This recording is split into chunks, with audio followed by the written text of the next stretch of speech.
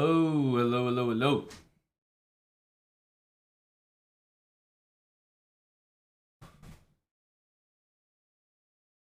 Ugh. Some commentary today for everyone. Jeff did commentary, I did commentary. Eric was busy winning. You guys catch that game in the morning? KOs from the Chief.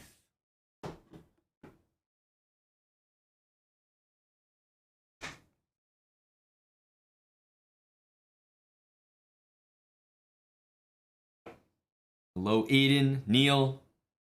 The moderators are here. What's up, Moves? Suzanne, Cartman, Legend of Cornwall. What's up, Redson?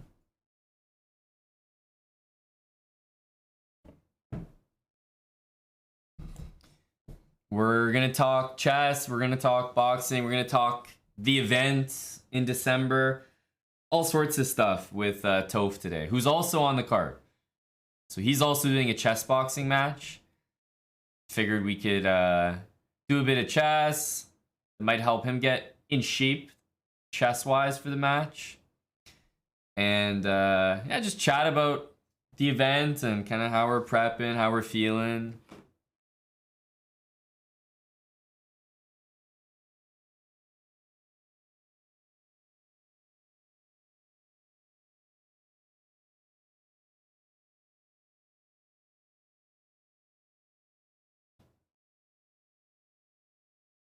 That's right.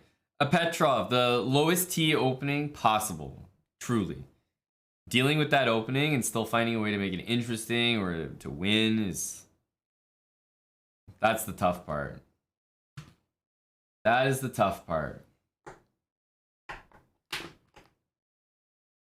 Vanguard 3K. Appreciate it, buddy. Thanks for the resub. That's a 2-monther. Mohamedov, 2004, 8-month resub as well.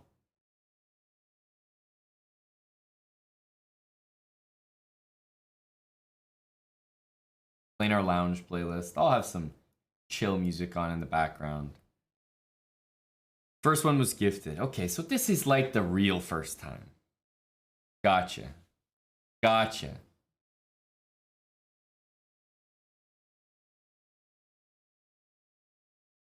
If you guys don't know Toph, he was at our Chessbrah retreat in Mexico. A few people in the chat right now have definitely met him. But I think we'll do a Discord call, probably grab the cams as well. That's right, the Smash Bra. Pretty well known in the Smash community for his commentary.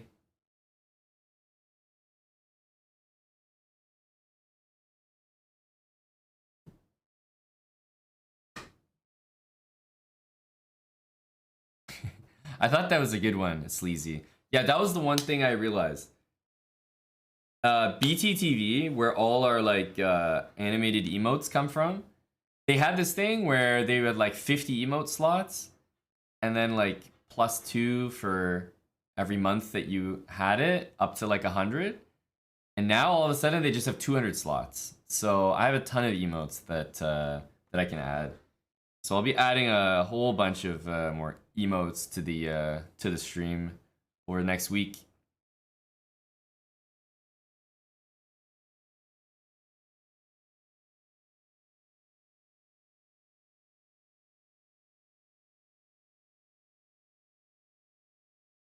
I do not know what you mean, Red Sun. Hello, Dr. Lord Mayonnaise.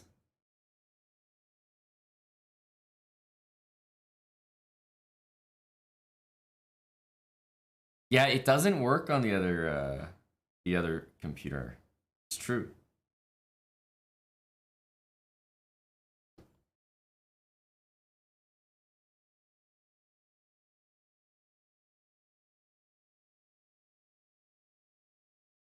There you go.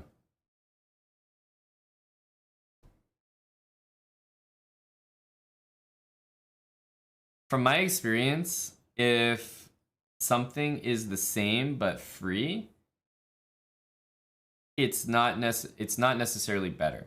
from my experience, if there are two products and one is better and free, then it's usually better because it's free. It's like Canadian healthcare and American healthcare. Canadian healthcare might be better because it's free, but American healthcare is better. It's just not free. So if I don't mind paying, then I'd rather have American healthcare.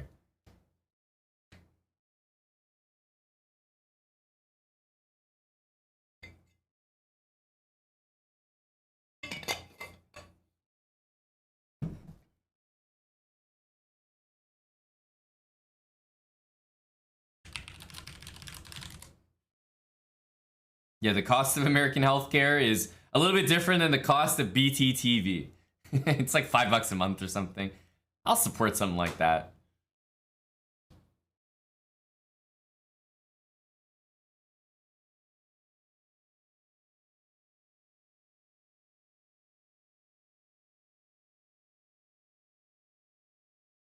It's not their skeg.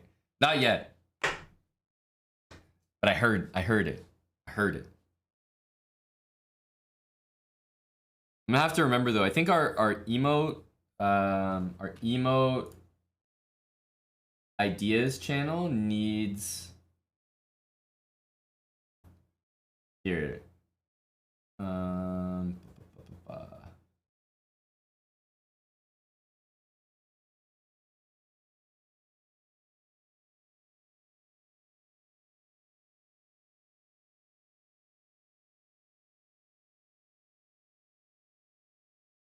Here we go. I think that you can see it now. But we have an emote ideas channel in Discord. I think it works now. You can use that because that's how I'll actually remember. That's how I'll actually remember it.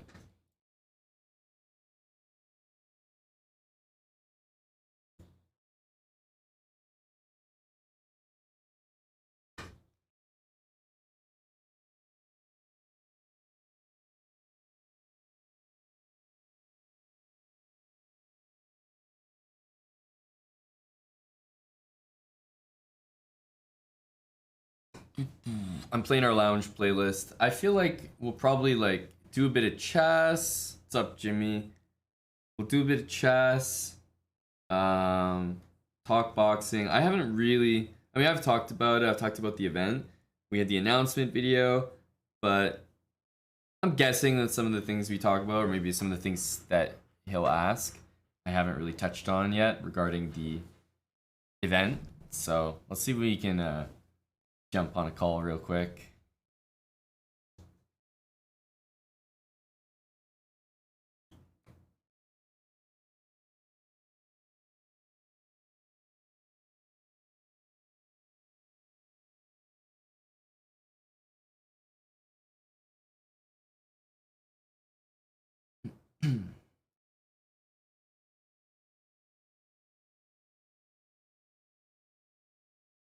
Oh, is this working? Hang on a minute. Can you hear me? I can hear you, buddy. Oh hell yeah! All right, 1 second. Let me give me the old webcam. Yeah, I can hear you. I'll wait to see if everyone in chat can hear you as well, but I can hear you well. Hell yeah! How you doing?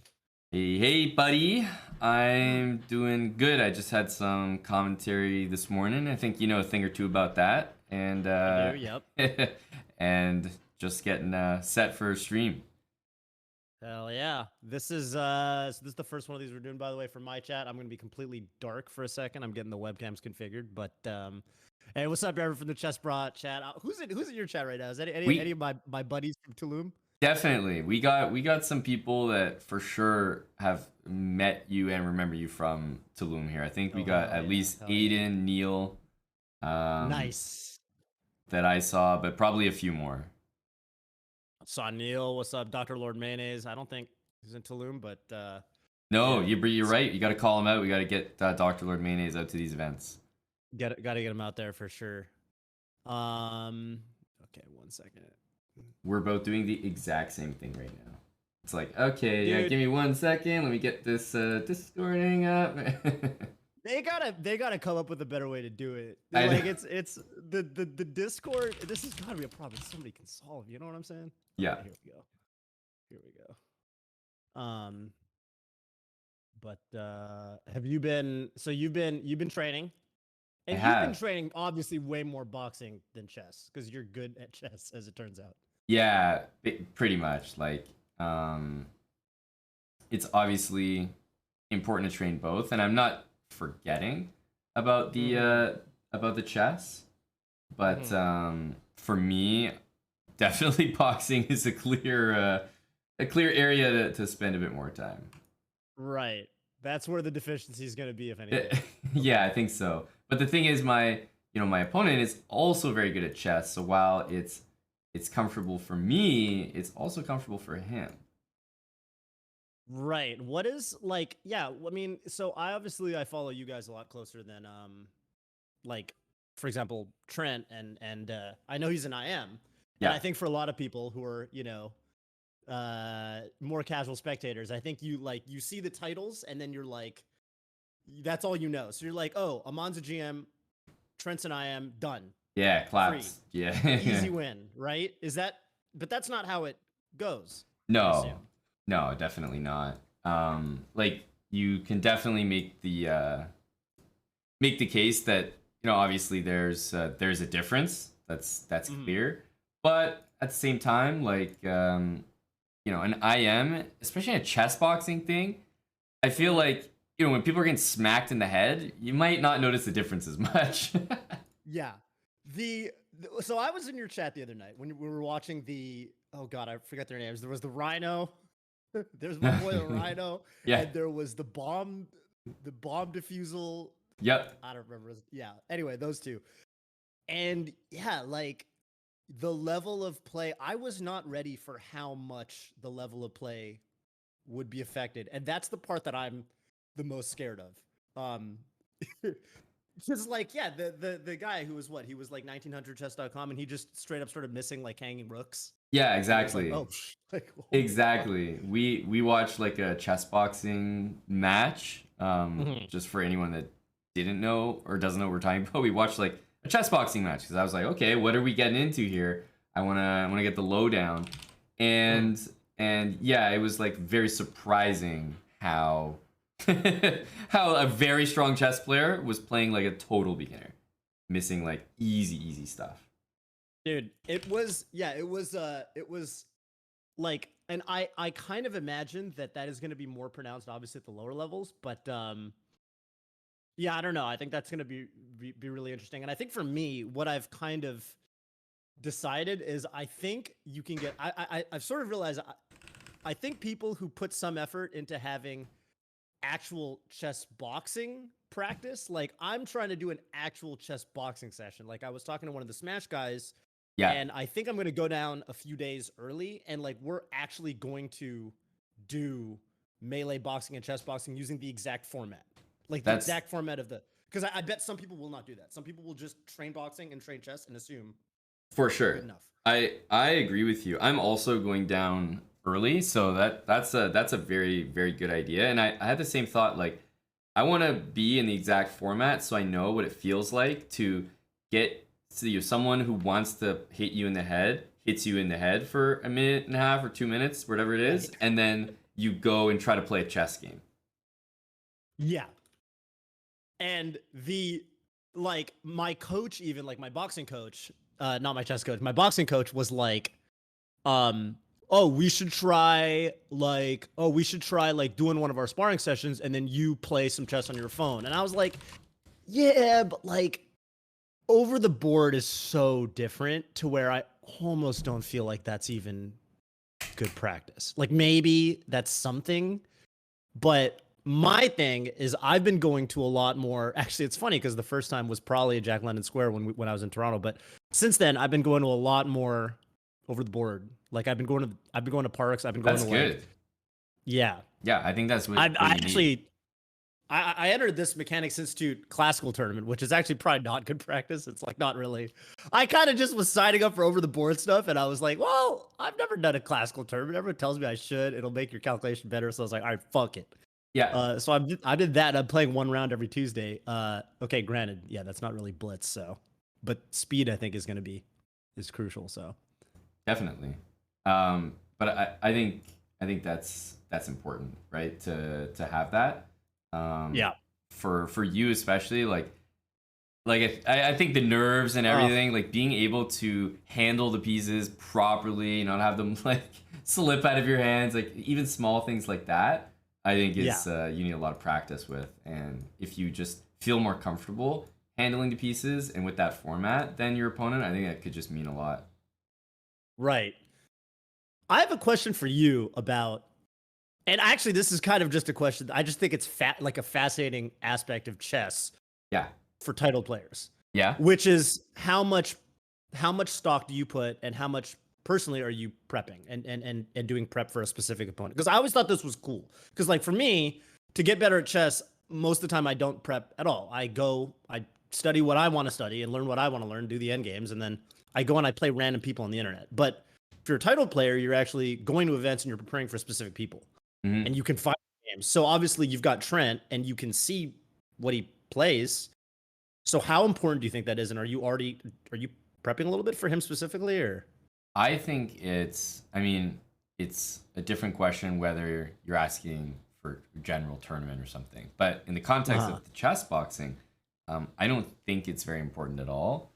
Okay. Because I think the game's going to be very short and it's probably more about getting a position you're comfortable with than trying to beat the Mm, guy in theory. And when your head's going to get like knocked around a little bit, I don't think you're going to be yeah. trying to remember a whole bunch of prep or like try to beat his opening. I think it's going to Yeah. be more about like who can just get a level position and make reasonable moves over the course of, getting punched in the head. So I don't think like I would be prepping too specifically for his Yeah. openings. I'd just be prepping Right. myself for a regular game and try not to get in like too much trouble. I think the worst thing in a chess box, yeah, with no experience, by the way, I'm saying these things, but I think the worst thing is to get into a position maybe where you're like defending because it's just so much easier, more intuitive to get an attacking position, and I feel Oh, like the easier position to play matters a lot. even that game we watched where 1700 bomb defuse little homie, I Yeah. forget his name, where he lost a piece, but then he had the pawns rolling on the GNH falls. I was like, I kind of would rather be white. Like, Yeah. I don't think white was better, but that didn't look fun Yeah, for no, a a while. 100%. Like I think the chess boxing rewards aggressive styles, and I don't Yeah. have that, so I don't think it's up my alley, so to speak. So I will probably not be looking to go into like Interesting. a bunch of theory or anything like that. Right. Yeah.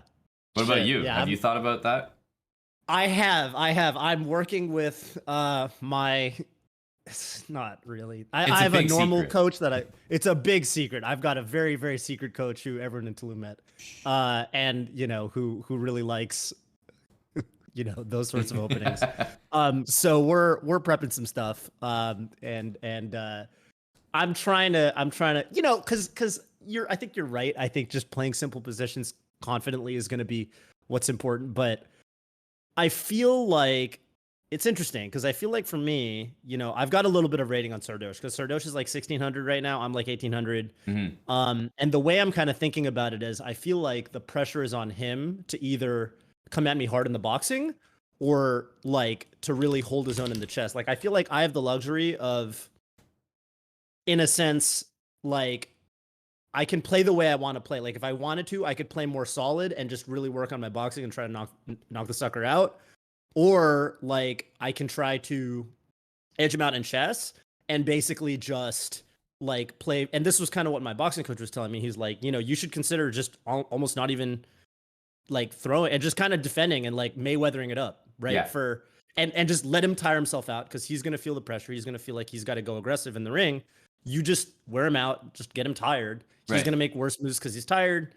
And then in the later rounds, you can beat the snot out of him. So I'm kind of thinking about how I want to juggle that. And I think that's you probably have that to a certain degree too, where you're better than Trent naturally at chess. So like there's that element of like they have to make something happen in Yeah. either the boxing or the chess. And that's kind of what I'm strategically trying to figure out right now. So I want to How you want use to that. handle that? Because How I handle that, yeah. I've just pulled up like Sardosh's account on chess.com Right. on my stream here, And I mean, Yeah. the guy's that up. blitz rating is taking a bit of a hit there, buddy. Lately, I see he's kind of dropped like 200 points or something. So, yes, and I don't know what's going on. Are and these I tactics? wonder Is he trying to get in your head? what I'm saying, bro. I don't know. He's It could be tossing an elaborate, games, you know? an elaborate French ruse. Yeah, because his peak is like his peak is like 1733 blitz. Don't ask me why I know the exact number. I do. I keep track of it. Okay, but like the other week, yeah, okay, I look at his account every day. I want to see how my competition's doing. And the other week he was like down in like the 1300s. He was like 1390 something, and I was like, I've tilted. Okay, we've all been there. We play a little too much late night blitz, and I've tilted. And I would say when I'm maximally tilted, like fuck this shit level tilted, like tilt. YOLOing moves, I will play 100 elo below my rating. I've never gone 400 elo below. I don't even know what that fucking looks like, bro. What the fuck? It's a lot, right? It's a big difference. As a streamer, I always know I'm capable of it somehow, but for me, 400 is a stretch. Like that really would be low 2500 or like almost 2400. That's not possible. But low 2600 is possible for me. Right. So I don't know. I don't know if it's some elaborate French tactics. The thing that's trippy to me is he streams a lot. Like he's a streamer. Like he came up and he's League of Legends. He's from League of Legends. But and he everyone streams his chess too. Like he plays and streams it. Yeah. And so there's days where he's streaming chess for like 10, 11 hours. So my perspective is like, okay, if he's doing some off stream, shenanigans, if he's grinding some Smurf account off stream, or if he's grinding some opening stuff off stream, how does he have enough hours in the day to do that? Because he streams 11 hours a day. Sometimes 11 hours of chess. So yeah, he's a grinder. I don't know. Yeah, I have no idea. I was just pulling up your account to compare, but yeah, you've obviously got some meat on the bone here, especially in the blitz. You're a good favorite. Yeah. Now I'm definitely peak sitting on this account, but the main reason I'm doing that, I didn't want to say it the other day, but obviously the main reason I'm doing that is I'm mostly these days playing on my off-stream Smurf that no one knows about. I mean, no one knows what the name is. I have an off-stream Smurf, but like, yeah, you got to get the practice in before the match, you know? Yeah. I only play on this account on stream now, at least until the match. So right, is what it is. That's fair. Yeah, but we'll see what happens. I don't know. It's weird. It's weird because for me, chess improvement has been a very non-linear thing. Like you remember we had that fucking bet. I gifted you guys 20 subs because I lost it. I was stuck at 1300 for like a year. And it's so crazy that you lost that bet when you look at your account now. It's wild. Yeah. It's like I feel like I got in on a stock and just made a good day trade. Because if I was short the stock like long term, I'd be broke. Right. Yeah, so I don't know. For me, I literally, my chess improvement has been like stuck and then huge jump and then stuck and then huge jump and stuck and then huge jump. I never really know. It's pretty normal, honestly. Like you improve and then you plateau. Like you don't just improve it, just keep going. Like you don't just send it 500 points, 600 points up. Like you improve a small thing in your game or maybe a big thing and it's worth 50 or 100 elo points over a long period of time. But then you see it kind of diminishes, and then you're just at that new level. Mm-hmm. I'm gonna plug for your chat, everyone in the Chess Bro chat. Y'all should all consider whenever the next Chess Bro camp is, because dead ass. I barely had hit 1500 when I went to Tulum, and then as soon as I got back from Tulum, I got another 200 rating points, almost instantly. Because I mean, yeah, no, I'm saying it was a really good time. So people should definitely go. The ones who went, no, but yeah. No, I'm actually curious how common that is. Out of the other people who went to Tulum, if anyone else had that experience. Because I felt like I got so much knowledge and so much over the board experience playing everybody on the roof and shit that exactly. It just gave me a lot to think about and I got a lot better, yeah. I think it might be, I think in general, anytime that you make a very serious effort to involve yourself surround yourself with ways that you'll improve at chess, it generally pays off. When you're taking serious steps, you're not just reading, you're not just signing up for one course or watching one video, but you're okay, for a month, I'm going to watch a different opening video every single day. and then I'm gonna take the moves from that video, I'm gonna put them on a chessboard, and I'm gonna save that PGN. And you just do it for a month. Like, I just made that up, but let's say you did that for a month. Yeah. There's no shot that you won't improve. Like, it's just impossible. Right. Yeah, absolutely. I mean, I feel like it's yeah, that's the funny thing about it. There's so many ways you go about it. Like, you could literally just like do that. You could do that with end games too. Yep. Like I got on this like chessable version of like 100 end games you should know or whatever, and I've just been slowly doing those. For sure. Yeah, and it's like it's pretty good, definitely. So yeah, so you're up against Sardosh. People might know him like from PogChamps that that he did, and then yourself. Yeah, you have the edge in the chess. And are you both just like total question marks in boxing, like pretty much the rest of the card? That's how I feel about it. So Yeah. yeah, it's funny. And we should talk about boxing because I'm very curious kind of how your training's been going. I feel like okay, so first of all, what we do know. I know we actually have, it's kind of funny. We have like this like little group chat. It's me and him and Ludwig, because every week we do weight check-ins, because like I was one of the people who I was basically one of the biggest fat asses. Okay, I'll say it. I was like, coming into this when I got started off, when it got confirmed and when I signed the contract, I was like 182 or 3 pounds. Okay. Now I'm 168 pounds. So I've already lost 13 or 14 pounds, and we're meeting at 160. Sardosh is like low 150, and he's actually got to gain weight. So we're kind of meeting in the middle. Mm-hmm. I know he's an inch shorter than me. I know he's 5'7" or 5'8" or some shit. So I feel like that's good because that's wingspan. And I'm going to be a little heavier than him. Obviously, there's weight classes. For sure. Yeah, But, you just got to be like within a range. You got to be within 10 pounds. Yeah. And that's a legal thing, I found out. Yeah, That's a legal literally. thing. You just can't box otherwise. Yeah. So I feel like stats-wise... But you're going from 182 to like around 160. Yeah. So you're going minus 22 pounds. Yeah. Right? And he's going like plus 10 or so. Plus 10 or so. Right. Or less. And like, you know, and mine is hilarious because okay. mine is like, I'm like 172 ish. Okay. Like yeah. normally. And oh, so we're like the same weight now. Now we are. But I'm like 172. Lawrence is like 200. And we are meeting at 190. Oh. 190, but okay, like it's not like I must be 190. I just have to be over 180, as you just said. You got to be over 180, and he's got to be yeah. Under 190, exactly. The way I'm looking is like 5 pounds ish. Like if I'm thinking Sardosh is going to be like 155 to 160, I'm going to be like 160, 165, and then it's safe. So are you doing are you drinking like weight gainers? Are you doing any kind of Yeah, so I have to bulk, and so I identify with Sardosh in the sense of like, okay, I know that grind, and like as much as people want to say like, oh, it's a privilege to be able to just eat and gain weight, it's for sure difficult to put on weight when that's like not your lifestyle, like that's not usual for you. And at least when you're doing it, like big props to lose the weight, but at least it's well within the range of what you're doing.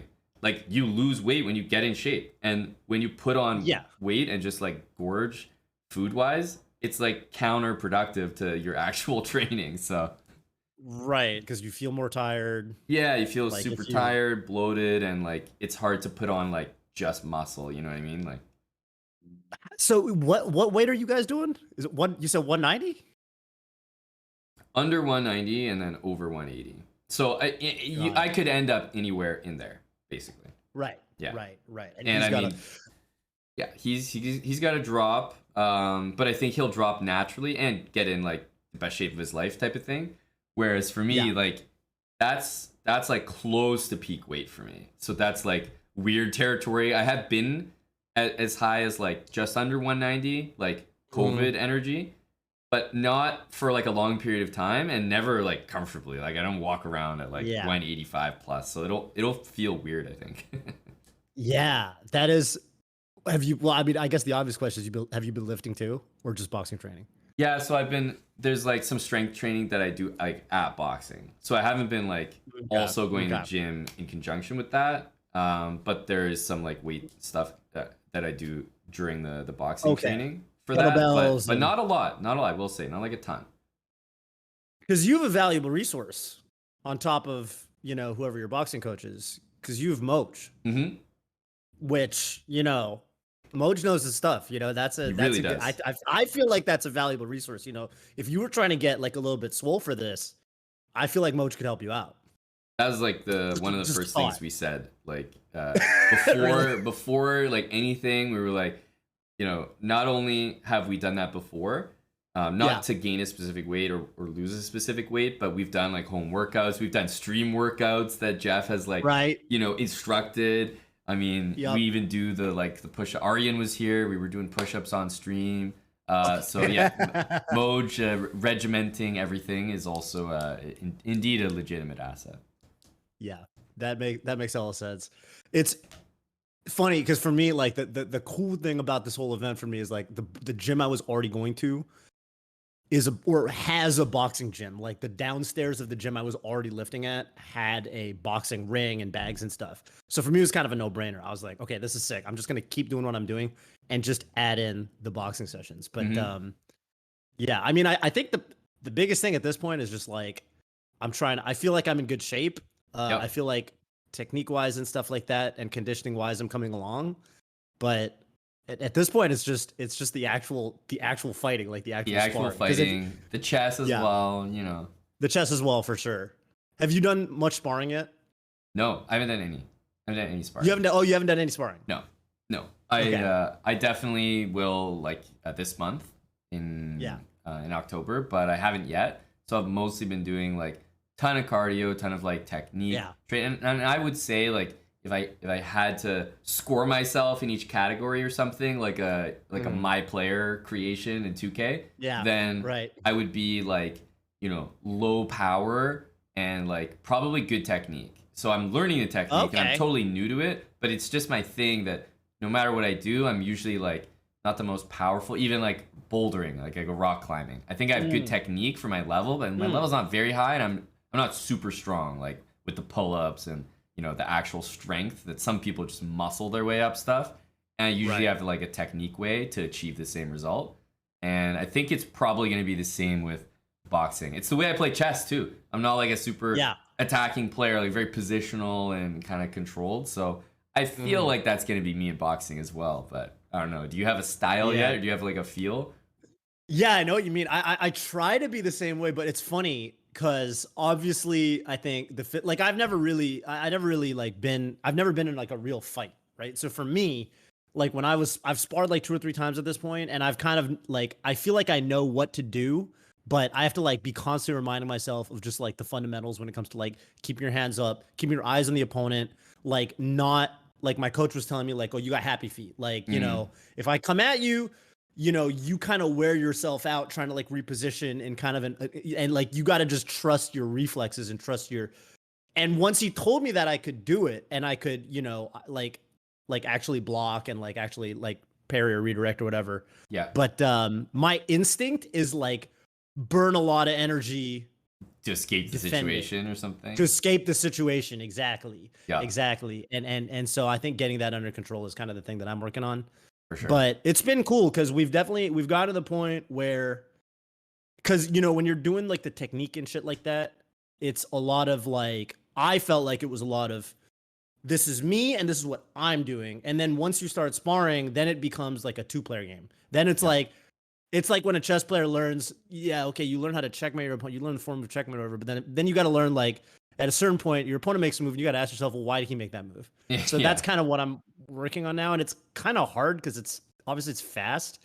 But like, I'm kind of like working on, I guess, the counterplay.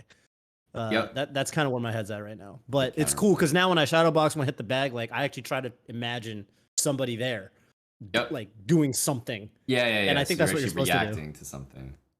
Right. But it's crazy. It's definitely crazy. I think, man, let me know when you start sparring for sure. Yeah, I definitely will. Because you're saying, in terms of like, let's say reach or difference, like, do you know anything about your opponent? Because I don't know actual stats about Trent. I've like met the guy and like we've hung out and everyone could see him or whatever. but I don't have Yeah. like, the written stats or anything. Yeah. All I know is I'm a little bit taller than Sardosh. Not much, but I know I'm a little bit taller. Gotcha. So which in theory I think is just it can only help you because wingspan. But I don't know. I would say we're probably similar. How tall is Trent? Is he taller than is his weight like height?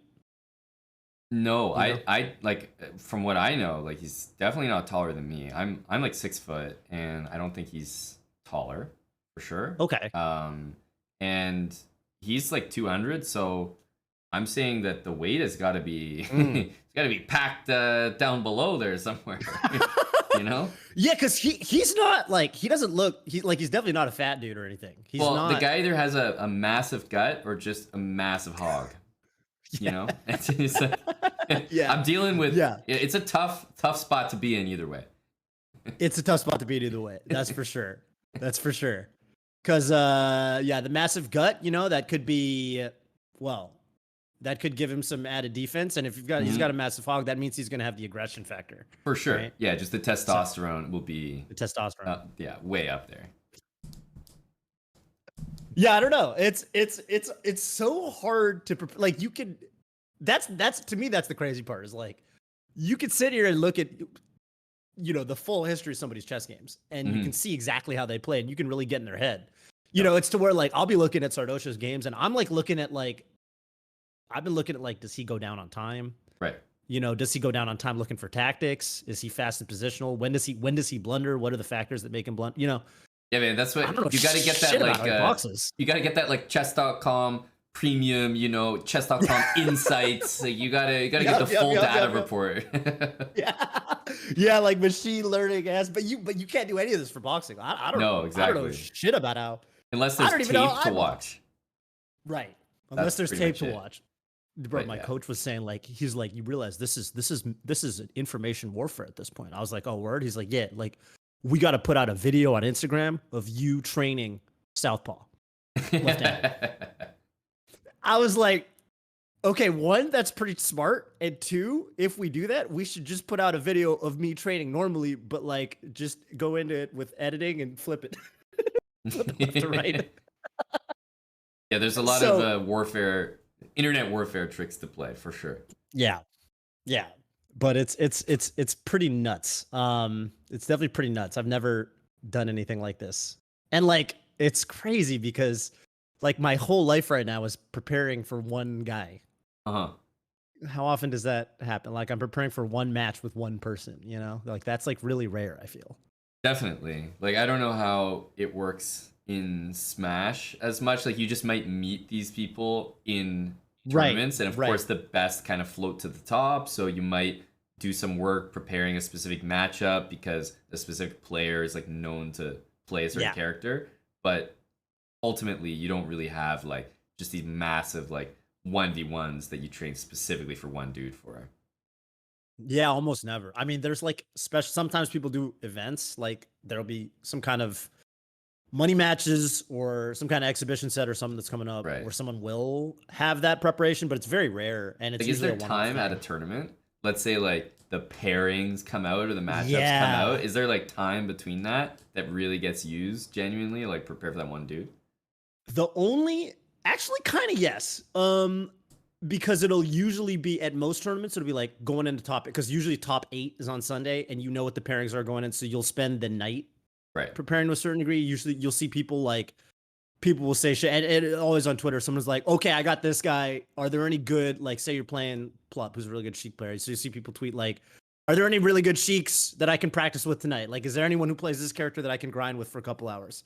So people do that, but that's the extent of it is usually like a 1-day affair, not a couple month affair. Almost never. I guess the best example was really funny because in one of the most recent tournaments, Zane, who did win the event, he was trying to win, but he's always had a really tough time with Pikachu in specific. And he had Axe the next day, and he had never beaten Axe ever. Yeah, he's lost to him 20 times when he'd come up. So he's like zero like some Hikaru Magnus type scores. Yeah, exactly. But Zane's considered better at this point. He's better against the field for sure. But he flew out basically the second best Pikachu player. He was like, literally, I will buy you a plane ticket to this event to come here tomorrow morning because we got 5 hours between when you would land from the airport and my top 8. So I like that. That's so dope. he flew a dude out. That's dope. Yeah, and it came down to the wire and he barely won. And I don't think he would have won if he didn't do that shit. So yeah, people do shit like that, but it's rare. It's more rare for sure. That's pretty cool. That's pretty cool. Yeah, at a chess event, if it's like organized well and it's one game a day, then you'll always have time to prepare for like the one person. And because it's pretty easy to just like click through somebody's online database, you get an idea like what they have a tendency to do pretty easily. Right. Even like I've kind of noticed with, obviously with title players, like you guys don't always, like GMs aren't always playing. Okay, like obviously there's exceptions. There's like MVL, right? Like MVL plays like 3 openings or whatever, but I feel like many GMs will mix it up. But I guess even still. Yeah, for sure. But I think if you're at like my level, well, first of all, it's a lot different because if I'm not competing as much anymore and I've kind of been streaming more, I'll default to a few things that I know rather than a wide variety of openings because I just don't have time to maintain them anymore. So it'll become more narrow by default. But I think if you're like talking about 2,500 and under, like maybe new GM or a relatively low rated GM or below, people are not doing like IMs like Trent, for example. I'm sure he doesn't have like a super wide repertoire. He might be changing over time, but in general, I think people play what they play. Like they're not trying to get too busy. Yeah, that makes sense. That makes sense. And it's funny, like even at like like I played this guy yesterday who's like 1,600 USCF at the Mechanics Institute. And, even for him, like I went on ChessBase and like I found a bunch of his games. I'm like, all right, this guy plays 1F4 like every game. And you can find people online now. Like you can find their chess.com and that's like evidence these days. Yeah, I guess you'd have to find a way to go from their real name to their chess.com account. Well, what I'm saying is like if it's in their account, you can just search it up. Oh, like people put their name on their account. And especially if they're like a title player, then their name has to be on their account. In order to get the public like free diamond membership. So there's just a few cases where you just like put their name in Google chess and like their chess.com profile just pops up. Shit. Yeah. Wait, what kind of title do you need to get the free diamond level? Anything that's recognized by FIDE, and I believe they also recognize National Master. Oh, they do NM. Okay. Yeah, National Master, baby. That's it. I gotta save that fucking $7 a month. I gotta get exactly. I've realized. We saw the chess.com report. Basically, if you're fucking 30 years old like I am, you're not gonna be a GM. Okay, that's fine. I kind of feel like I could get a title though. You know what I'm saying? Like a title for sure. You get a title. Yeah, and I think it's a good goal for a lot of people. Yeah, my chat's trolling about ACM. We were diving into a hilarious. What's the A? What's the A? We were diving into a hilarious rabbit hole, which I knew about, but I never fully checked the requirements of. But basically, the like World Chess Federation (FIDE), they have an online. Basically, they have their own version of like a very very very small scale chess.com. They have their own play arena within their website, which you can imagine like nobody uses, literally nobody. It's trash, like it's so garbage, but they have a place you can play, and they also sell you like a premium membership, whatever it is, $25 a year, like just something small little cash grab. But if you play in their server and basically you maintain like 50 rapid games or 150 bullet games or whatever it is, if you like maintain over a certain rating threshold for that many games, you get the title that FIDE associates with that rating threshold. So FIDE has titles called ACM, Arena Candidate Master. So it's all the normal titles, but it's A. So it just refers to doing it in the FIDE arena, like the online zone where you can play chess. Yeah. And essentially... Did they give you a fucking title? Yeah, they give you a title that it recognizes it over the board. So a GM could sit down and be playing against an A GM. So it's essentially something that I would laugh at someone eternally for forever getting, because on top of getting it, you also have to pay for it. So you have to pay €5 or something to get it. And the threshold is, I kid you not, 1,100. So 1100, if you maintain your rating for like whatever is 50 rapid games or whatever in the FIDE Online arena, you will be an ACM. Wow. It's that dumb and it's that easy. 1100. AGM is 2000. And trust me, this is 2000 in a server where like there's literally probably like 8 people that play. And maybe everyone's cheating. I don't even know. Like it must be just this unregulated cesspool where like it's just the dumbest thing ever. And so chess.com does not recognize those titles. Otherwise, you'd have like 500s running around trying to play Magnus and Title Tuesday. Then you just got to do at that point you just do the math. It's like, what's more expensive, that diamond membership or the FIDE fee to play at the arena thing? Exactly. Like it's €5 for the title. It's 25 bucks a year if I get membership fee. You know, like you do the math and you're like, man, it's ACM is the future for me. You know, ACM 1100. That's like everyone in chat. That's like probably like chat on average is just a bunch of ACMs. And real talk, not bad. You're like, I guarantee, even if your chat doesn't even play chess, like half your chat minimum could be ACM by the end of the week. Yeah. Oh, like I'm sure of it. Holy shit. ACM, AGM, Arena G. Okay, I thought it was like, I was struggling to figure out what the hell A stood for. Arena. Wow, I did not know that. Wait, this is on their website? Is it like some really janky, like... It's pretty janky, but yeah, it's right on the FIDE website. Like, I'm just going there. The FIDE.com. It's gotta be an old ass interface, huh? It's gotta be like ICC style. It's a very trash kind of interface. Wow. Man, you could play 150 bullet games in a night. Yeah, just I think like that time Ferrugia did it at the candidates. I think it's chessarena.com. Chessarena. Oh my god, I'm gonna check this out. This is like chessarena.com. FIDE online arena. Oh shit! Look at it. Play chess right now. You have to pay though. I'm not sure. I think basically if you don't pay, then you can play, but it's not it's not tracked and you can't get a title out of it. The only way to get a title is to buy the membership. Oh, okay. Yeah. Of course. Yeah, of course. Of course. That's a shame. That's a shame.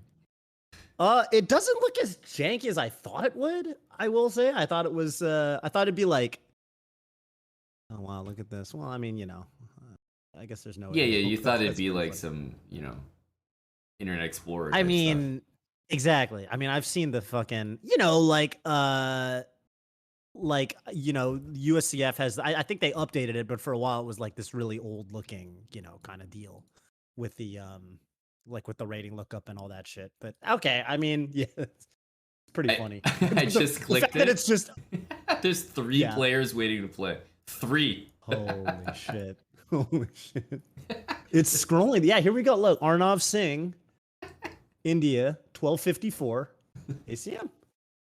But that's what I'm saying, man. You got ACMs that literally they may not have touched a chess piece before, like. But they can say they have a FIDE title. I think FIDE officially calls it the lower rating band titles. Lower rating band titles. Lower rating band. Okay. CM already is kind of a lower rating band title. A lower rating band title. Like, you don't. I mean, okay, I'd be happy if I was CM, obviously, but you don't go around like bragging like I'm a fucking CM. I made it, you know? No, you don't. No, you don't. And the other thing about even real chess titles, a lot of people don't know that you have to pay for them. Like even the Grandmaster title, like there's a fee you pay to FIDE and you get the certification. So first you have to earn the title and then you have to pay for it. So not only is someone a CM, but you just know they've reached into their bank account and they've physically they've exchanged money with FIDE over this. And that is part of the humiliation. Yeah. How much are the GM fees? €330. Once or like? Yeah, once. Per year. Oh, okay. Yeah. I was like, holy fuck, okay, yeah. What? And usually the federation will pay it for you because it's like a very good thing for the federation if you become a grandmaster, obviously. So depending on what country you're from, but like, my federation paid for my fee, and like in the US it would definitely be the case, and blah blah blah. Oh, that's cool. Yeah, that's cool. Yeah, That's man. Okay, yeah. Is it cost? Is it 330 flat for like all the different titles, or is it? No, there's You know? different. That's obviously the most expensive. Okay. But there's different prices for the female titles. There's different prices for lower titles. There's different prices for like other certifications. So yeah, it's a whole other world. That's where Man, they they make their money, really- man. They gouge you. Yeah. Killing. Yeah, it's funny because like yeah, shit like this to me, it's just like, well, we just need money. Let's see if there's three Exactly. suckers online that'll give us money for these A whatever titles. Then, Exactly. yeah, A you know, fuck anything. it. AGM, AIM. So it was just funny because Eric right now is in Austria. He's playing like a team event with Magnus. With Magnus. Yeah, and I just happened to be like scrolling through his tournament, and there literally is a guy there with an AIM title.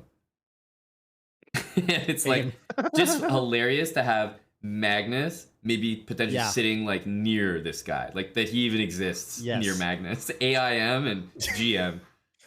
What was this guy's FIDE rating? The AIM? I think he was like 2,000, 2,100. Okay, all right. I think that was Wait, him. I thought wouldn't that be AGM at that point? I thought AGM was 2,000 on this thing. Oh, but the thing is, like, I don't know if this guy wanted to play more than that. So he might have done it, got that title, and then just like left or something. Oh, dipped. Like who knows? But for sure, Yeah. he could, like for sure, anyone at 2,000 level could be the AGM because whatever rating you are in like FIDE, it's like it. I mean, it's a joke. If it's 2,000 FIDE that you have, it's way easier to get 2,000 in the FIDE arena. Right. the FIDE online arena. Yeah, that shit's crazy.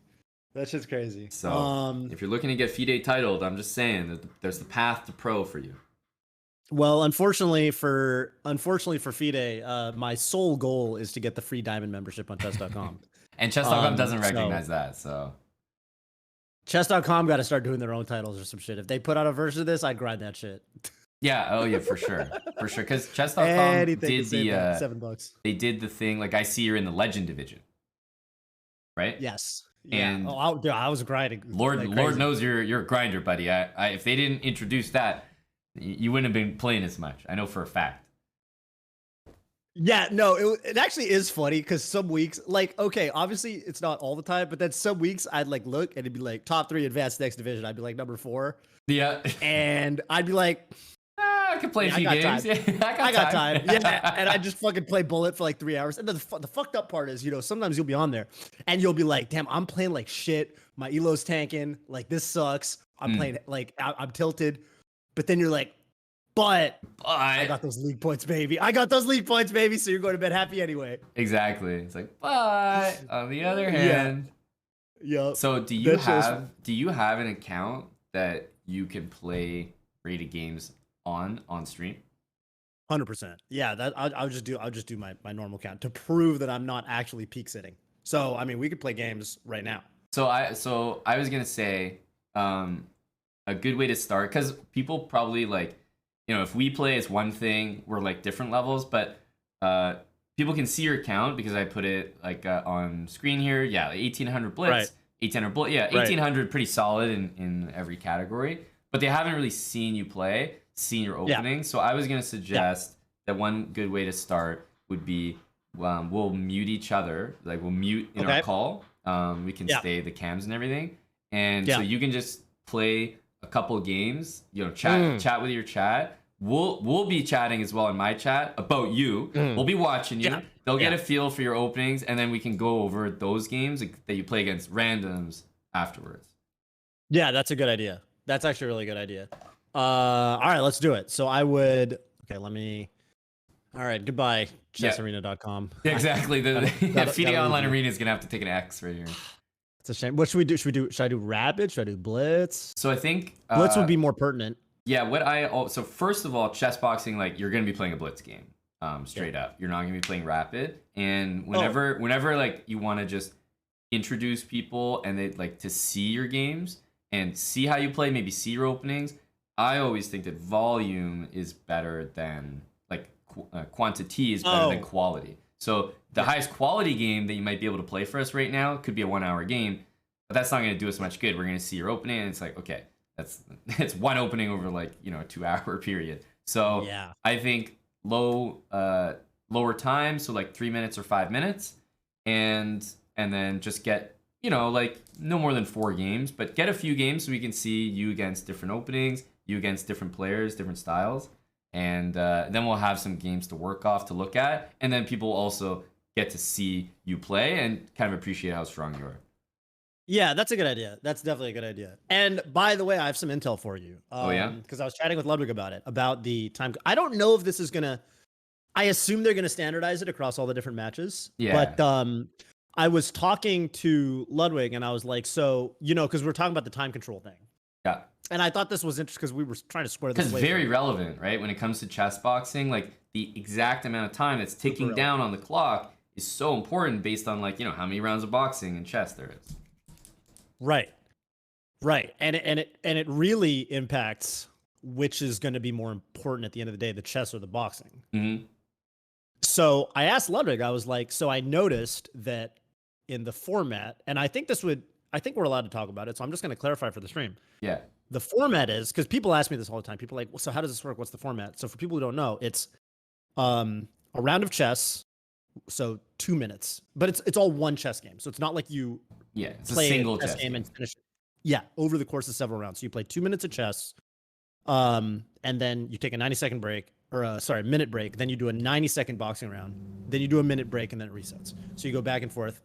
And it's a little bit different from the one that y'all are watching on stream because it ends in chess. So instead of like chess, boxing, chess, boxing, chess, boxing, chess, boxing, it ends at the 4th chess round. So it's basically starts and ends with chess. Starts and ends with chess. Exactly. Which I think is better because then you get to see the degradation of the chess skill. Yeah, I do appreciate that. Yeah. Yeah. So the interesting thing is, because I was asking Ludwig, if we're playing 5+0 in the blitz in the chess game, then but the chess rounds only add up to 8 minutes because it's 4 2-minute rounds. There's a very good chance that the chess game just might not finish if you get into an end game. For example, I mean, if it doesn't end midway through, then you might actually just not really have a finish, and then it would just go to boxing decision, right? Yeah. And so I think what we might end up doing, and this was, I guess, something that they were kind of debating, was like for the final chess round, they might just play out the chess game. So either it goes to stalemate, it might be a longer than 2 minutes for it, which I think kind of makes sense because I was thinking about it and I was like, well, yeah, I kind of like that. If you don't play out the final round, then because the way I was thinking about it before I realized this would be the case was I was like, as soon as both players get below 2 minutes on the clock, their clocks don't matter anymore because you won't flag. Yeah. The timer for the match will just end first. Yeah. So I was like, and I was even thinking about, I was hitting up a buddy of mine and I was like, yo, we should practice blitz, but I want to do time odds with you 3 minutes to 5 minutes. Cause I was like, if I want to put time pressure on him, I have to play my whole game in under 3 minutes. Otherwise he can't flag. Yep. But I think now we've got it clarified to where, the chess game actually will be played out. So it's cool that it gets played out in the last round as well, because then, as you said, the degradation is at its max and you just get to see the worst versions of everybody playing chess to decide everything. Dude, yeah. And like fucking, I mean, I'll say it, end games are hard enough as it is. Like playing a fucking, like, I don't know, playing like some kind of fucking end game, like so true. After 3 rounds of boxing, I think is gonna be like fucking tough. Like even dude, fucking man, even last night, like I was playing this classical game. I was gonna say, like, yeah, even normally it's hard. Even normally it's hard. I was like up a pawn in a rook end game, but like his rook had more activity, and I was like, dude, like, can I win this? Like, and then I like went and I looked at an engine. I had this ridiculous, like, it ended up being a draw, but I had this like ridiculous looking pawn move that, like, was sort of winning. At one point, it was like the only move to win it, and I was like, I wouldn't have seen this with a day. Yeah, it wasn't even one of my candidate moves. So, anyway, yeah. All right. So before we get started, I just sniped a comment in your chat, which is funny. Are there any ballers who just don't pay for their title? Right? Because you have to, and it's like, first of all, we had this conversation, I think it was yesterday, and the answer is definitely yes. because Mhm. if let's say you have to pay 200 euros for IM and then 330 for GM, and you make IM, you know, financially it doesn't make sense to buy the IM if you think like, oh, I'll just be like GM real soon. So there are definitely some Giga Chads who just don't get the IM title and just skip it and become a Holy GM. shit. But I was saying, like, in the modern day now, I think it does make sense to more or less get them, because you get, not only do you get, like, let's say the lifetime diamond membership, but you also get to play events like Title Tuesday. You can't play those events if you Right. don't have a title. Like, even if you're Right. a Giga Chad who's like, yo, I'm that strong, but the point is, like, you don't have a title, you can't play, period. So there are people that do it, but I think it's a bit of an older approach. Kramnik is Right. very notable for basically saying, like, you know, fuck everything, like, and just going straight to Kramnik GM. did that. Yeah, Kramnik is Shit. like big Chad energy. Yeah. Yeah. That's yeah, I get these days, especially like if you stream or do anything, it's just better to have the title. If Yeah, you do for anything sure. but man, that is crazy. Yeah, you're just like, yeah, fuck that shit. That's gotta be, dude, Yeah. it's gotta be terrifying to play someone like that in tournament. Oh, Like you see your pairings, 100%. Someone that's and just you're like, like, so high rated, no title. this guy's IM level, and he doesn't want the title because he just thinks he's got it in the bag. It's like, fuck me then. All right. Yeah, yeah. God damn. All right. Well, I'm on chess.com. I'm just gonna queue up. I'm just gonna play a game. I've got a daily game. Bob's Bishop is waiting on me to make a move, but I'll do that some other time. Bob's Bishop can wait, you know. Bob's Bishop can wait. Let me I'm gonna do this because right now covering up part of the chessboard. So yeah, I would say, why don't you do I think 4 games Like is 5 ideal, minutes? but what time Yeah, control yeah, are you yeah. thinking? Like 3 or 5, like whatever you feel like. But I think it It's should 5. be I one mean, of those. I think 5 makes sense just because it is the Is the time we'll use, right? It's the time we're gonna use, yeah. Yeah. So you do 5, like, and then let's check in after 2. But I'll probably still want you to play Yeah. 2 more. okay, yeah, that sounds good. All right, should I mute? Yeah, let's mute in the call so that you can chat to your chat, like focus on Yeah. your moves and whatnot, and then we'll be spectating, and people will get a feel for your level and your openings. Okay, God, I hope I don't play like chicken shit. But on the other hand, I got the best part is even if I do play like shit, I'm just pulling a Sardoche. Yeah, exactly. Yeah, hope he So- watches this, you know? It's a win-win. Yeah, exactly. All right. Okay, I'm gonna mute up. So Yeah, here me we go. too. All right, good luck, buddy. Yep. Thank you. Okay. I think Amon can't hear me. All right, what's up, chat? What's up, Neil? All right, we're doing some 5-minute. I can for sure. Just jumping in. I I haven't can played for on this sure account for a hear while. you. You can hear me? I can for sure hear Man, you. what the fuck? All right, hold up. How the fuck do you man? I should have a keybind on this shit. Hold up.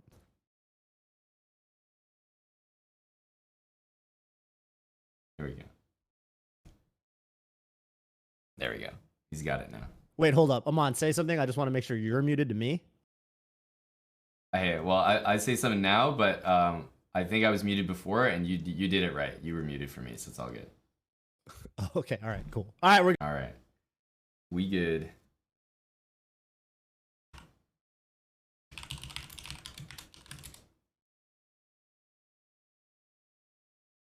Is toph in a game? I think he is, huh?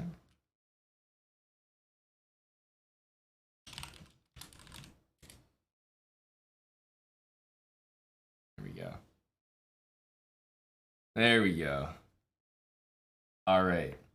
Spectate this one right here. I'll even leave on the eval bar for you eval bar simps in the chat. It's like getting to have junk food, you know? You guys get a treat. You've been so good lately. You get a treat.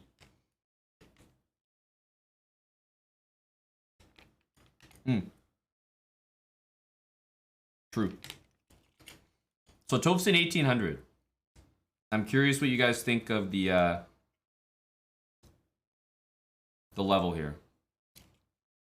I've always said I think toph's a good player. I think he would take a lot of names in the chat.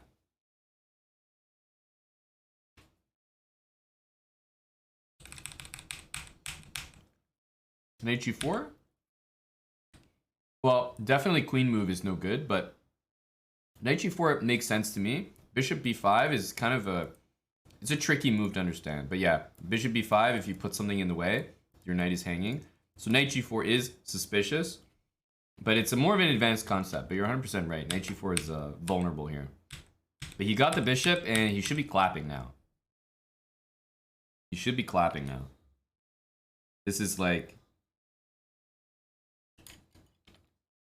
typical stuff.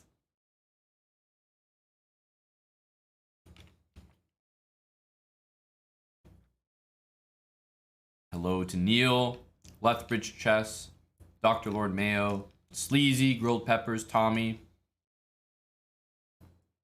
So we'll be going over these games as well.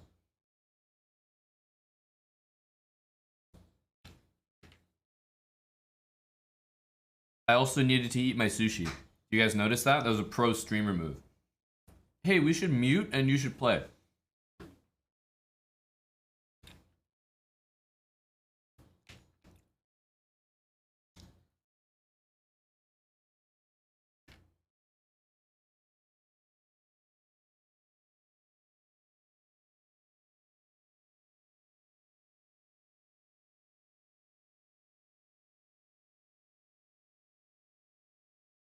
It's a 5-minute game. Like, it's very hard to checkmate down the h-file, by the way. I would say this is very reasonable. This move, it's concerning. He does have e6, but I honestly think h takes is by far the better move. When your opponent doesn't have a dark square bishop, it's very hard to get mated here. Truly is. Or rather, it should be.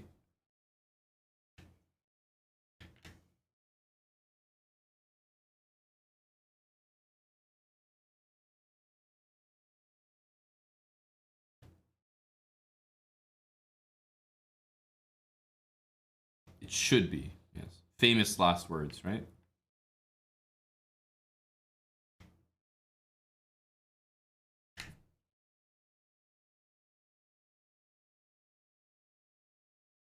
Chat can do it. Yeah, you guys never fail to impress me.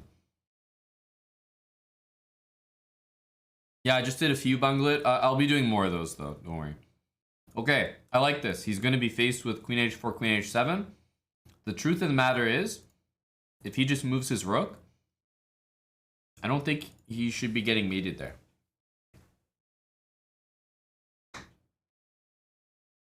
It's very hard to just deliver that mate on the spot.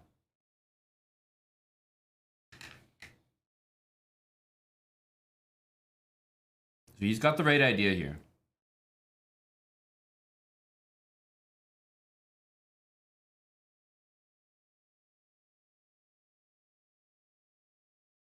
All right, be honest. How many of you would panic? How many would panic here?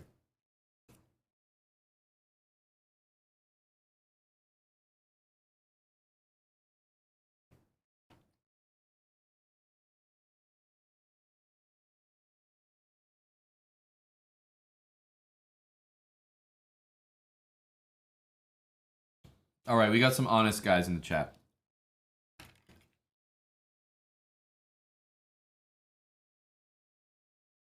Yeah, the eval bar is also panicking.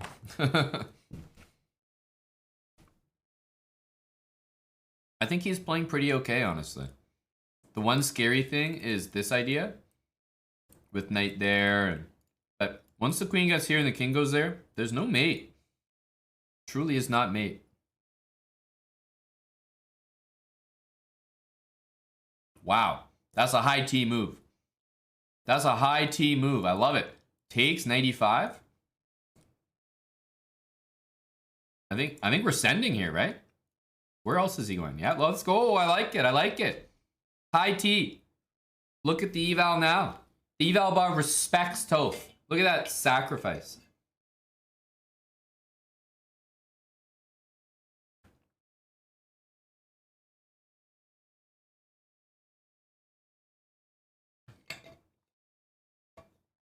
Guys, I almost want to see b4 here. Just rip it open. Okay, that move's probably not my favorite. I would have loved to send it. It's a great move, but send it energy would be fantastic. But toph has a feel for this position. You know what I mean? He sacked. to get the pawn back. So he's following a plan. I think he's going to win this game. I think he has things figured out.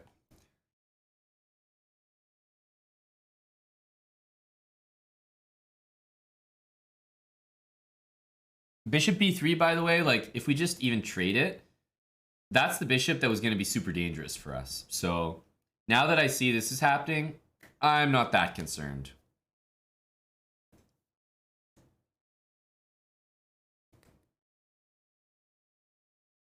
You guys see how easy chess is? As long as you've got the beads. Chess is easy, you know?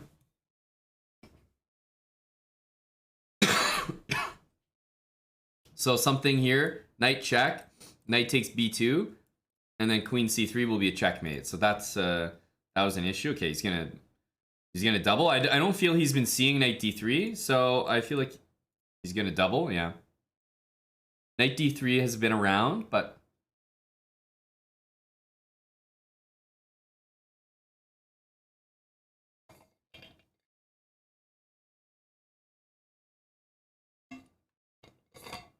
crushing position, in my opinion. Crushing. I think this is going to be a knockout for Mr. Toph.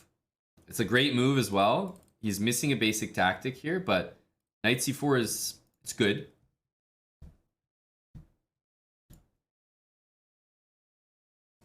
It's good.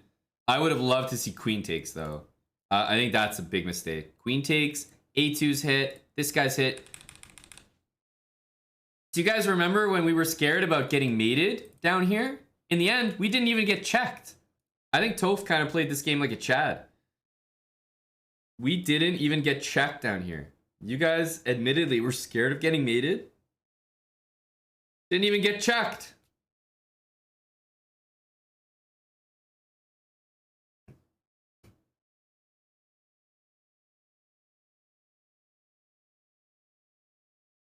All right. This is great. I'm glad we got to see this, guys, because we now get to witness an endgame. The reason I'm excited about this is because, for example, I would expect to beat Toph if I had the black pieces or the white pieces, because it's all about whether you know how to use your pieces. The bishop and the knight, I don't even think one is necessarily better than the other. I really don't. In this position, I would still say that either side should win, depending on basically who the higher rated player is. So we get to see an endgame, right? You can see the move f4, top engine move, right? But that's not always going to be played. And oh, there was queen f1 and if king d2, bishop h6, guys. Oh, it's still there. Of course, he's really low on time. We need to see Toph's pre-moves game. Oh, he's going the long way. Probably, oh, he's going to blunder a fork ski.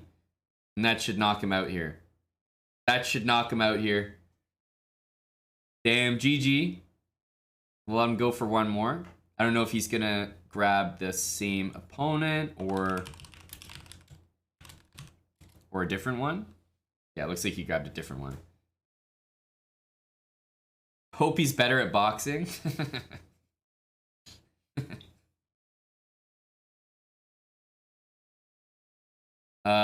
This. What the hell is going on here? This is very odd. Oh my goodness. What the hell is that?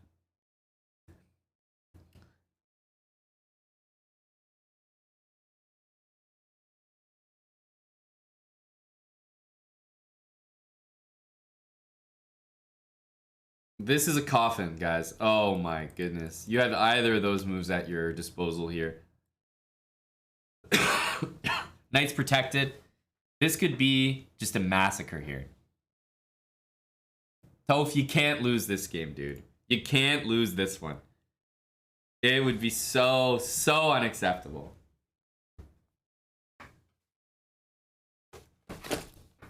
I'm gonna have a coffee crisp as a toast to Toph for his W here. he actually can't play a really bad move here. The worst move that you could play in this position is probably knight c3. Every other move is like very good.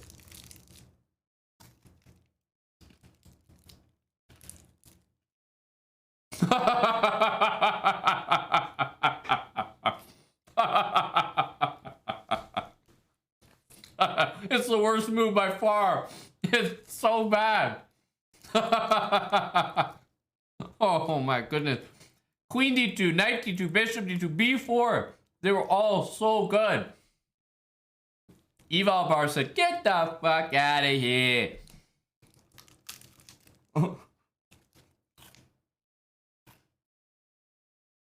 Oh no.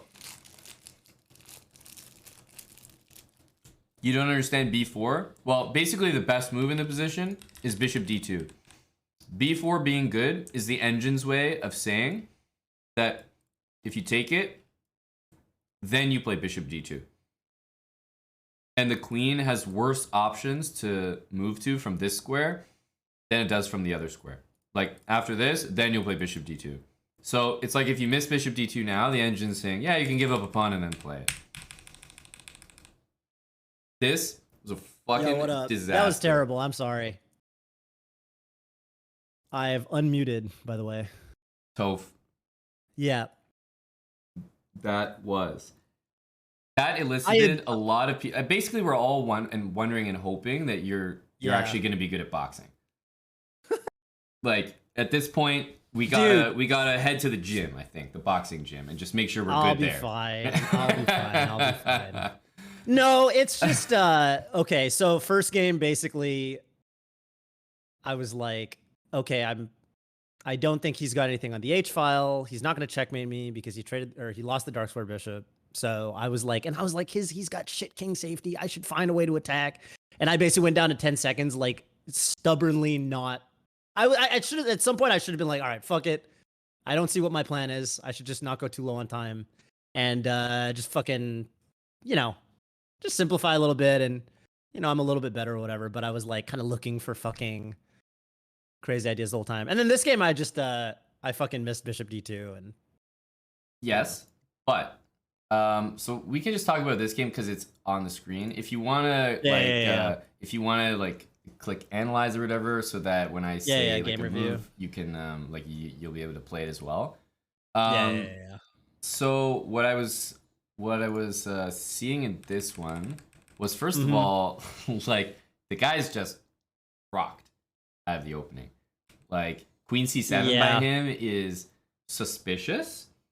And then you continue, and his e6 move is awful. Like game-ending awful.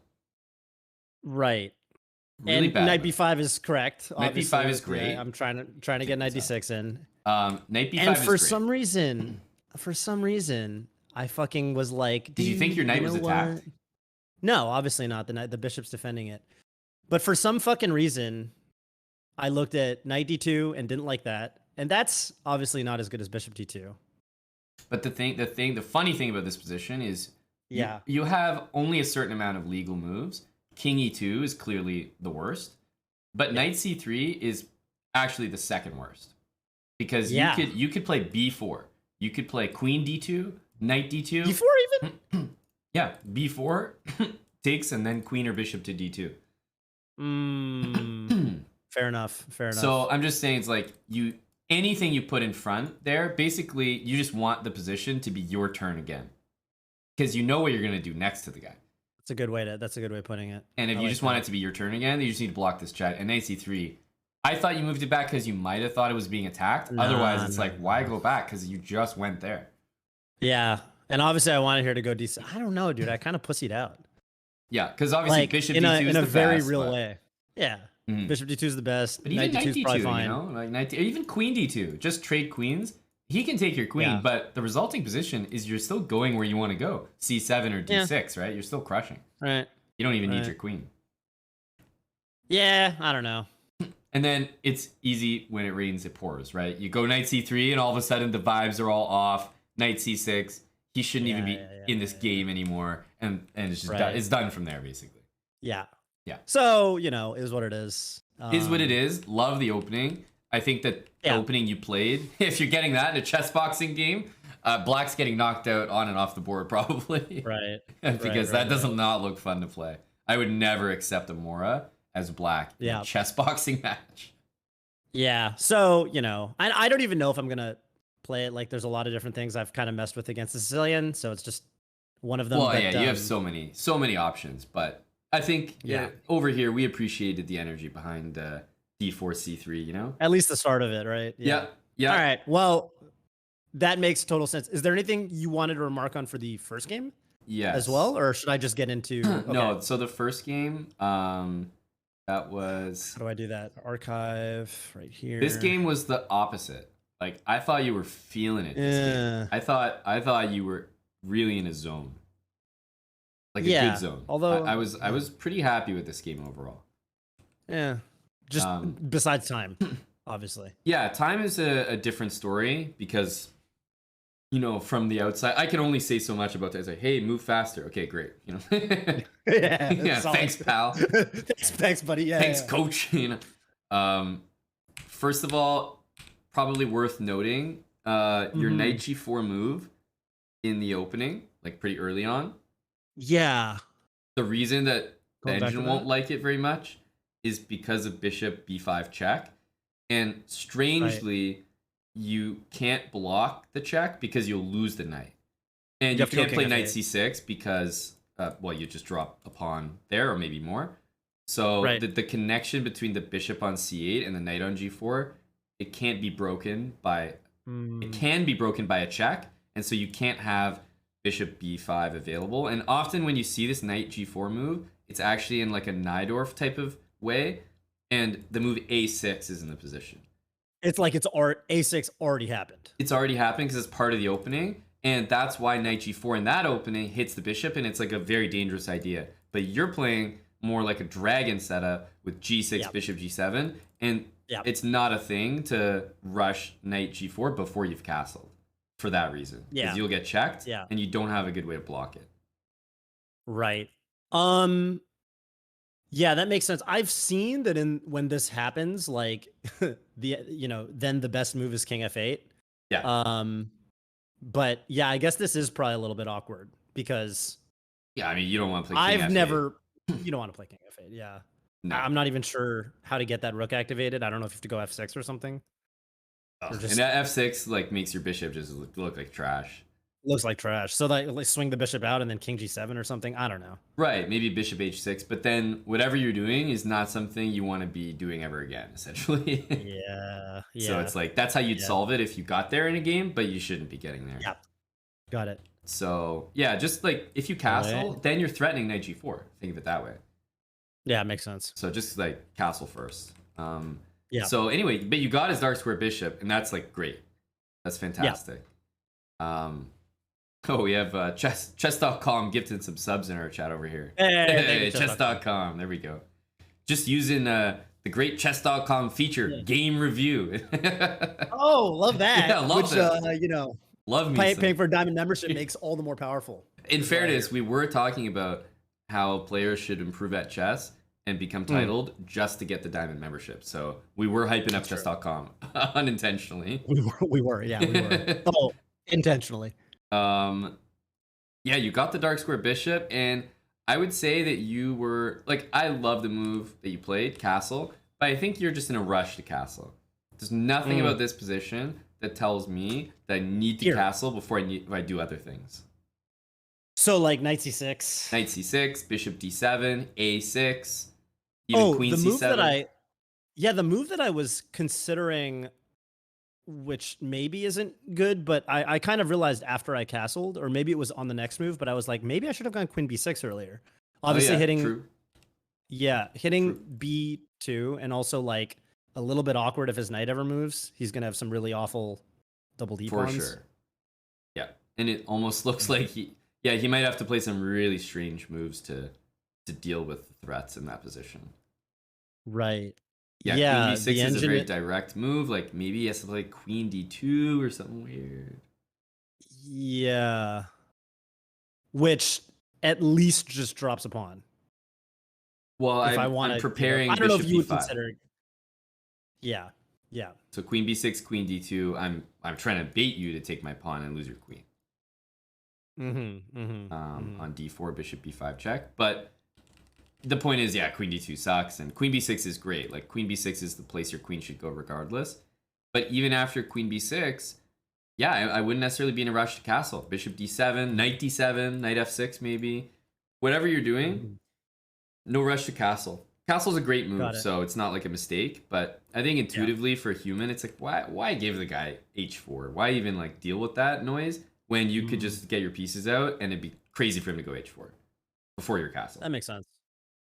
So that makes sense. I was shocked he went h4 in the first place because he played this c3 move, and I was like, he's not going to castle long. He's going to castle short. And it's not a good move, right? So this isn't a situation where it's like you blundered and you played h4. No, it's like it's just a human thing. Like, keep it simple for yourself. Like, if you castle, you basically reveal your hand, what you're going to do, where your king's going to go. You have so many other useful moves to make, like all your pieces getting out.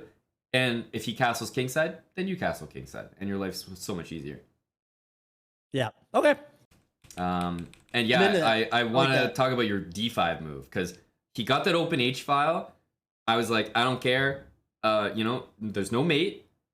Queen on h7. You're never gonna get mated, and it felt like you really knew that as the moves you were making were in line. And I love d5. D5 was like hero move. I thought when you played d5, this was a sick move. Really good, like, counterplay that you're generating. You realize that his king's still in the middle. And you play knight e5 and bishop takes d5, and I just think it's already like overwhelming. Like, you've solved the problem. You're not worried about getting mated. You're not panicking about the h file. You've got the bishop pair. It's open now, and it's like, yeah, this is like a model game. So you're probably only gonna miss move 23. That is the big blunder or missed opportunity from you. Rook takes. Yep. Yeah. That's just like rook takes, and there's just nothing. That's just a hanging piece. Fuck. Okay. Yeah. That's the big one. Hanging piece.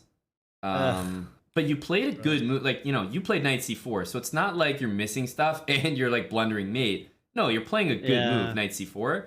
And then for me, the other big blunder, and maybe the last one we'll talk about, is knight takes knight on the next move. You gotta take that with the queen. Gotta take with the queen.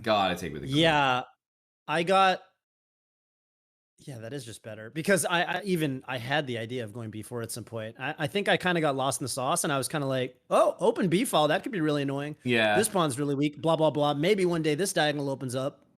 b2's that's gonna suck, but it never really materialized. And yeah, you saw how the game ended, where I was looking for something and it didn't exist. It never materialized, as you said. But queen c4 hits the a pawn. It like pins the knight to the queen, so e5 is threatened, and the knight is also hanging because it's pinned to your king, like the c pawn is pinned to white. Damn, I played like shit. It's all good. Dude, yeah. But, this game was good though. Overall, it was good. You missed like a big tactic with a hanging knight, and then I think this recapture could have been different. But the way you handled the open h file, you weren't scared. And you like came up with this d5 counterplay. I thought in general the game could have been faster, of course, but it was a high quality game. It was a high quality game. I'd rather you miss a free piece than hang a free piece. That's for sure. So if your blunders are just missing what your opponent is giving up, I think that's healthier than you just walking around hanging knights everywhere. That's true. That's all true. Although, granted, that could easily happen at chessboxing. Right? Yeah, absolutely. We won't know how to prepare for that until we actually start doing it. So. No, but the second game was a mulligan. First game I thought was legitimately nice. Second game, that was dude. I after the way I fucked up the opening, I mean, you could tell I had that fucking it. I was just like, all right, fuck this shit. Yeah, just GG go next. Yeah, GG go next, exactly. Because that should have been a GG go next for him. That was a shit game. You guys, please roast me for that one. We definitely did, because ironically, good. I literally said, I was like, there's so many legal moves in this position. The guy was KO'd, yeah. And like after the check, the queen check on a5, I was like, I think I just finished saying out loud, there's so many legal moves in this position, and the worst one is to bring the knight back, and he won't play it. And you know what's funny is, I think part of the reason I played knight c3 was like, this is super ironic, because I was kind of like, well, at the end of the day, just put the knight back on c3. It can't be the worst move. Like, the position looks fine. I'm just, all right, fuck it. The knight belongs on c3 anyway. Maybe I overstepped my bounds. This queen's going to be a tempo, blah, blah, blah. Can't be the worst move, but it was. yeah. It pretty normally, much a move like that, like a conservative move like that, like normally it's not going to fuck you over. Yeah, that's safe. That's supposed to be safe. Normally, it's supposed to be safe. Yeah, I mean, obviously everything's situational, but that is funny. Yeah. That is funny that it's literally the worst move. Okay, well, good to know. You're 0-2, buddy. Hit us with a dub. I'm 0-2. Let's get some dubs. Okay, hit us with I'm getting back in there. I'm getting back in there. All right. I'm muting up. Yep. Good luck. All right. That's pretty funny. All right. Get a couple more games from the lad here.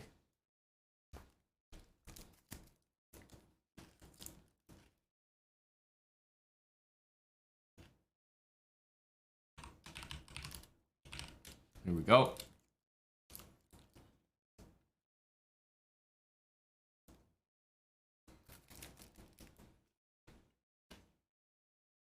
Thanks, JT Foxy, for the 6-month resub tier 3. JT Foxy, I think, just got out of his ban. I think that was a marbles ban as well. Shout out JT. Yukamiv1, thanks for the 9 months with Prime Vasistas, 19 months.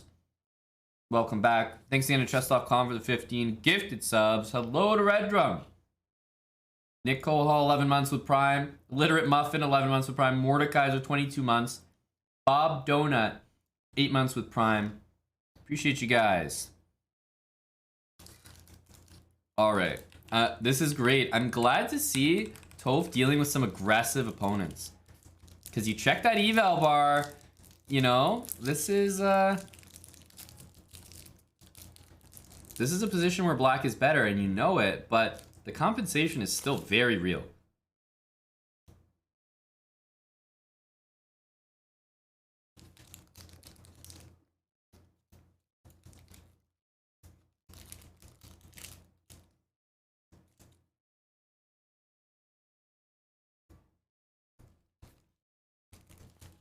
He's spending some time here. I think knight d7 and knight f6 is logical for sure.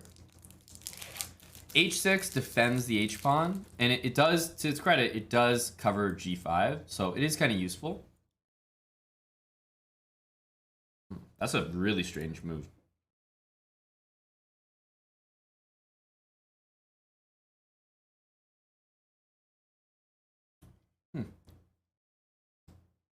Don't love giving up the light square bishop, but I respect that he sees a position where he knows he's up material, and he's like, yeah, we should trade.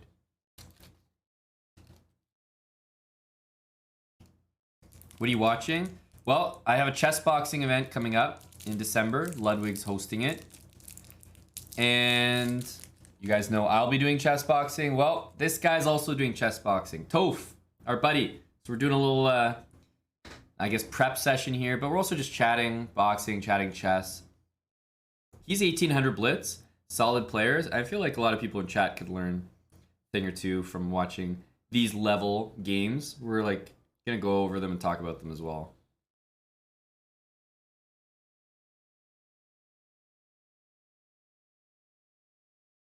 This is a really strong move, by the way, knight b4. Like, this should probably win him the game objectively.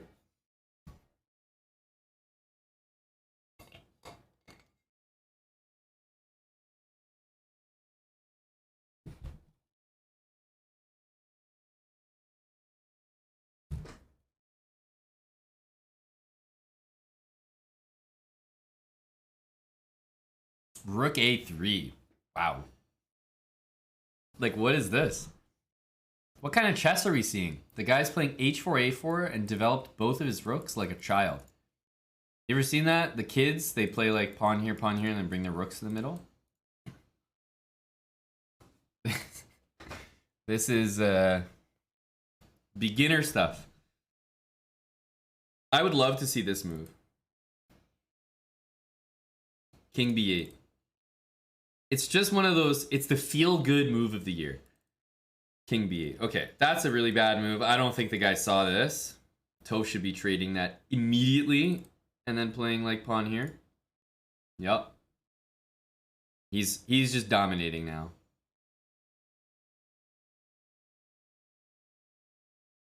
Probably gonna play f5, f4. Yeah. White has been playing this game very suspiciously, like not very reliably, so he might even just allow f4 to happen, but Toph's got a great position here. Okay, be very careful, don't play h5 for whatever reason.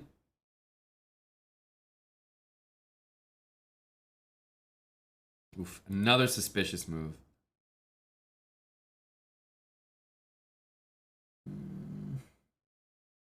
Toph's time is, I mean, it's low here, but still 2 minutes to close out this game should be enough.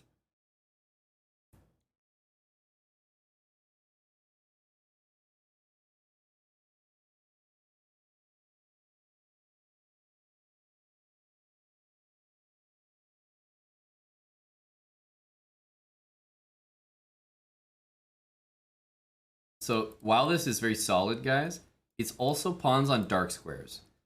Dark square bishops, suspicious. Suspicious. I don't think it's great for black to have this. I would much rather have my pawns on light squares. Ooh, so I talked about this. I don't know. I think white can get some stuff going here. Yeah, this is counterplay. I would maybe consider d5 here. It's gonna take. Rook d8 is a serious contender.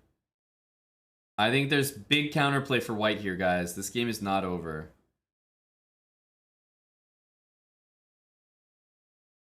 I think he still needs to be fairly accurate. Oh, we gotta take that. Wait a minute. We should take here now and then just take. Question that I'm wondering is he going to see this move? If he does, I think it's over. But this is a great move as well. Yeah, this should be over. Yeah, he plays rook here. Now you can even take this. It was actually trickier to take this. So if white took there, then you do these checks and you take the knight. I don't like these checks for no reason because they seem to help the king just go where it wants to go and attack his pawns. Good stuff. White is gonna play knight c4, so get ready for it. Get ready for it. Maybe a tricky move, f4. And then rook there. I love this, though. Toph has been pretty much handling this guy. But you can definitely, yeah, you can definitely see how this game goes south right now. Because this is a terrible move. So you gotta go here, and you can just see things are not exactly simple. Yeah, I feel like a lot of the checks I see Toph do, they're just checks to check. And I start to get a little concerned when I see checks to check. You know, because I'm worried about this now. There's rook f6. Let's take, and let's play this move, Toph. You got him, buddy. Not this. No, you gotta trap that knight, make it go to the corner. Now the knight's gonna escape, and anyone can win this game. Anyone can win this game.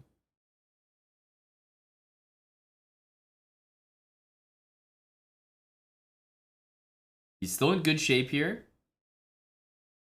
But with 15 seconds, I don't know who you guys think the favorite is. Because Toph still has to take this pawn. Not so easy to do. Get over there. Yeah. Get ready to take. This is a tricky move. He might do it, honestly. Toph won't lose the game, though. However, I do think it'll be a draw. 12.5 seconds-ish. It's not a ton of time.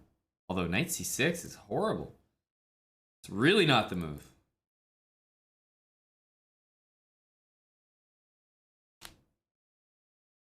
Good stuff. He's got some speed here. But I think the knight is so tricky to deal with. Like, it's the most tricky piece that black could have on the board right now.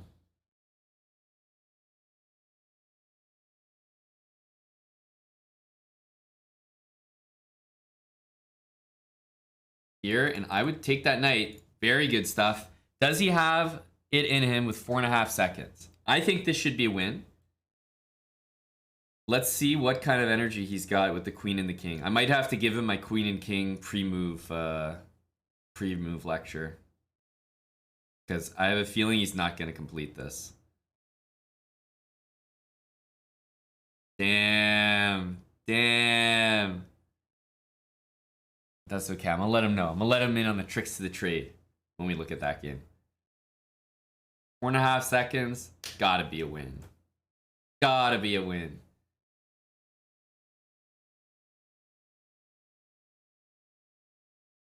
Too slow. He played really well, though. Toph is getting flagged. You know, he's clapping these kids.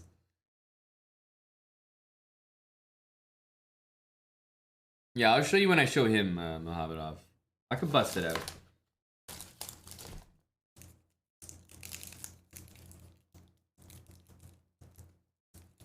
Yeah, like, Toph, in my opinion, Toph's a very strong player. Do you see most of the games, most of the openings that he's getting? Isn't he just crushing out of the openings? His opponents are playing some really suspicious stuff. He's like +4 in a lot of his openings, no matter if he's white or black.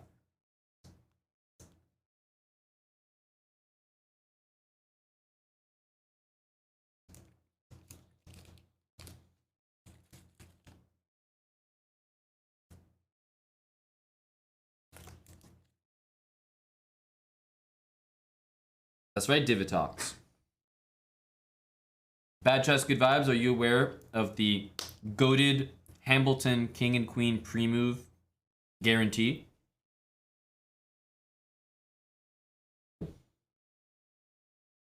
It takes practice, but I think everyone with 5 seconds on the clock and a Queen and King should be able to checkmate. I do. I know that's asking a lot of maybe some 1100s, 1000s, but as long as you can move a mouse, I think it's achievable.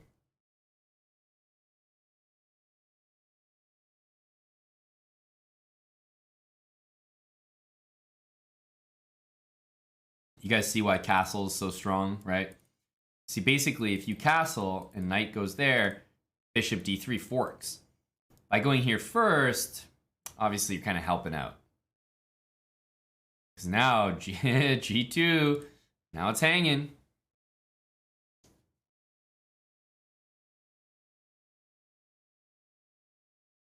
Thanks, Woo Team 90 for the 5 months. Go team. I think this is a reasonable move. So if takes here, rook there, queen h3, I think what he wants to do is like bishop f4 and then get castle. So I think this could work out really well for Toph, actually. I think we can catch dubs here. You know what's the problem? His time. It's like I'm watching myself.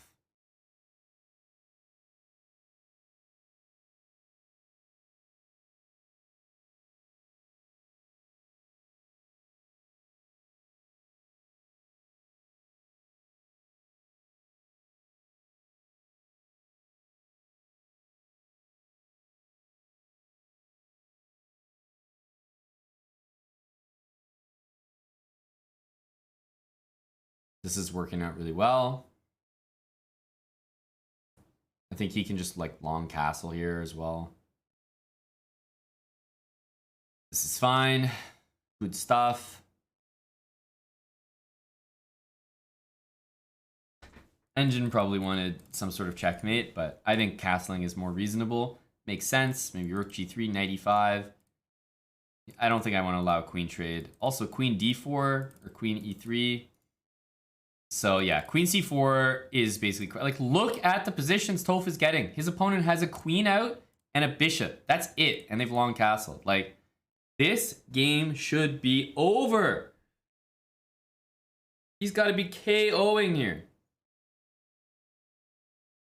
Take that. Take that. I mean, you can take anything. This probably runs into bishop d6. Like, knight there, okay. But pawn takes, open as much as possible. Even queen takes a7, to be quite honest. Looks really good. But I'd love to see Toph finishing off these games because I feel like He's a strong, like he's a very strong player that can get a very good position. And in a blitz game, I feel like he's very susceptible to tricks, or he lacks confidence or something, because he's got some overwhelming advantages that are not being converted.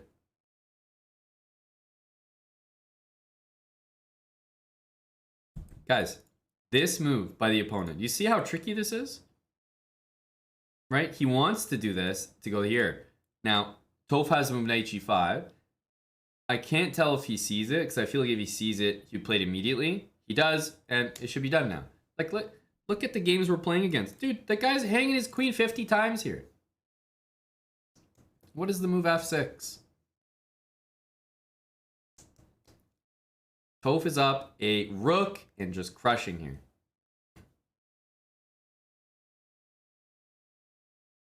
Just crushing. Hey, Super Sci-Fi, thanks for the 8 months.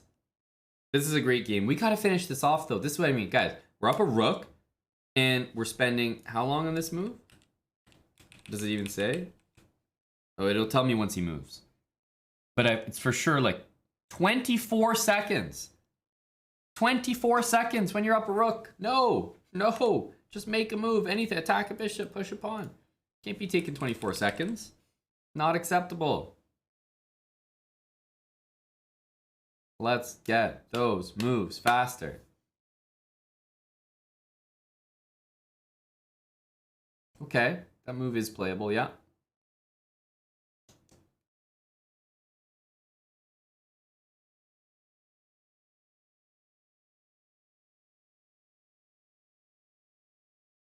Okay, he's getting the bishop back. He gave up that pawn, but I think it's okay. As long as he keeps the speed up, I don't mind it. He saved his piece, so he's now up a clean rook. Great move. Fantastic move. He needs to trade. Yeah, not that because of knight e2. Very good move. I think he's got it now, guys. Because if rook e7, he can play this move, and that should be the end of the game.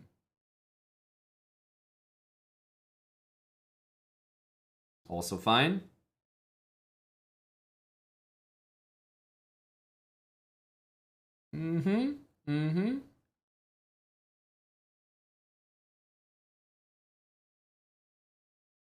There we go. There we go. There we go. All right, I'm back. So, in my defense, both of those were openings I've never encountered. Literally ever. You've never encountered the Scandinavian? I've never encountered the Scandinavian where their queen ends up on g6 like that. And I was like, okay, can I give them... And my idea was like, fucking take on g2. Like, fucking try me. Because I was going to castle queenside anyway. Love it. I mean, I've seen lots of poison pawns on b2. This was the first time I was like, poison pawn on g2? Is that a thing? I don't fucking know. So I'm curious what you thought about. I will say the common theme probably everyone's yelling at me about repeatedly is, yeah, I'm going way down on time. Yes, this is true. Way down. So, of course, this is true. Yeah. I'm concerned about it, but not overly. I did just want to see like some other parts of your game here mainly. However, it's concerning in a chess boxing format because I think being down on time is going to just be amplified. Like you want to get to a point where you're so comfortable that you don't need to find the best move every time. You just need to find a move. Yeah. It's not, I will say it's not naturally my style. It's not, especially because lately, before the chess boxing thing got announced, I was trying to play a lot more slower and more tactically because I used to play like that. I used to play even around Tulum time. I would play very just fast, and not necessarily very tactically. And then I kind of intentionally for a while was switching gears, but yeah, I got to dial it back for sure. And like even that first game. So let's look at the first game against Fast True 09. Yeah, let me pull that up. I love that he played h4 because I was like, okay, perfect. Almost every game, by the way, you've just been dominating out of the opening. You really have. Like these dudes are playing mad suspicious stuff against you. True. Yeah, these games have been weird out of the opening for sure. They're all like Because sacking hard. I saw him and I was like, is he? I was like, do I fucking take it? Is he gonna sack the exchange like before I've even castled? Is that a thing? It's a thing. Like it's bad, but it's a thing. Yeah, I think it's okay. been happening enough. It's a thing. Okay. Yeah, It's a thing. It's just not the thing. Yeah, it's the thing worthy, but All right. it's not serious, and you handled it really well. Okay. So I thought this game was really one-sided, and I love how you were looking for trades at every junction, and you were trying to castle queenside, looking for queen trades. I think though that if you look at like move 20, for example, you had this idea. 20. You played f5, white played king f1. Move 20. Yeah. So white plays F5. king f1, and it was like right here where, honestly, like black is overwhelming, has an overwhelming position. But I think your next maybe 5 to 7 moves were a little like just aimless, kind of here, a little bit there. And I think this is the exact moment where it's like, yeah, you've done the legwork, you're crushing the guy. You've got 2 minutes on your clock. So that's a lot of time overall for like a conversion. You're way lower than him, but you've got 2 minutes. And it was right here where it's like, you know, you double the rooks, a5, b6, h5, rook e6, and like all these moves, I wasn't getting a strong feeling that you were like, you were playing with conviction. Well, that's because you were right about it. I didn't know what the fuck I was doing. So if you did get that feeling, then that's for a good reason. Yeah, because I think you want to be like, you know, around move king f1 for white. You want to be looking for a very direct entry point, because doubling your rooks is one thing, but how useful are your doubled rooks on a closed file? Like you're going nowhere. So you need an entry point. So where's your entry? Would you have shuffled your rooks to the G file maybe? So that's a good way to do it. And if you double your rooks, instead of rook e7, you can try rook e6 so that you can at least switch to the G file, rook g6. Like that's just a more flexible square. So that's and it's more flexible because I don't drop my h6 pawn if I ever have to move that bishop. Okay. Exactly. So that's one thing. And then the other thing is if you don't want to use the G file and you want to use the E file, rook e4 immediately, is also, right? Yeah, an immediate move you can try. Not only can you go rook h4, maybe target that pawn, but I believe you're just threatening f4. Right. And I think your goal is like kick that bishop off so that you can eventually use the E file. Got you. Okay. Yeah, that makes total sense. And f5 was to that, like, I think when I played f5, it was kind of with this idea, but once I went f5 and then I realized, wait, actually that was premature. I didn't mind it. Kind of busted my load a little early there. Yeah. Like I see, you wanted to get in with the tactic, right? F5, F4. I want to get in with the tactic, yeah, or like find a way, not even maybe a tactic, maybe just I wanted to kick the bishop from e3 or put pressure on the bishop on e3 somehow. And then I spent some moves trying to figure out how to make that happen. Like I think I played rook e7, and I think a couple moves later I ended up playing fucking rook e6 anyway. Right? Yeah, exactly. I played rook e6 on move with the same idea. I was like, oh, I want to bring my bishop over to h6 and maybe then go f4, but it was very slow. But you stumbled upon a good plan eventually, which was like the bishop on e3 was blocking everything you wanted to do. Finally, you were like, oh, bishop h6, let me trade that thing. As soon as you traded it, you're crushing. And you dominated. Now, I can't talk about every single move, but from move 31 to like up to the point where you were rook against knight. So just the general endgame when he had a rook and knight and you had 2 rooks, I felt like there was a theme of you checking just to check. Yeah. You'd give a check to him, but there'd be no purpose to the check, and it's the worst kind of check to give. Right now, on move 31, white's king is arguably in the worst spot for an endgame. It's on the edge of the board, like furthest from the action. Every check you gave is like, hey, take a step closer. Hey, come attack my pawns. Hey, come all the way down the board. You're not getting any closer to mating the guy. You're not just going to mate him in the middle of the chessboard. That's not how it works. So you're actually just helping him with every single check. Yeah, I will fully admit that these checks were actually just to buy time. Like, it was like, oh, fuck, I've got 40 seconds. Well, if I check him, I can keep thinking while his timer goes down instead of mine. That's all it was. So you're 100% correct. And a totally fair point, except The problem is it's so brain dead to move your king, and it takes time to like give the right check. So you think that you're saving time, but he's actually like I mean, the guy's just gonna send any king move. Guy probably doesn't have too many legal ones, so he's moving within like 2 seconds. And if you want to do the comparison, you know, you're at 58 seconds. You give him a check, it took you 3 seconds. He made a move, 2 seconds. You gave him another check, 3 seconds. He made a move, 1 second. Your next move, 7 seconds, right? That makes hella sense, yeah. So you're not gaining time, and especially because you're the guy with less time, you don't want to be trading. You don't even want to be trading 3 seconds of your time for 10 seconds of his necessarily. Because he's got time banked. You want to be using your time efficiently to eventually trade pieces or checkmate. So every check is just a waste. Yeah. Yeah. Okay. That's a really good point. And the last part, if we fast forward, hey, things weren't always perfect, but you actually did a great job eventually coming together and trading rooks, which was like that you needed. You needed to trade his damn rook. King c7 on move 42. Have to mention that. Yeah, this is just okay because knight d7. D7 gets covered, and essentially he gets cornered. Right.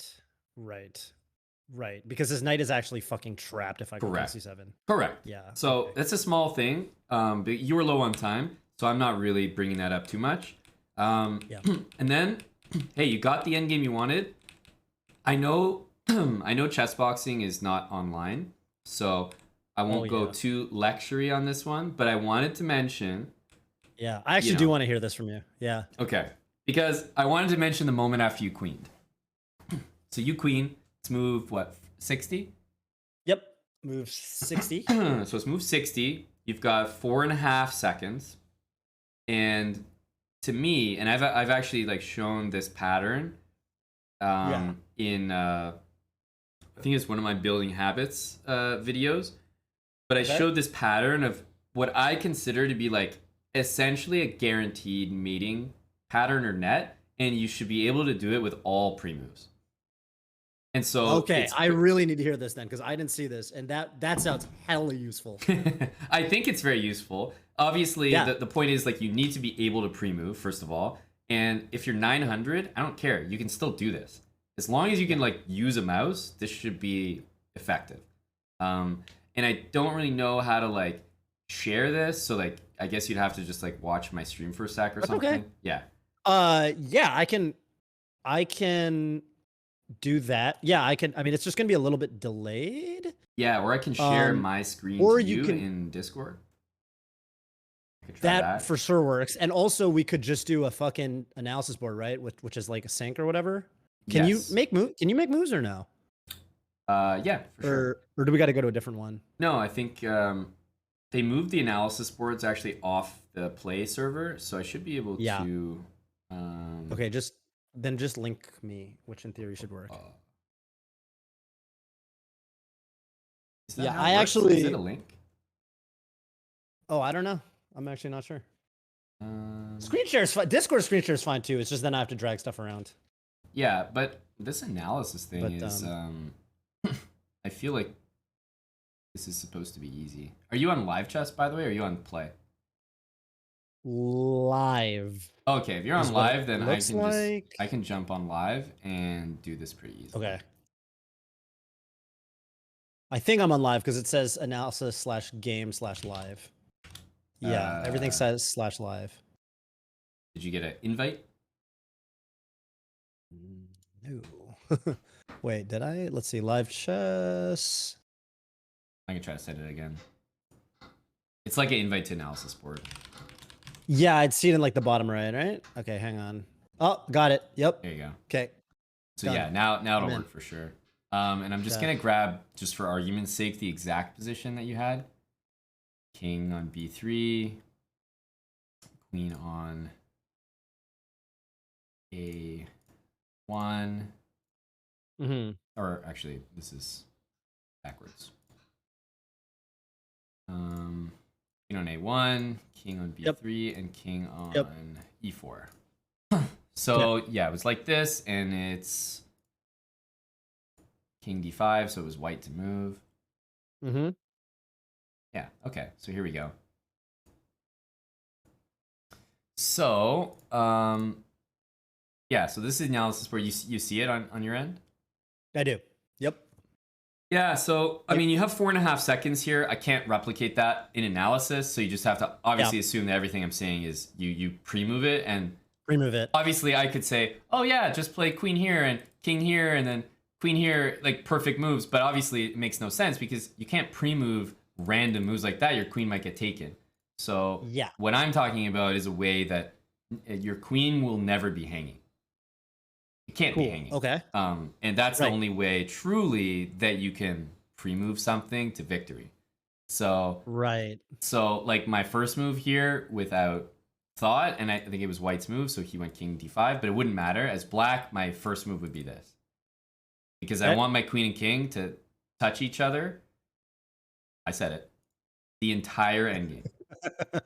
The entire endgame. That queen and that king, boy, they're horny, I'm telling you. Right. Queen, okay, c3, so queen c3. And then my next move after queen c3 for sure is going to be queen here. And these are like regardless. So, you know, it doesn't really matter. I can use the moves that were played in the game, but like eventually they'll become illegal. The point is, like, I would play here. Maybe he goes here. I would play here. And my next move after doing this, and again, this is regardless of what he does, is going to be here. Okay. And my next move, regardless of what they do, is going to be here. Yeah. So let's say they go here, I go here, they go here, I go here. Now, you sort of have to basically pick one here, but it wouldn't really matter. Let's say my next move is here, and I'm going to do it regardless. So they're just going for a little walk. Right. So they're doing whatever. I'm doing this. And my next move is here, regardless. So let's say they go here. And what seems to be an annoying move because they get to like run away. Because you can imagine that if white goes down and this goes like that, that I'm kind of getting the box. Easy. And so you might be like, oh, that's too easy. So, okay, let's say they go here. My point is, this is my next move. And what have I done the entire time after this? Well, my next move is here. And it's going to be regardless. So let's say he goes here. My next move is here. As soon as I get something like this, my next move is probably going to be here. Oh, or here. Like somewhere to shrink. And I've been using the same, like, my king just kind of walks around my queen. Queen goes first, king goes after.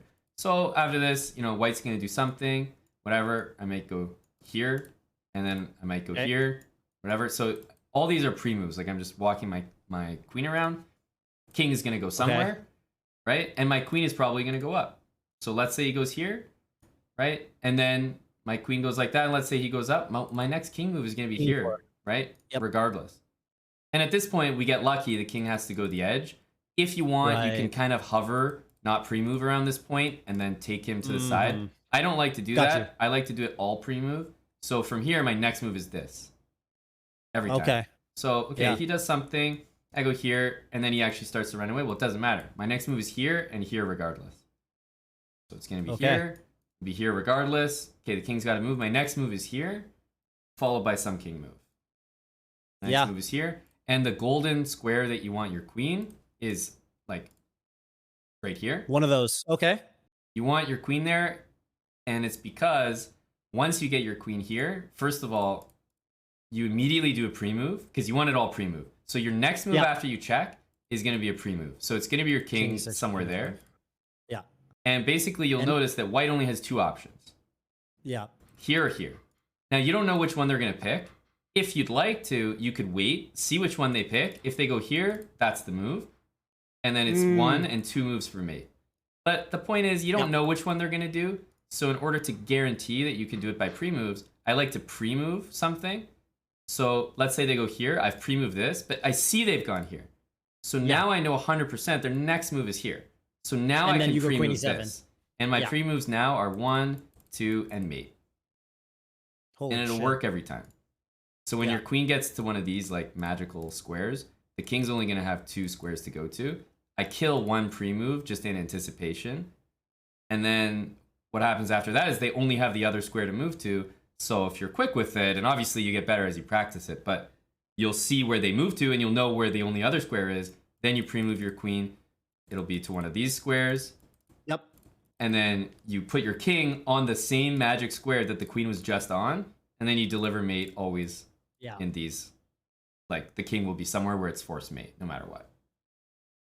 Okay, that makes a ton of sense. I think there was one moment I wanted to ask about, which Yeah. was I'm gonna go back to so like let's say here I think the move so queen e4 Mhm. here and okay so there's never a danger. I think I try to do like I try to do the thing where I keep my king and queen together and do pre-moves. There might I be have like been running into one in like 10 times where like he seems to like go the other way, but don't stress about it and just keep pre-moving your king and queen together and you'll always box him in somewhere. But yeah, got it. I think I know what you were trying to get at, but you just mean like he seems to escape or something? He seems to escape. Yeah. That's the thing that I struggle with is like these parts.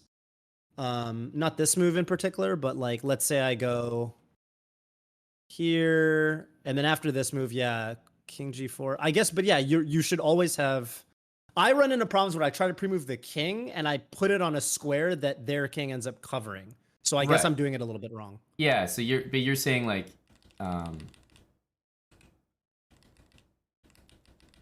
you're With this saying in method, it it should be impossible because basically if your queen is here and I move here, right? There's no legal way that I can't play that move next. Oh, so you are only pre-moving the king, really, After to I move squares the the queen. queen was just on. It's the most effective that way. Oh, It's the most effective that way. It doesn't always work out. And sometimes you can use your intuition, like, oh, I see the guy's going this direction, I'll go that direction.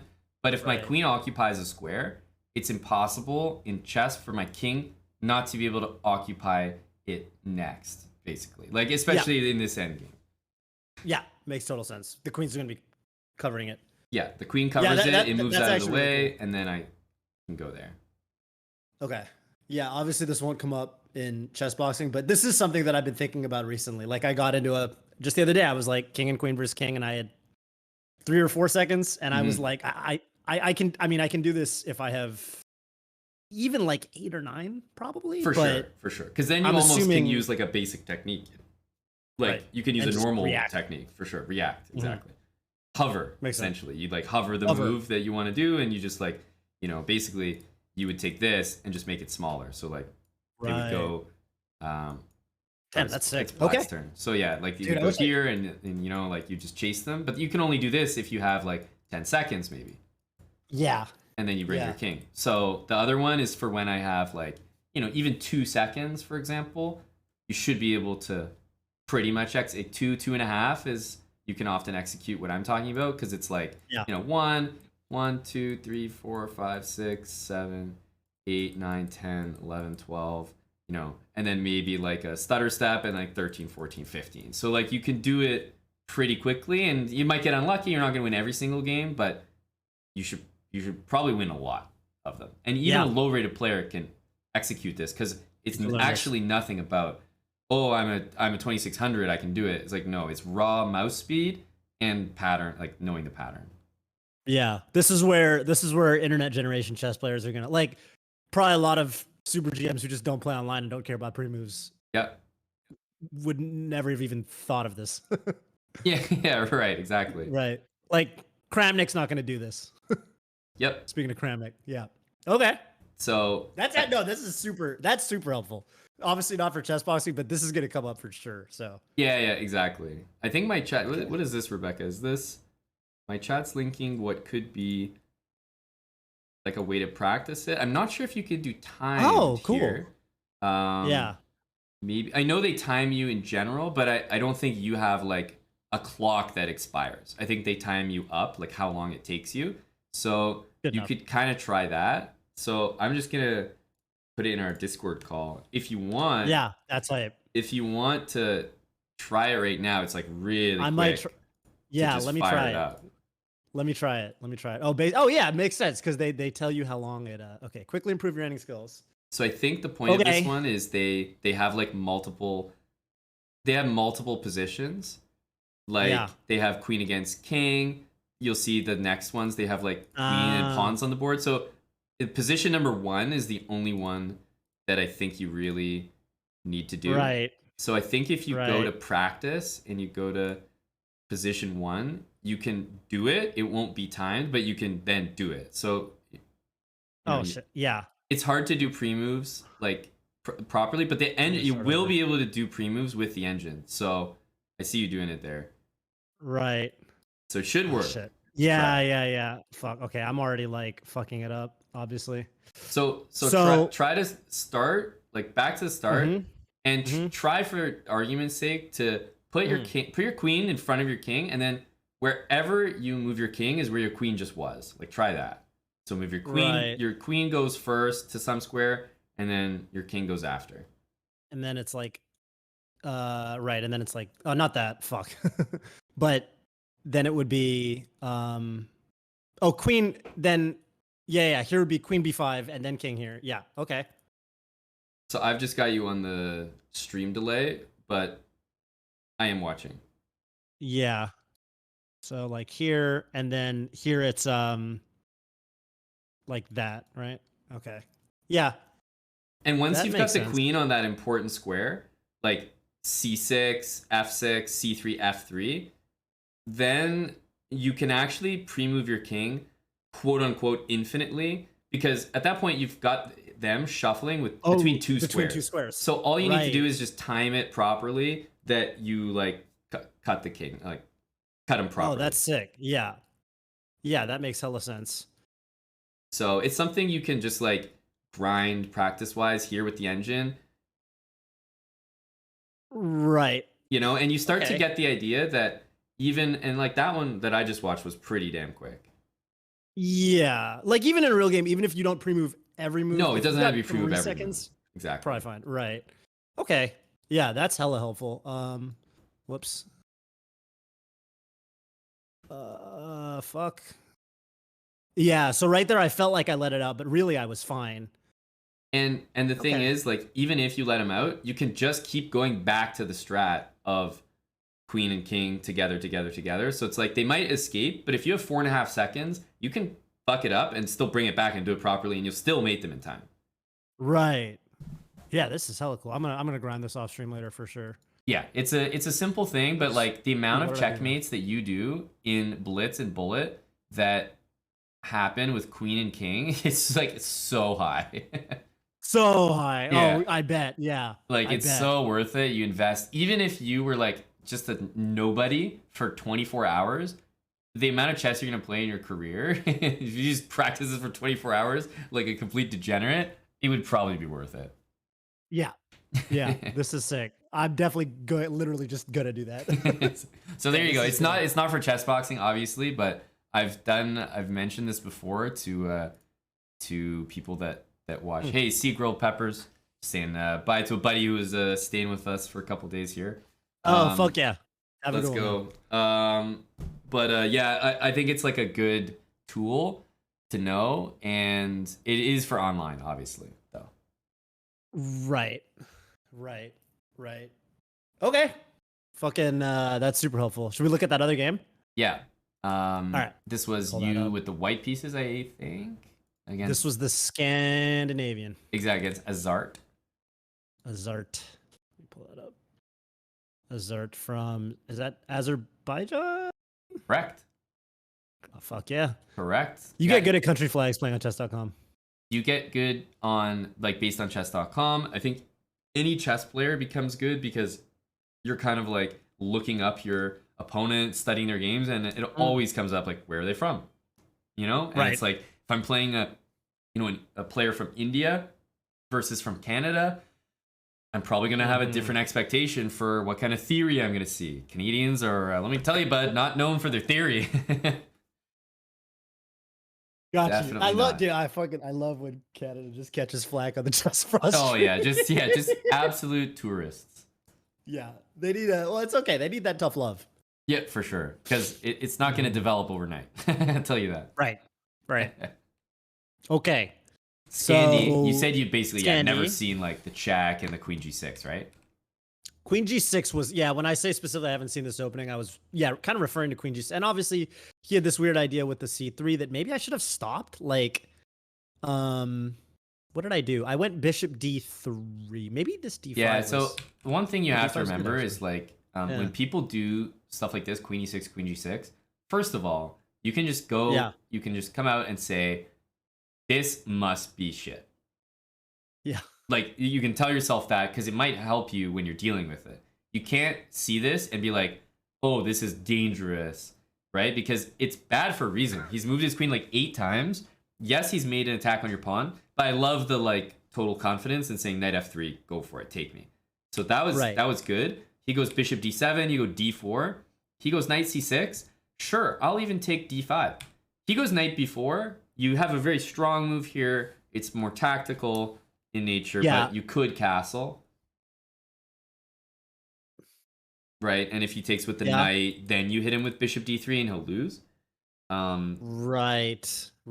But he can take on c2 with his queen in that position, and then you just have to have that like, you just kind of that savviness that maybe I could play queen d4 there, hit his knight, not trade queens with the guy who's like desperate to do so.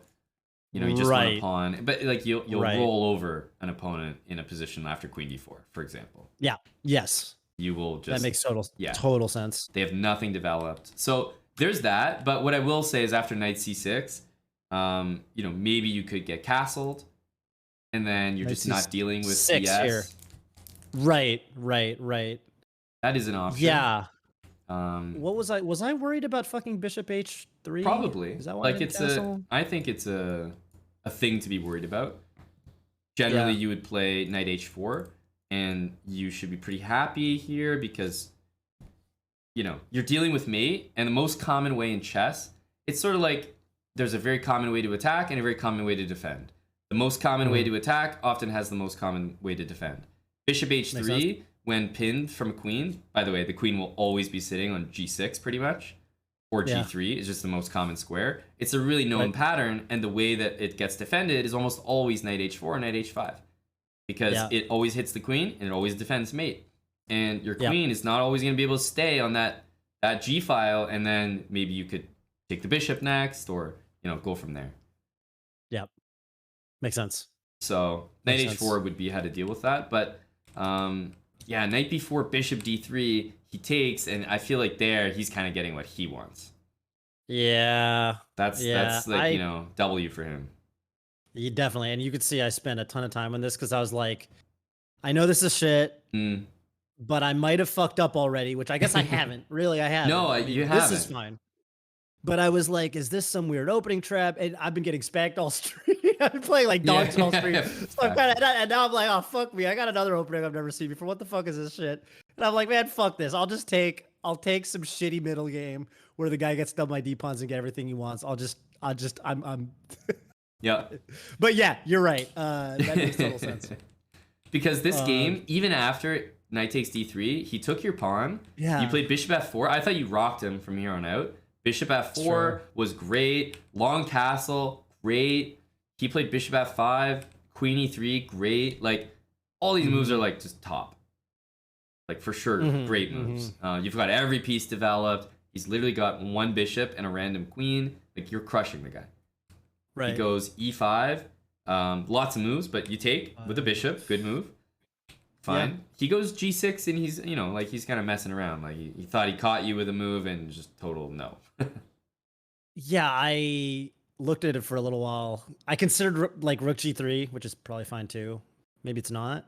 Yeah, rook g3, literally in any position, will be a great move. Right. No matter what. Yeah, for sure, rook g3 is nice, because then your knight actually gets defended on f3, and then your queen's free to move. So like a7, for example. Right. So rook g3 at any point to just free up your queen would be great. Yeah.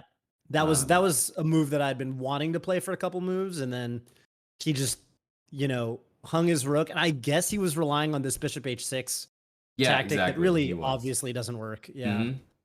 I mean, not hard to see that even even rook g5 or something. Even rook g5 is not losing, like, right. Even rook g5, but so yeah, he was just down and out. But this is the thing, like, his opening it went as well as it could have, because you played bishop d3 earlier, and it still got absolutely roasted. Like, he didn't have any chance in this game, really, and it went as well as it could have. Makes sense. Yeah. Yeah, and I mean, I was like looking for. I mean, this position even after the queen got to e3, I was like, at some point, just rook g3 and queen a7 looks really uncomfortable. Yep. Yep. And And he just then what happened the to fuck hang is a going to rook. happen up here? Exactly. I was already thinking about that. Then he hung a rook, and I was like, I guess I gotta go for that. I guess fuck all that, and I take the rook. Yeah. Because your Yeah, position is so- so good that it's a competitive decision whether or not you take his free extra rook or play rook g3 and queen takes a7. Literally. Right. Yeah. So that sucks. Or I guess the edge is just saying I could just play queen a7 here. Yeah, and Which that's is, how bad his fucking position is. Like, Jesus. that you Jesus. could not take a rook, not defend your piece, and take a pawn. Yeah. Yeah. Yeah. So this was straight. And I mean, I guess the thing for me is like there are times when you see these kind of offbeat setups, if you want to call it a setup. Yeah. With like the queen g6 and then hunting the c2 tactic. And there's times when you see this and they have a clear like, aha, this is a weird opening trap that you don't know about that is really popular on Azerbaijan YouTube. And then there's other times when it's just dog shit. And Exactly. I guess it's sometimes kind of hard to know if it's a blitz game. Yeah. But I think if you stick to the principles, then you'll always react to everything well. yeah. But for sure, like anytime you see an opening that's based off of multiple queen moves before any other piece moves and like no other pawns, you know for a fact that it's bad. Like it's just trash. Okay, that makes sense. That makes sense. Put that one in the trash category. But I agree, it's tough to tell sometimes. I do gotta I will say in general I've been having a tough time in the Scandinavian. I feel like I saw it a lot at like when I was like 1200 1300 I saw it a lot and then I kind of stopped seeing it for a while. And I think at that rating level it was a lot of the kind of the cheapo bishop g4 stuff. Right. And now I'm running into it where they're playing bishop f5 and they're playing like the more proper actual Scandinavian and I've actually started having problems with it again, so I do need to go back and kind of brush up, but for sure. Like it it's an opening that it's always tough to give advice or coach on because there's so many good options. Like you can play it so many different ways. You can just develop your knights, develop pieces so naturally, and like you're gonna be fine. Makes sense. Whereas other openings like the Najdorf, it's like, okay, wait, we actually might have to play this specific line or this specific way. But against the Scandi, if you just get pieces out, you're already okay. Makes sense. Yeah. And that's kind of, and Black's just looking for a solid game usually. For sure. For sure. Not this guy, but not this guy. Oh, yo, what's up? What's up, Benjamin Bach? Read from Bach in the chat here. Yeah, Mr. Bach. Indeed. What's up, Mr. Bach? Yeah, boxing stream when? I don't know when the boxing stream will happen, but for sure December there'll be what is it? It's on YouTube, right? Like I guess it'll be it'll probably be on Ludwig's channel. On YouTube, which will be December 11th. But yep, we're gonna try to get some actual boxing content in there. Yeah, I'm working on getting my IRL streaming set up, and I definitely want to do at least some boxing stuff before the event. So IRL, yeah, like streaming it is very IRL cool. style. I don't know if it's been your experience, but I feel like boxing is something that you can be such an armchair general about. Like you can sit back, like watching the stream or like watching a video of, let's say, you boxing or me or whatever, and be like, oh, hips didn't turn. Like it's like, shut the fuck up, you fucking 130-pound keto dust warrior. It's so easy to like make pick and choose, but it's difficult and there's so much like technique that goes into it, and like you definitely don't know shit. Yeah. The first time you spar, like everything goes out the window, because like that's when you just learn about, well, this is just what I do when someone's trying to punch me in the face, like that this is just how and then you in the back of your head like what you should be doing, but it's so much harder to execute on. For sure. And then I think you just have to build those instincts. Yep. Those instincts. And there might be like a few people. Who are you boxing? Like who are you against for the December for me, it's Sardosh. Sardosh. Yeah, Sardosh, who won one of the PogChamps events. And I mean, I've kind of, he's done some workout streams and stuff. I mean, I think his cardio is actually pretty good, which I think matters a shitload. It does, yeah. Like that actually. Oh, yeah, that's the other thing I will say. If you haven't sparred yet, just as a little side note, the first thing to be ready for is like, man, that shit is super tiring. It's tiring in like a different way. Right. Because you would think like, oh, I'm just, I'm moving around, I'm in a ring for it's really only like a 3-minute round or whatever, however many minutes you're going to spar for. And then you do a couple of those. But like the thing about it is you're not going to be moving at the rhythm. Like when you're doing normal cardio, like you have a breathing rhythm and everything is like structured, and it's not going to be like that. And worst of all, when you inevitably get a little bit tired, the guy's going to try to punch you in the face. You can't take a breather. Yeah, you can't exactly. take a moment to be like, you can't take a break. Yeah. No, that's a great point. It's tiring in a super different way. So be ready for that. Yeah, no, 100%. And I think that's the thing about boxing is it's like, when you're training, they're like, yeah, keep your damn hands up. And you're like, oh man, like it's so exhausting. But then when you're sparring, you realize that if your hands aren't up, you're going to get like socked in the fucking mouth. Like, yeah. And then those hands get up real quick. That's how they remind you. Yeah, they don't tell you. That shit sucks. But it is what it is. And I will say, it was pretty funny. Like the first time I got punched in the mouth, I was actually kind of like I actually kind of like smiled. I was like, okay, got it out of the way. That's what that feels like. Okay, don't let that happen again. So, yeah, for sure. It's a good feeling. In a weird way, it's a good feeling. I've definitely had I've definitely had my boxing coach demonstrate a punch on me that like almost winded me. Like a demonstration punch. Like he was like, yeah, guys, and this is what he's leaving himself open for this, and just like, and it's just like, whoa, like, okay, that was like 30 years of training going into my chest right there. yeah, that shit is wild. But it's cool because like the progress comes really fast, and like I don't know, confidence is like the biggest thing. I feel like so much of it is like just you were talking about, and by the way, this is why I really like talking to you and your take on even chess positions, and like we're talking about, we're going over these games, and I feel like you talk to a lot of like even extremely high level chess players, but they're talking more on the practical, like literal, this is the position, this is what you should be doing. But we just talked about a lot of like psychological stuff. You were talking about playing this position with confidence, like we talked about even time usage and things like that, and I feel like that element of it, like not a lot of chess players always focus on. But that's going to be as important as that's going to be in the chess. That's going to be like 4 times as important in the boxing. Yep. Or more. Because like, for example, I had this thing for a while when I was kind of sparring for the first time, where I was like, I can't actually hit this guy. Like my I'm sparring with my coach, and like, okay, I'm like his defense is too good for me to really open him up. And then I was like, well, how do you get around that? Like, and what I realized was what he would do a lot of the time is he would just come down the middle and, pretty simple stuff, jabs and straights, but he would punch hard enough to where I would feel it, like I'd be trying to block, I'd be in my turtle shell or whatever, but I would feel, you punch someone hard enough, it doesn't matter if they block, they're going to feel it because their own, and then they start thinking about that, and they're like, oh shit, he's hitting so hard that like they start questioning what they know. They start questioning their technique. So you can put, I realized you can put a lot of pressure, and this sounds really stupid.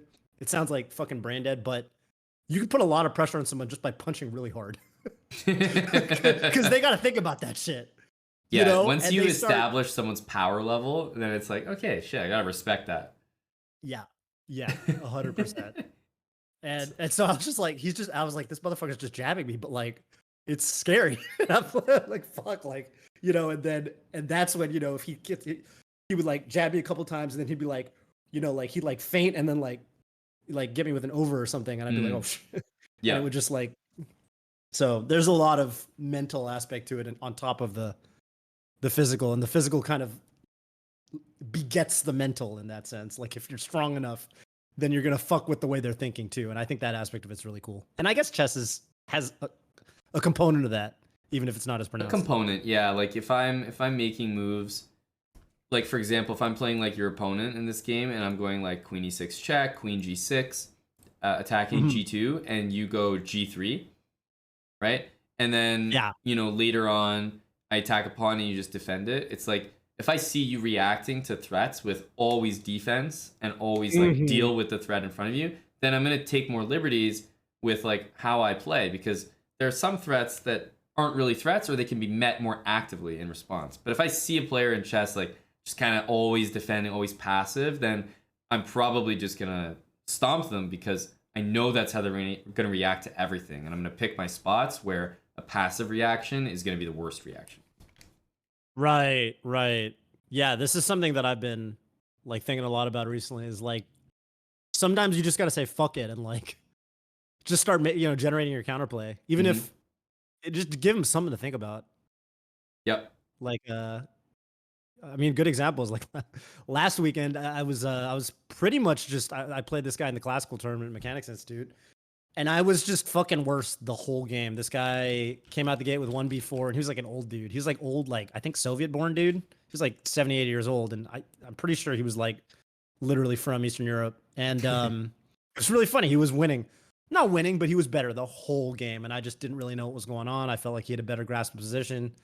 And eventually I was like, you know what? I'm going to sack. I was down a pawn pretty solidly in an endgame. And I was like, you know what? I'm going to sack another pawn just to get a passer and make some shit happen. And whatever happens, happens. And I actually fucking won the game because he blew a tactic. Right. Yeah, it was just a better way to play.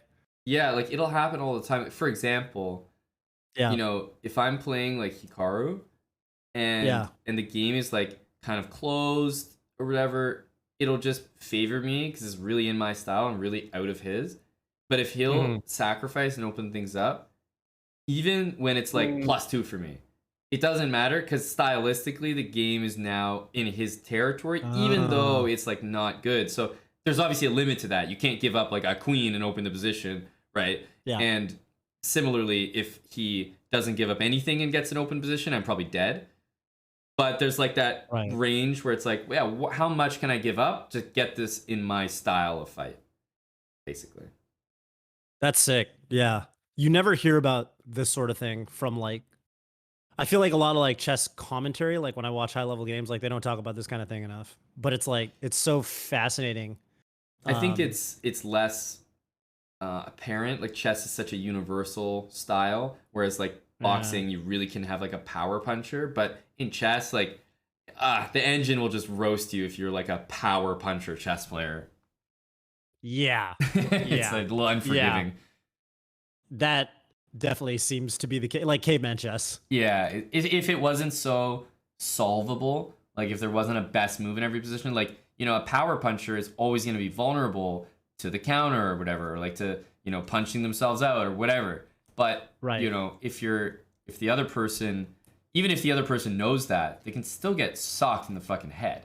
But like in chess, if the other person like finds the best move against your, questionable attack, sorry, but you're just gonna lose. Yeah. It's it's I don't know. It like it is what it is. I feel like it was funny because, by the way, are you guys covering any of Eric's games for the when's that gonna be? For the tournament, like the Magnus thing that he's at right now. That's your thing, yeah. Yeah, so we've been covering them every day. They start at like 8:15 a.m.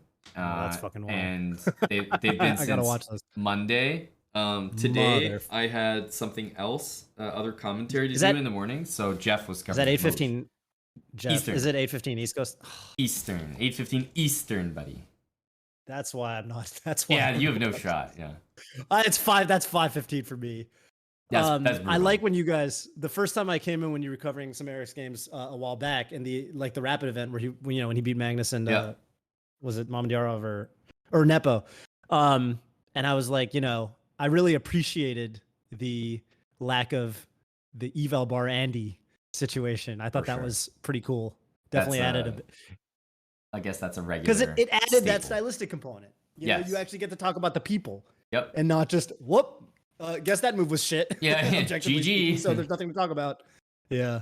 Yeah, that's how we do all of our commentary. And I don't know. I think it's you can obviously make the argument that some people that aren't into chess and want to get into it like, yeah, they want an eval bar because like they want to know what's going on. They don't want to feel alienated from the game. But I think if you have the right commentator, you can bring people into the game with your voice, like with what you're saying about the game, rather than having the thing. And you can remind people, which I always do, like, yes, that will give us an answer as to what's going on in the game, but I can also give you that answer. So just, listen to me. Let me be your eval bar for the moment and try to figure some stuff out on your own as to why that might be the case.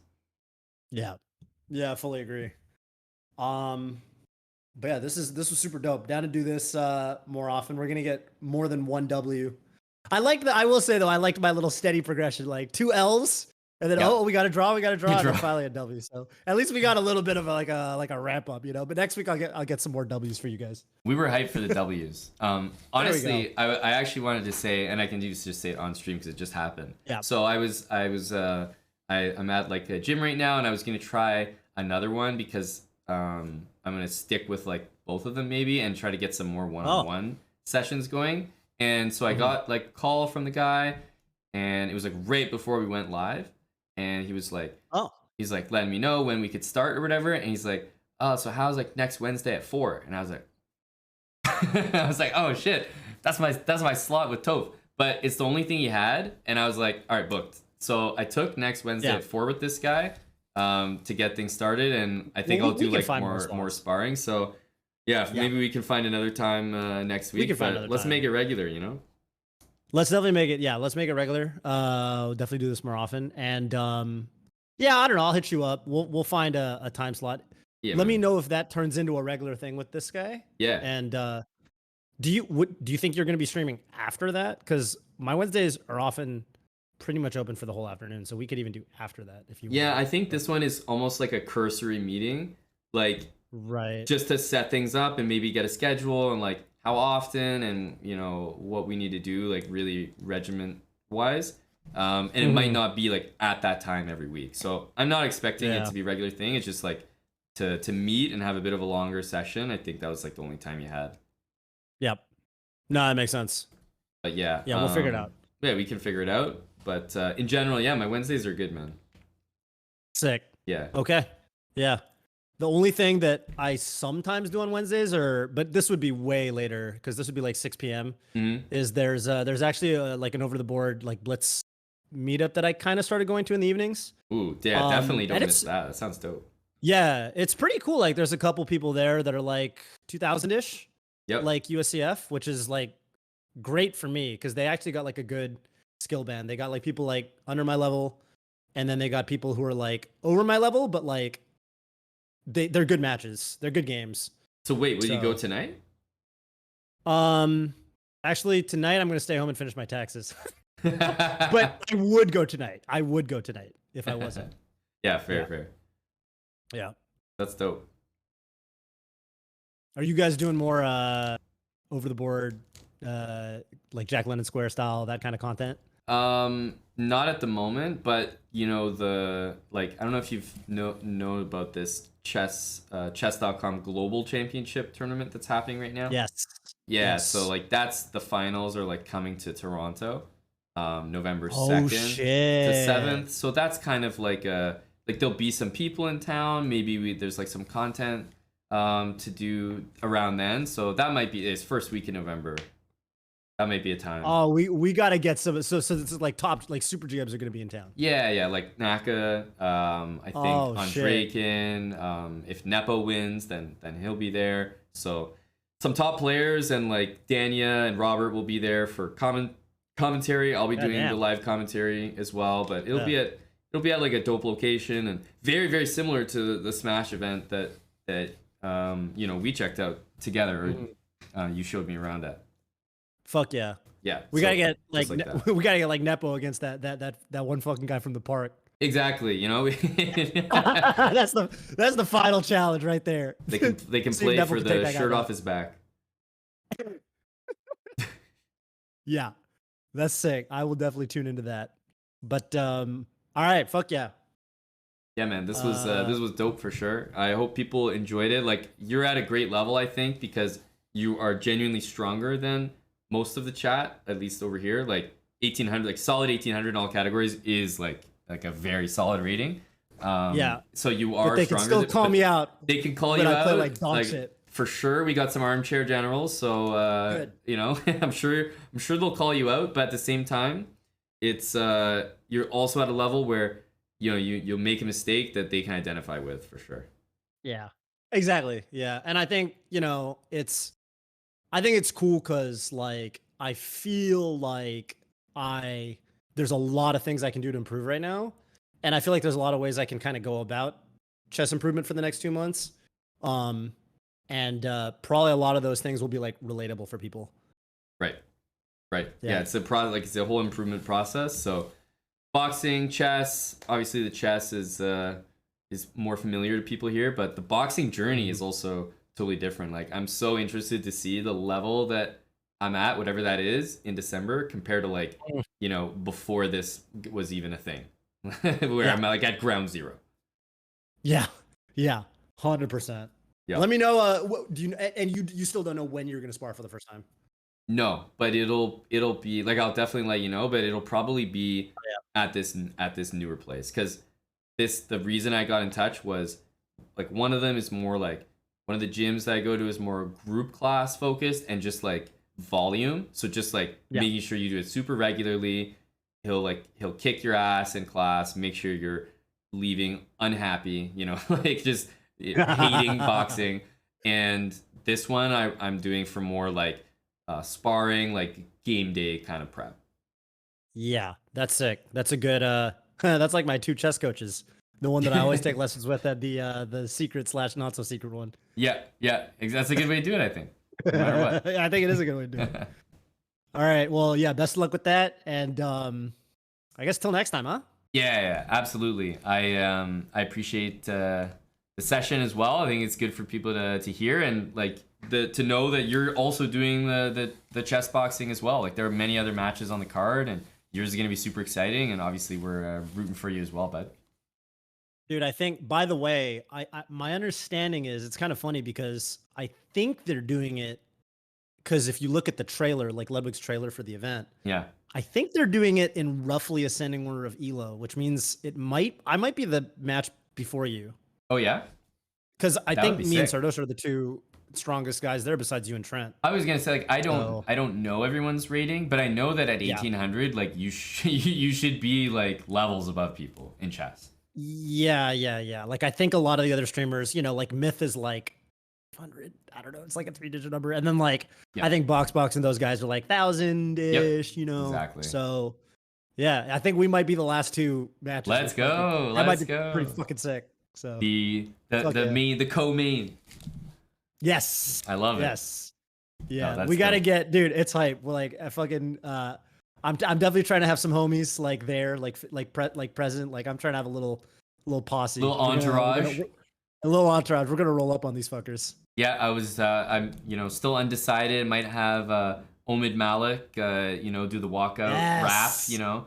Yes, that's what we need right there. We gotta get the drip guy. Exactly. Yes. Yeah, that'd be fucking hype. I've thought about it. I can hear it already. Like, and got my man Amon, and he's facing Lawrence Trent. And Lawrence Trent is gonna have a Lawrence dent in his Lawrence head. Like he's gonna be. I can see the lines already. So just let my man Omid work. That might make it a little too easy. Like if Omid's there, I think it might not even be entertaining anymore because it's gonna be such a Yeah. it's just over before it starts. Trent's just not gonna be able to handle it. No. That's intimidation right there. Honestly. Yeah. Dude, fuck yeah. All right, well, yeah, peace out. I'm gonna stream for a little while longer. Like, I'm actually probably just gonna grind a little bit. I'm gonna start doing a thing. Probably won't do it for these games, but I'm gonna play some games where and I know it's a little dubious what the word blunder really means, but I'm just gonna go by the chess.com definition. I think for every blunder, I'm gonna do a push-up. Trying to incorporate the physical component.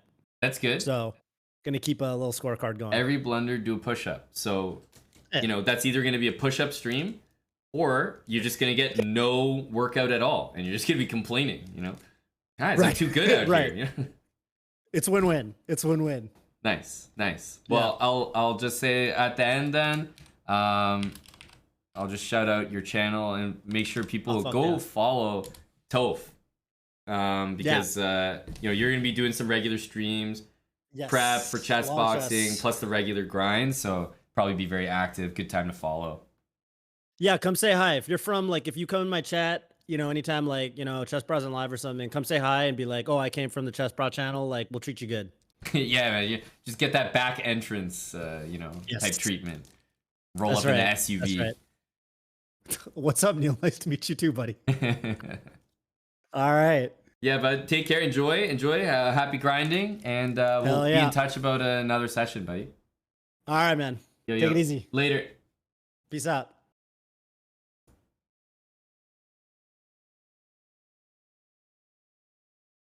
All right. Ooh. And yeah, let me get this out of there.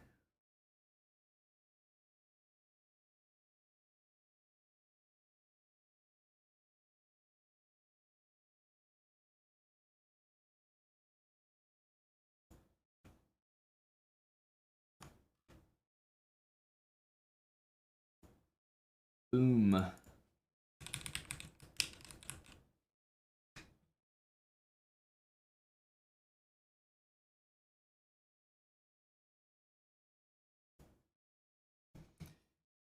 Okay. Yo, what's up, Korean Knife? Doing any boxing? Yeah, definitely, man. The answer can't be no, right? I'm fighting in December, beginning of December. Like, the answer can't be no. Of course. Of course we're doing boxing. Yeah, two-way path. It's a really good one. It's tough to remember, but I think it's gold. Personally, if I may say so myself. You think so, Dr. Lord? You think I would lack commitment like that? Thanks again, Bach, for the raid. He's probably not here anymore, but maybe there are some people still from the raid here. 450. I saw he was doing some, I think he was reading up on the drama. Also, I think I saw him with a Factor. Factor promo? Go Factor. Bandit, thanks for the Prime. Milan, 17 months. Oops Kapoots, 8 months. Slovenian, 28. J Nooms, 96, thanks for the 25 months. Tim in Philly for 34 months with Prime. And again, Super Sci-Fi, thanks for the 8 months. But yeah, Toph's a good guy. If you guys don't know about him, definitely give him a follow. He's obviously a very good chess player. 1800 is no joke. And that's not his, that's not his main thing. Like, he's not like a chess player first. He's a Super Smash Bros. Melee commentator. Pretty well known in the scene. Commentates all the majors. But, yeah, very active chess player. Very good chess player. And he's doing chess boxing as well. So we'll probably be making a bunch more content together, whether it's on stream, sparring, in person, ahead of the fight, all that kind of stuff. So he's a good name, good guy to get familiar with. Thanks, Adrian, for the $5. Taimanov speedrun. The thing is, I always have trouble with speedruns that you can't force. The reason a London system speedrun can work, but it's still annoying, by the way. The reason that it could work is that the London you can do against everything. However, half the games in your speedrun are going to be the black pieces, so even a London speedrun is hard. But then if I do a Sicilian Taimanov speedrun, number one, what do I do when I'm white? Number two, what do I do when they don't play e4, right?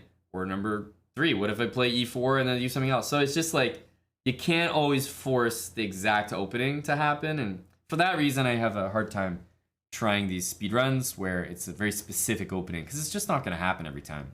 So, I don't know. It's a little trickier. Gonzo Hattori, thanks for the 14 months. A tier 3 resub from Gonzo.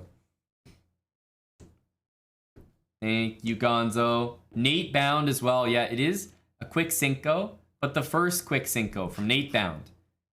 Appreciate the subs, my guy. First 5 gifted in the channel. Thank you, Nate. That's really kind of you. TC the Dream, 31 months. Big resub. Thank you, TC.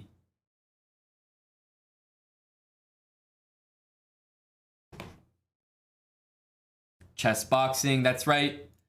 Change the title here. Toph just signed off.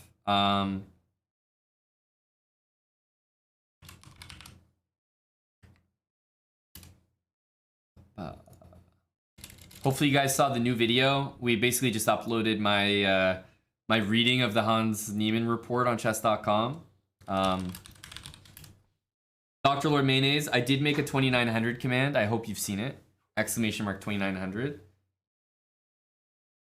So it's there. It's in writing.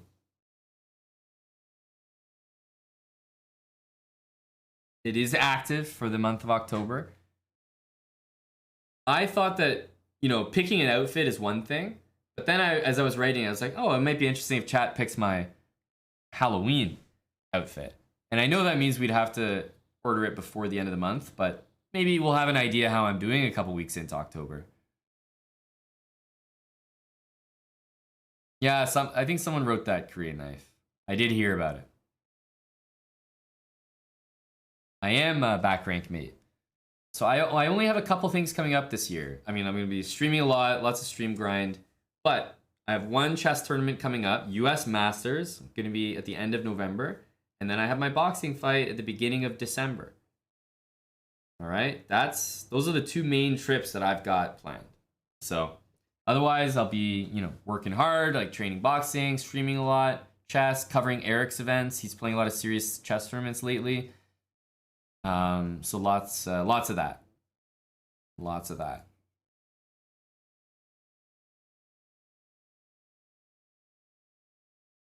That's the commentary team you're looking for, Dr. Lord Mayo? Is that it? Really? That will do it for you?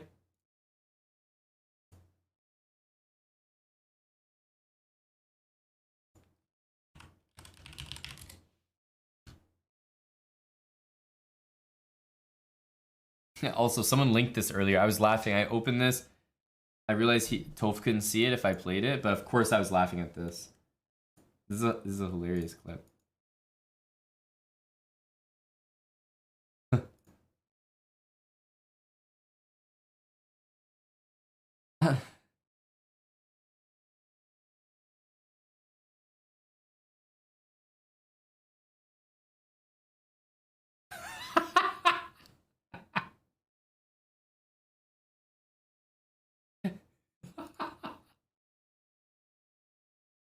Go Omizi.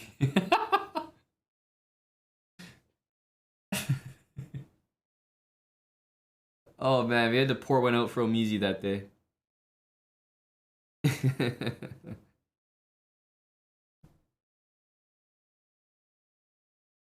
Exactly, Wild Hacks. I got introduced the people to what could be the walkout lad.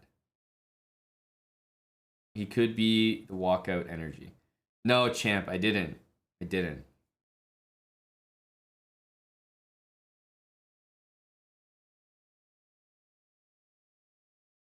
What is this?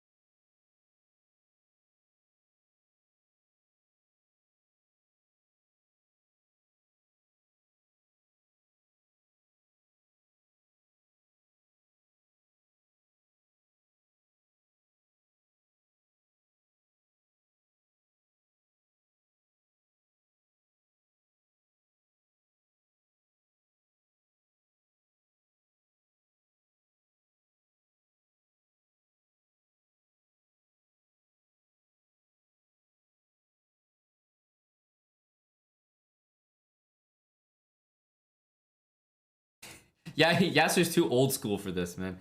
Yasser's like, sit the fuck down and tell us about your game. Yasser didn't have time for these jokes, these memes, this internet stuff. Yaz is like, boy, sit down and talk about your game.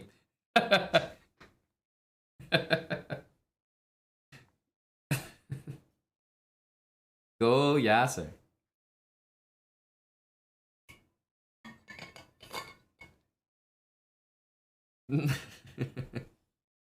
Yeah, we need higher rated people in the studio to entice him to go through the analysis. But anyway, yeah, that's Buddy Hans.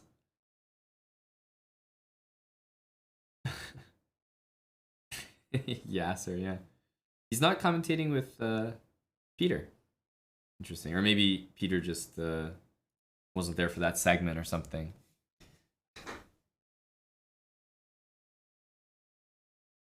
Exactly, Billy Badass. Exactly.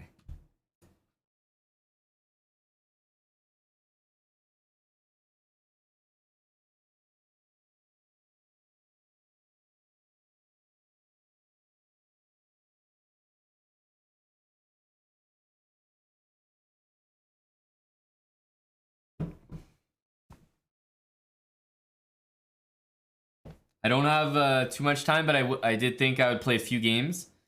We're 2766. Just a few blitz games here and there. See where I'm at. Haven't played any chess today.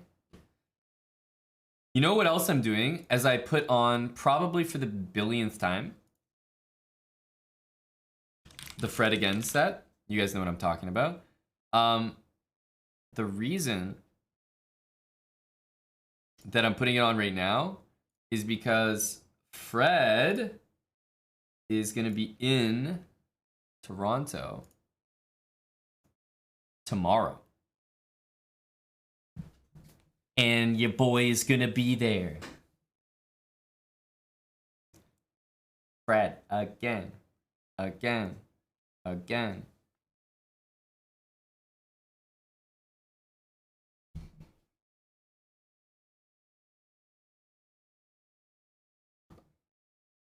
Let's go. Go, Fred. Go, Fred. Let's get a few blitz games here. I wish this rating would go up, man. Jeez. Oh no, buddy Goblin. I'll still make it. I'll still make it, buddy. Somehow, some way. I mean, I don't know that for a fact, but boy, I'll be planning on it.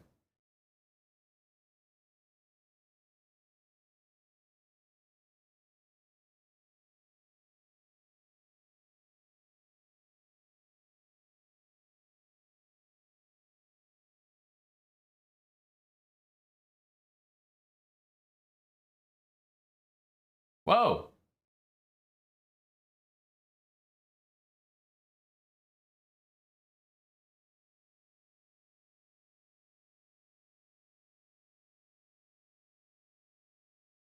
Let's try this.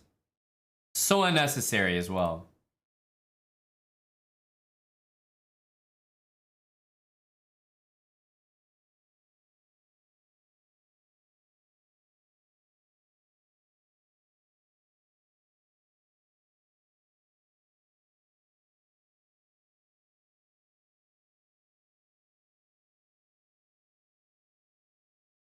Knight takes.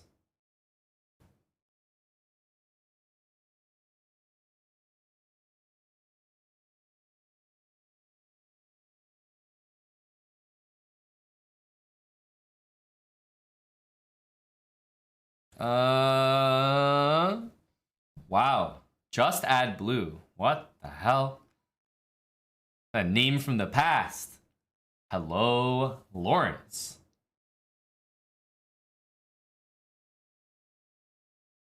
Let's take this way.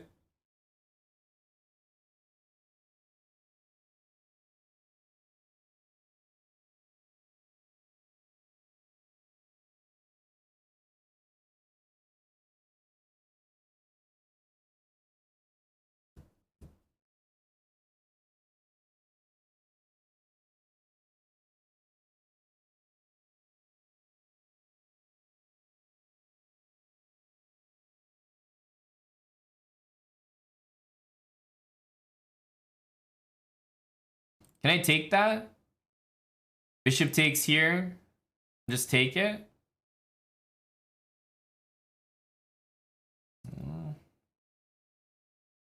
Huh.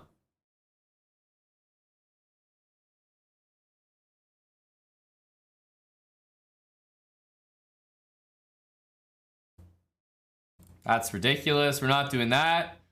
35 months, just that blue. Thank you, pal.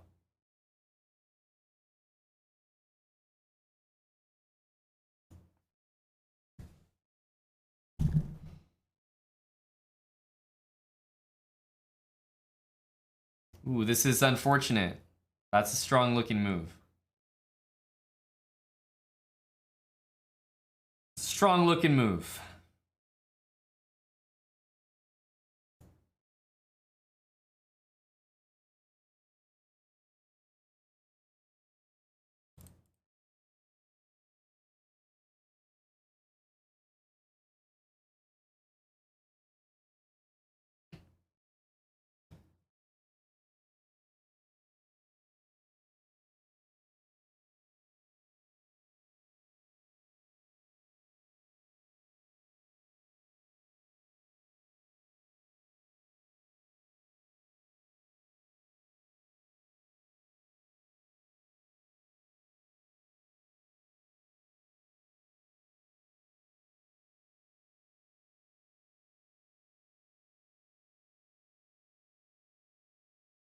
Oh, I'm just hanging it.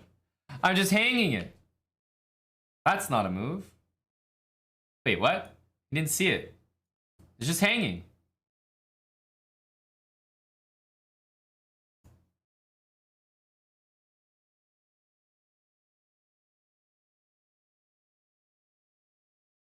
Not like I'm helped very much by that, though, sadly.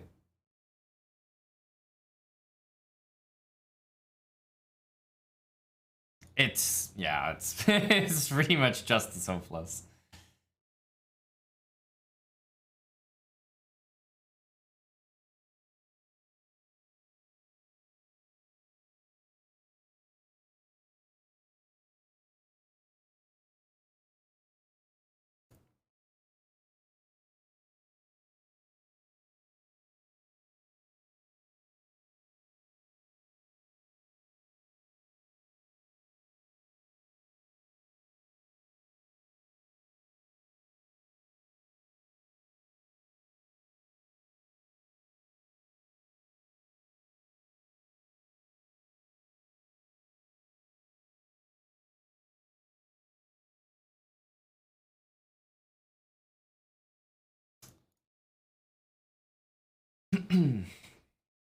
Don't think we were ever gonna survive that unless we pre-move every move. That should have been so bad. It's almost worse that it lasted that long. That's me thinking, getting hopeful. I'd rather just take my KO because that game looked hopeless halfway through. I started to lose the plot, lose the thread a little bit. What? G4? Literally what?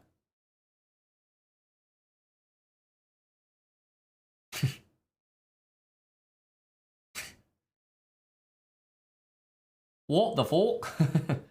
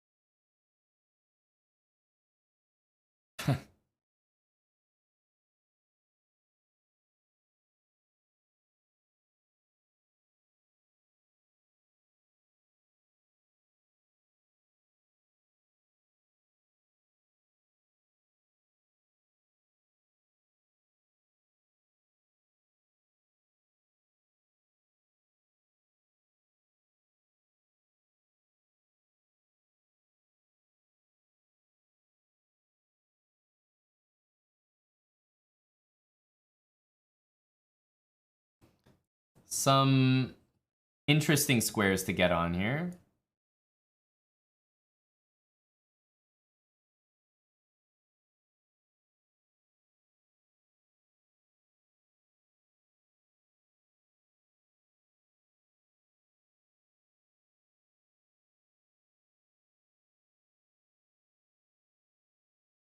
I think this should be good.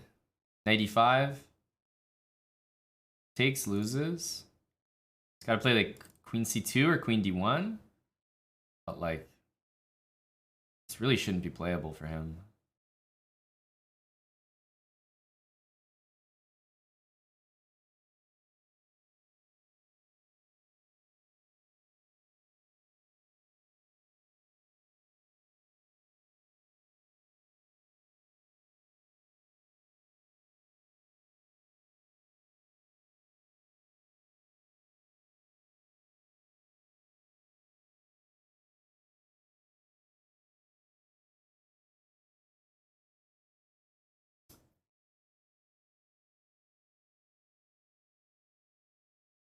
Tough to play.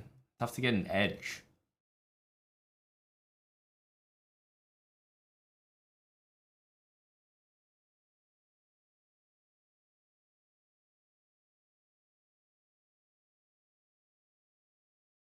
Like, I'm up a pawn, but I mean, it's not that good. It's not like amazing.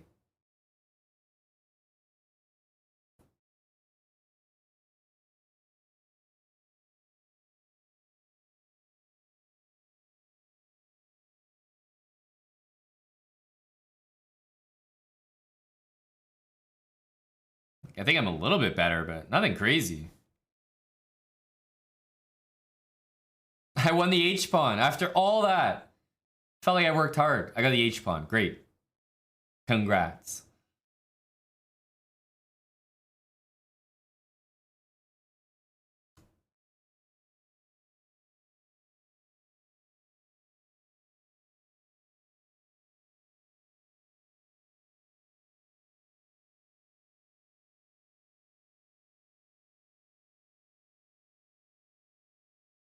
Originally, this is not what I wanted to do, but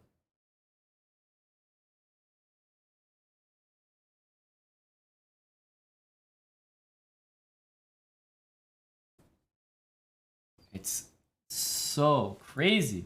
Move c5. Like, what? How?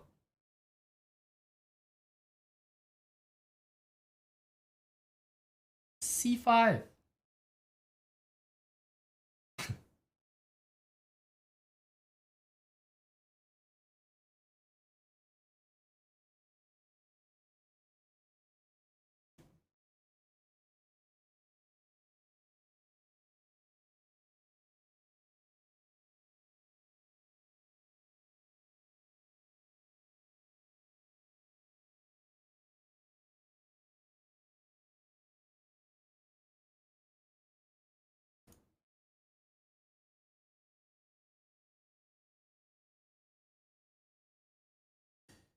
Getting flagged ruthlessly here.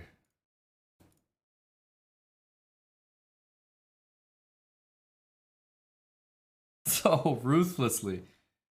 Dude, these games are not it. What's up, Blue Chip? Thanks for the 2 months. I am getting flagged so badly.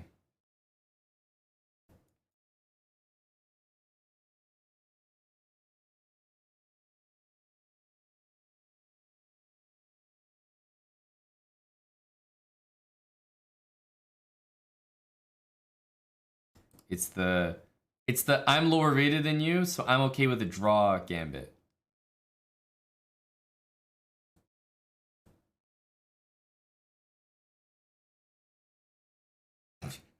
A classic.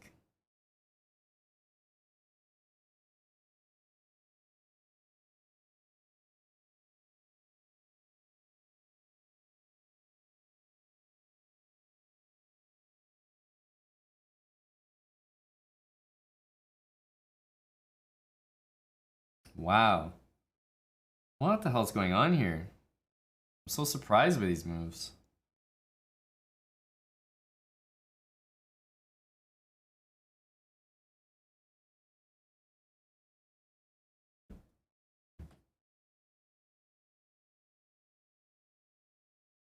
I'm missing something. I'm missing the memo here somewhere.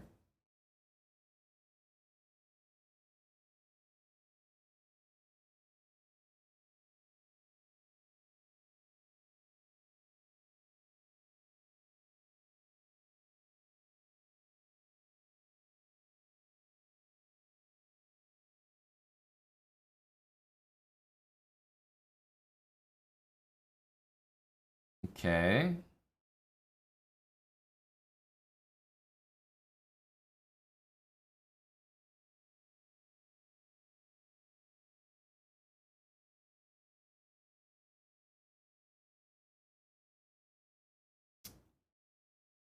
What am I doing here?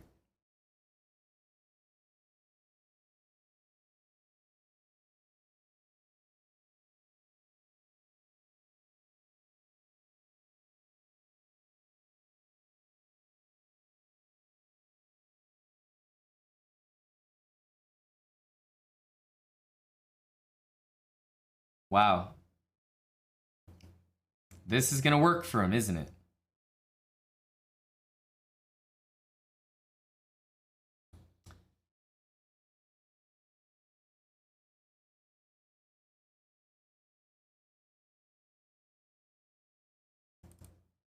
Missing a lot of moves. A lot of moves. Just crazy. Yeah.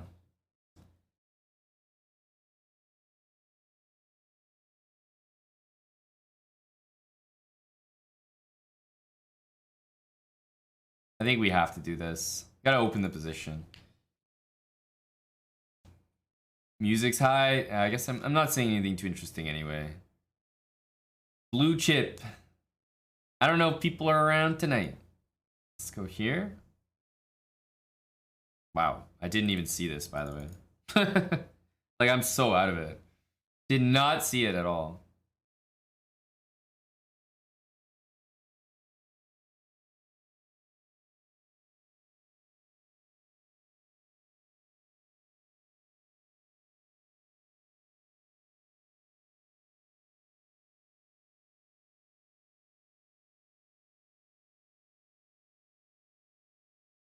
I mean, I'm playing pretty brain dead here.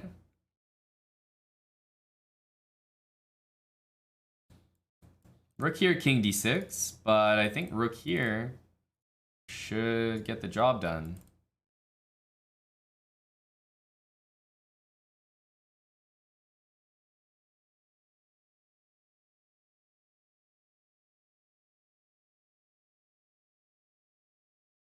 He's gonna move his rook, yeah.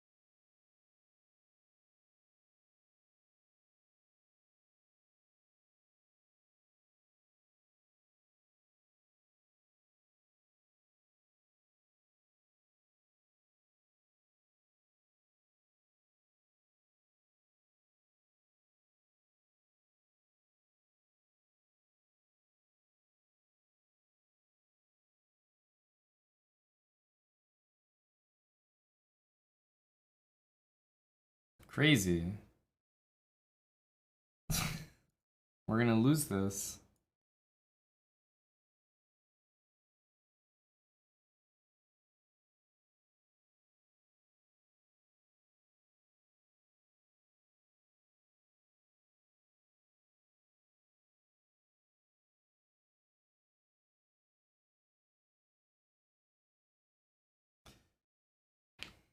Got lucky. Total luck. Dude, I can't beat this guy. I'm too slow or something. Like I'm getting flagged every game, but I'm also getting beaten on the board because I'm so slow. I have to make these decisions. Dude, I'm getting destroyed right now. This is a 2640. 2640. Not acceptable.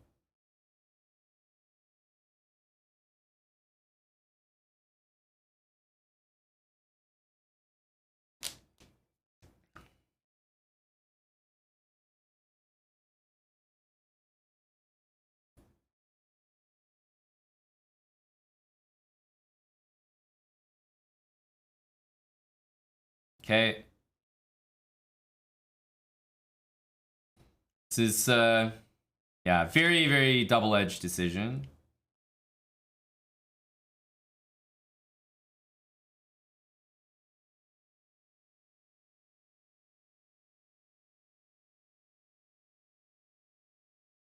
I thought I could take that, by the way.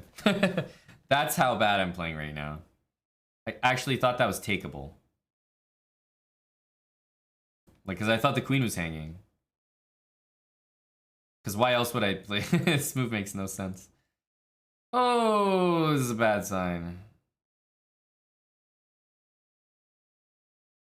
Now I can't play this. Like, but the pawns are walking up the board because I encouraged them. I thought this move wasn't possible.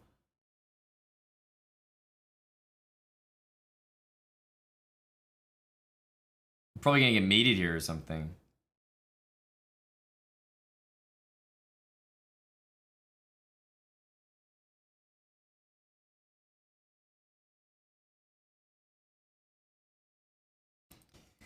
Queen here, c3. Can I do that? Maybe. Queen here. Queen takes here. Knight there. Queen d3. Well, it's the best I got. Oh, okay. Must have done something that's not too bad.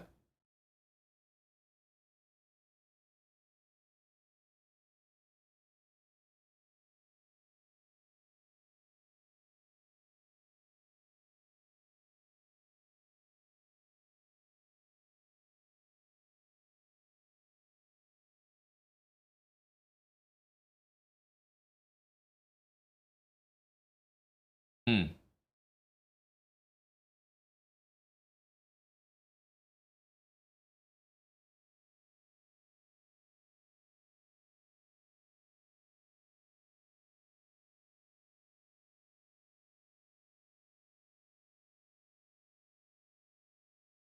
Okay, but getting this bishop, I mean, king should be in real trouble here. I believe.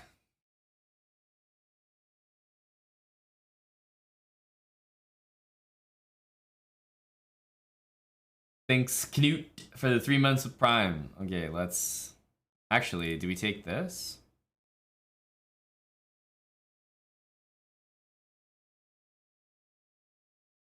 No. Take this way.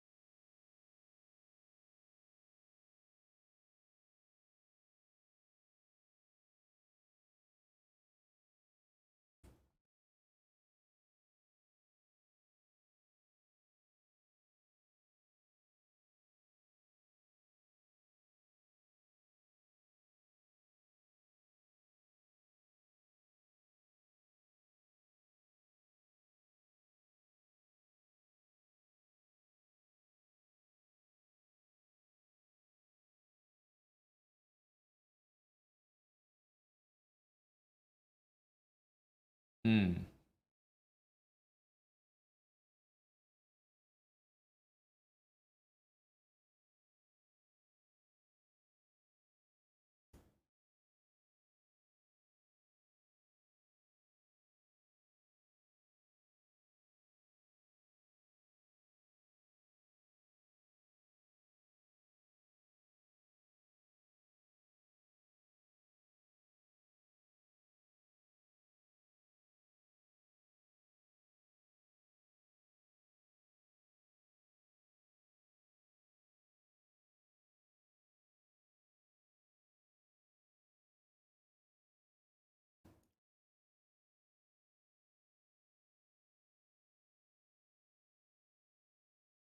All right. Cycling Box, thanks for the 100 bits. Long Eggs, 9 months with Prime.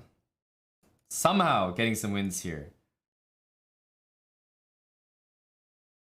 The music is banging. The chess is not. Catching up, though.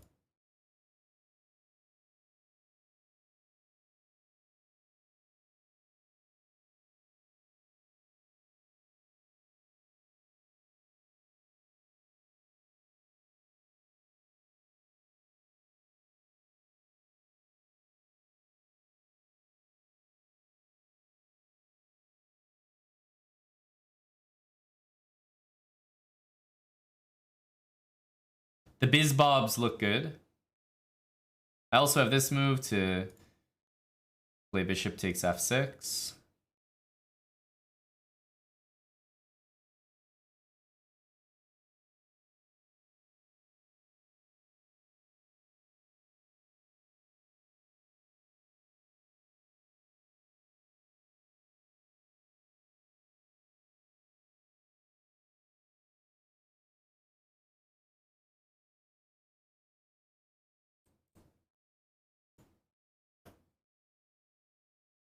Hey, Dingmas, it's going well. I've been enjoying it. We can take this, but obviously that's not... It's not really that great.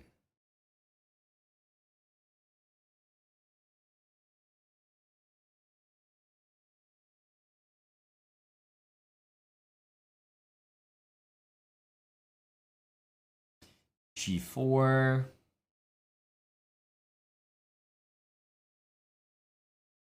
G4.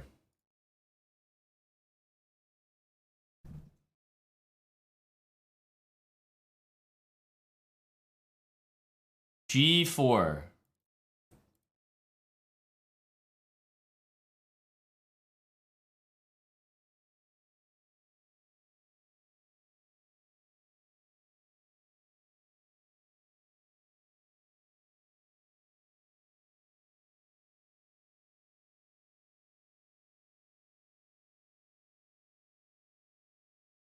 Am I going here?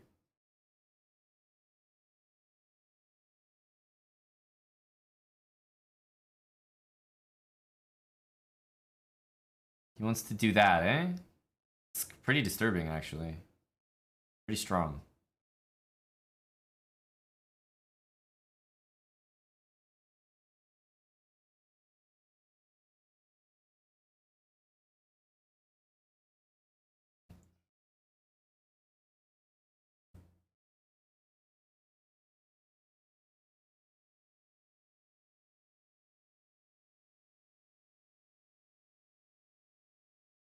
I don't know if we can do this. This is...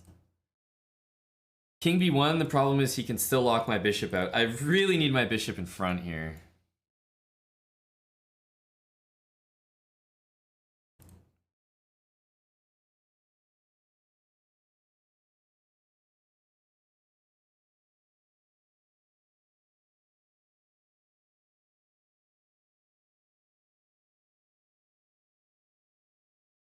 Wow.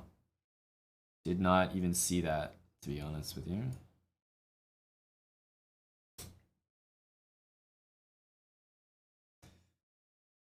We don't have anything once the knight gets in.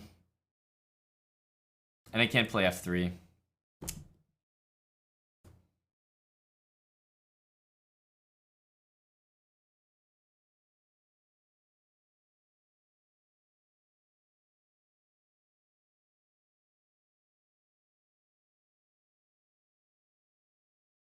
Okay, let's boot that knight out, that's for sure.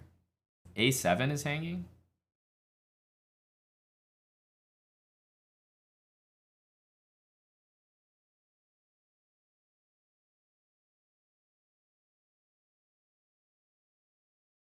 He'll probably go queen e7.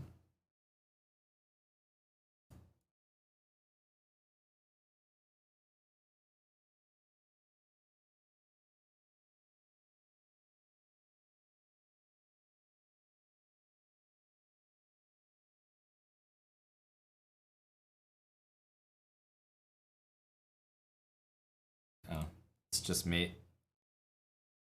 It's just mate. Oof. Oh, I have a bishop, eh? Oh, it feels like it's mate though.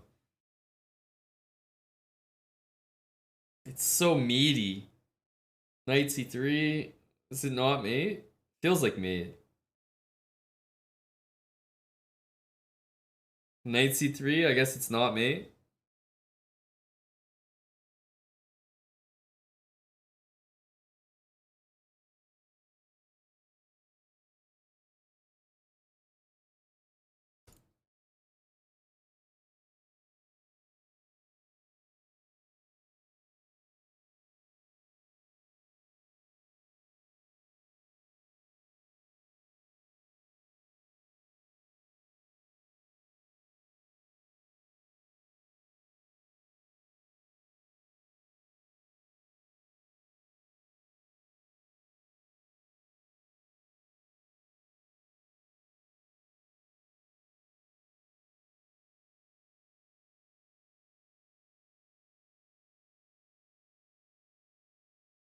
Wow. I swear I'm getting lucky. I'm not playing well right now.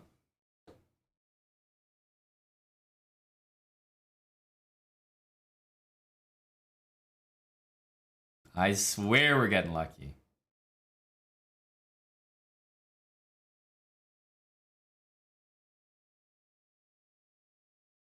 That Thomas, thanks for the 13 months with Prime. Appreciate it from you.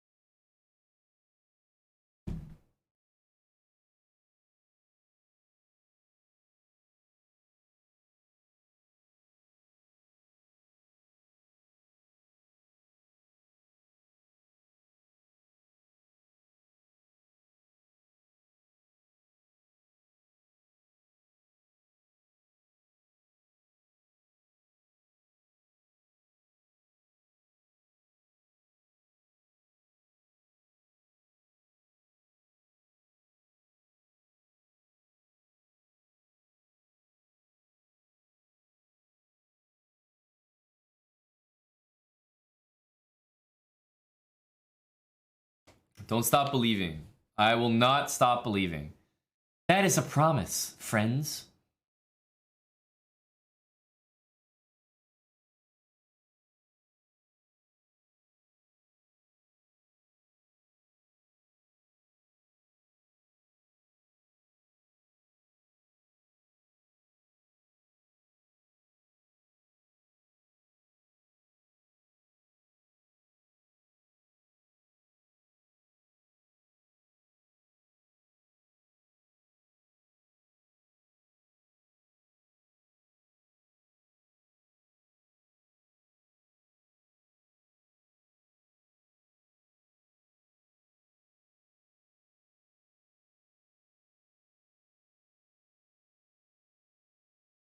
This bishop is now defended, so e5 is a threat, but I think we play this now.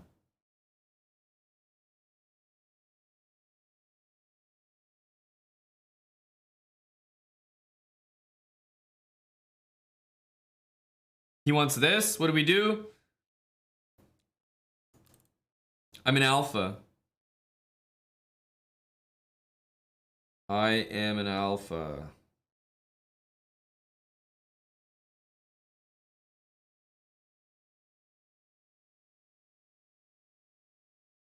Hmm.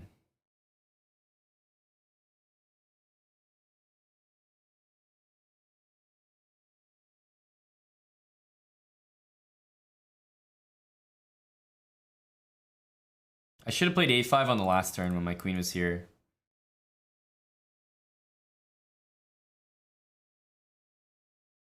Because now if I play, I mean, he can move the knight.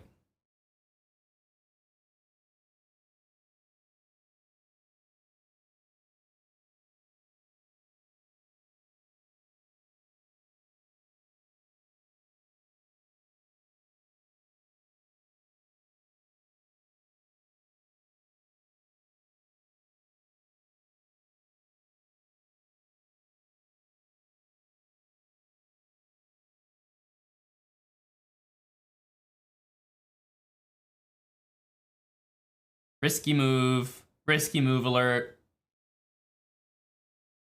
Knight here I can take with a knight.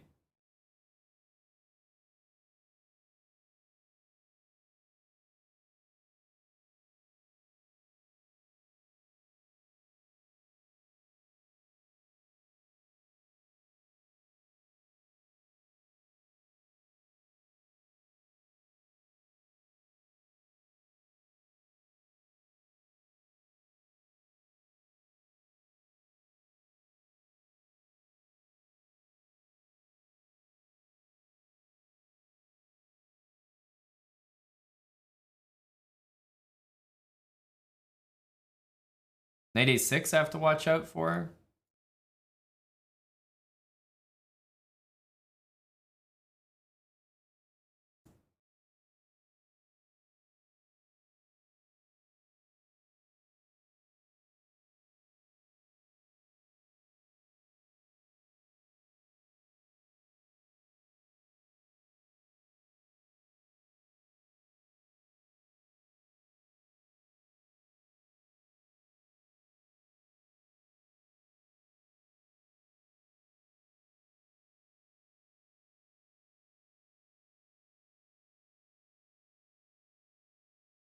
Let's mate. Let's mate. Oh, it's not mate.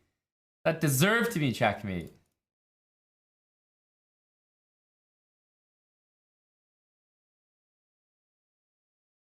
Oh, I get to do my thing I just told Toph, but he's gonna flag easily. I don't get to demonstrate it.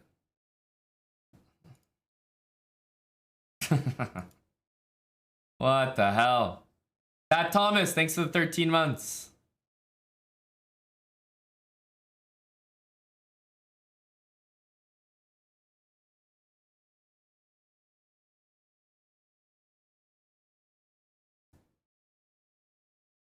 Thank you, Thomas.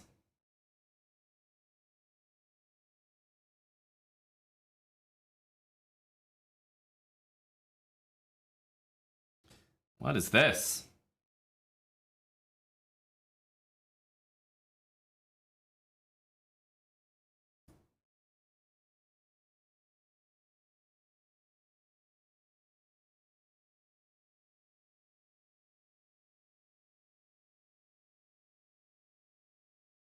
Knight d6 isn't an idea here. It's like, well, unbelievable, but it's a move. Should give me a good position.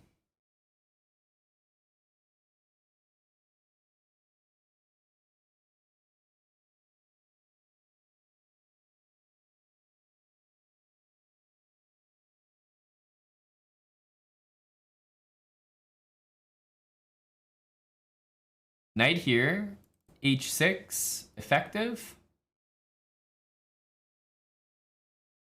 No, because then we just come back here.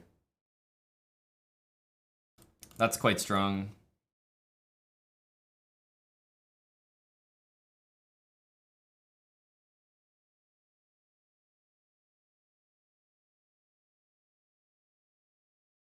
Bishop f4.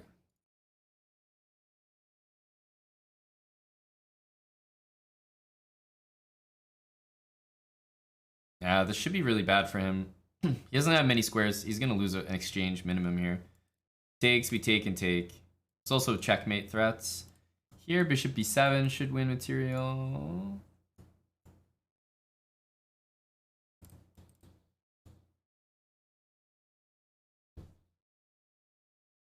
Here, here, takes here.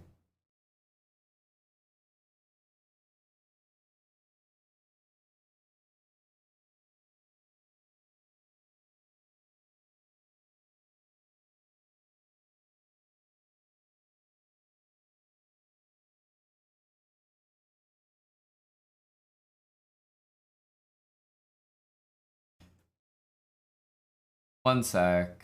I just don't want to lose this bishop. Like,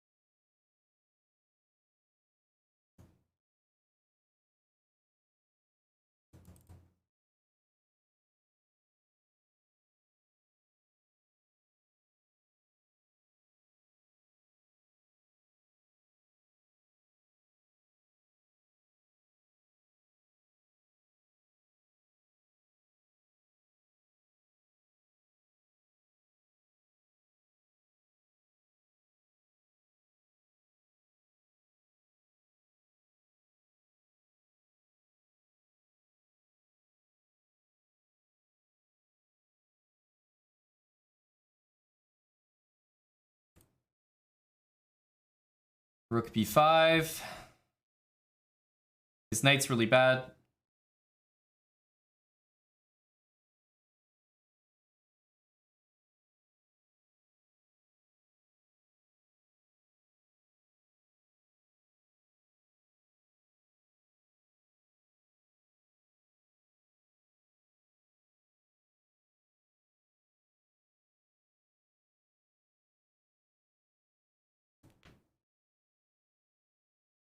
That should be the end of the game. Darren94, thanks for the 9 months. Trump 2024. There's a big username. Thanks for the prime.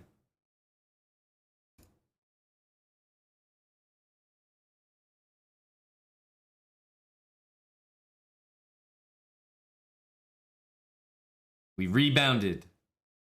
We rebounded. B5's not the theory here, but yeah, we can make it work.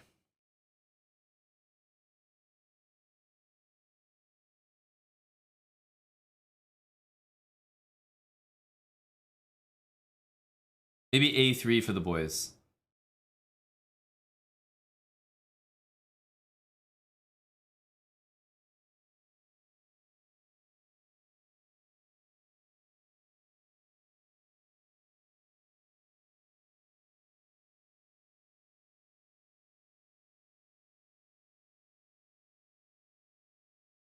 Uh-huh.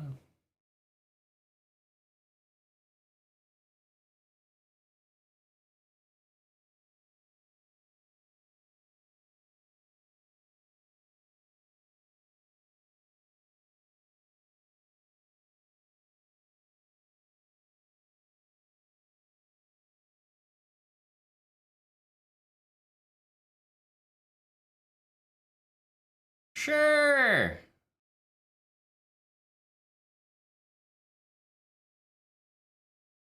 Bishop e4. Bishop d3 forced. Takes. Pawn takes forced. It's got to be an improvement for me. Sure.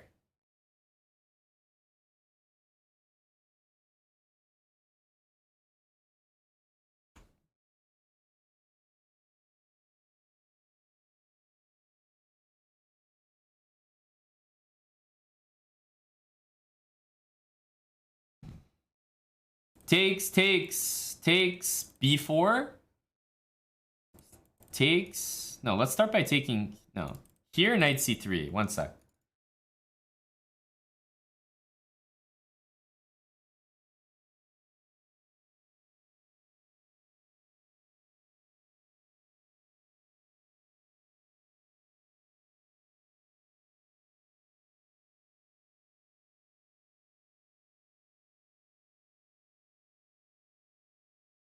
d5, knight takes d6 to try to hold this.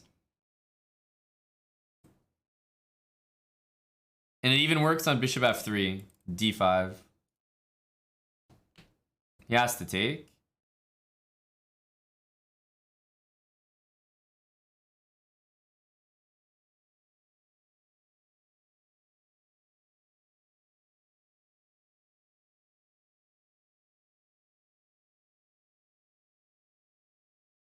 I'm just going to say I don't trust you taking that pawn. I'm just going to go out and say it. I don't think it works. Take it if you want. I don't think it works. I'm calling your bluff. Pal. I'm calling your bluff.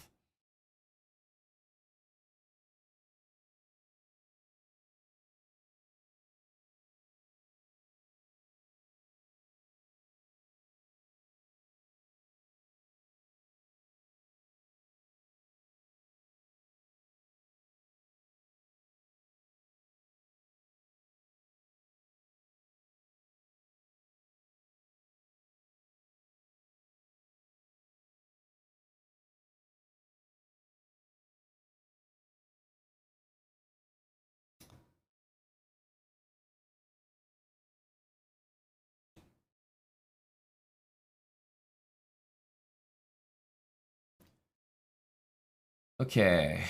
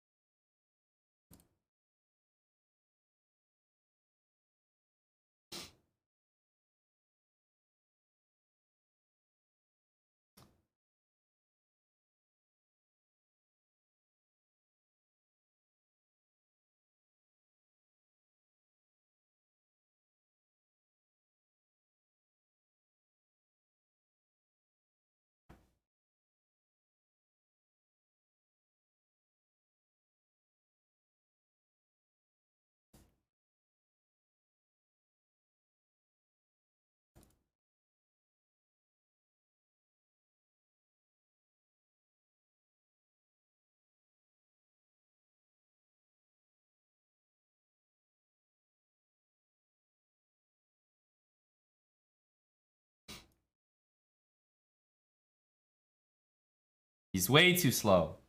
He's way too slow. The knight is tricky.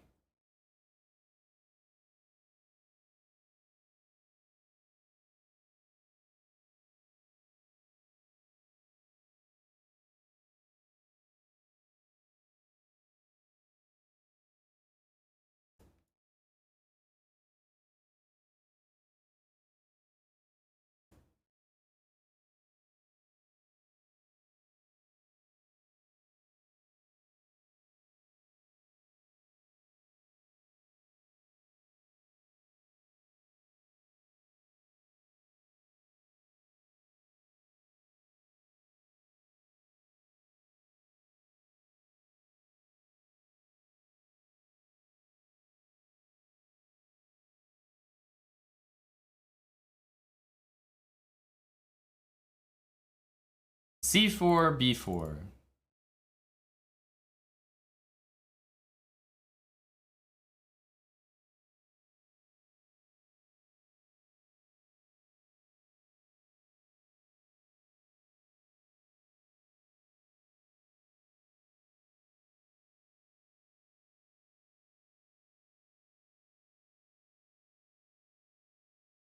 Knight C7, bishop takes E7 maybe. So yeah, I think he's gonna attack. Let's go back here.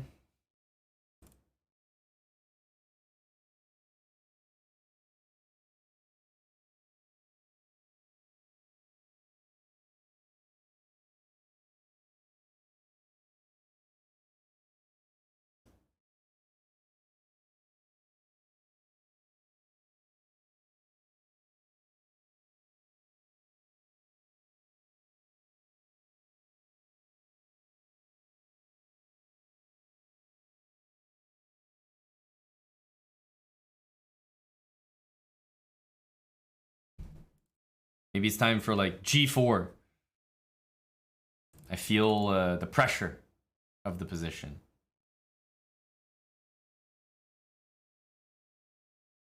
I feel the pressure of the position. You know what I mean? I can't... It's nothing that I can do here.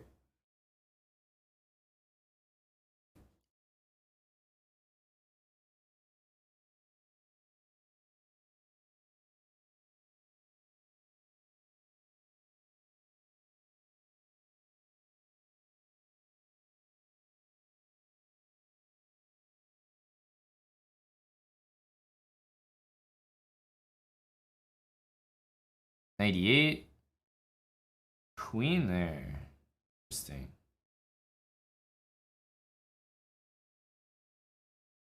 Yeah. Maybe that's just good.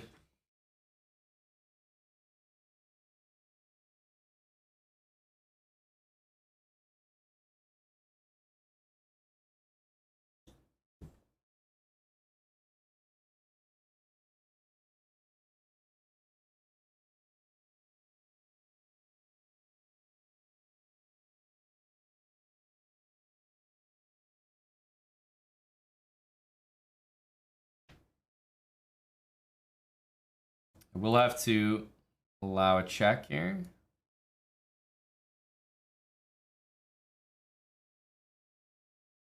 That's an annoying move. Oh wait, I have this.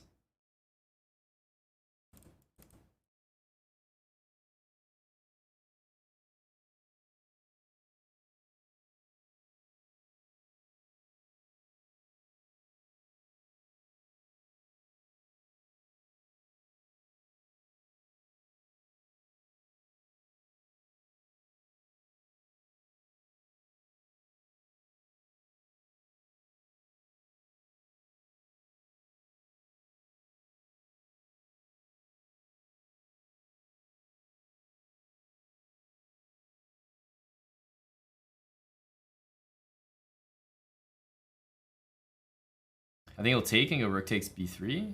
Wow.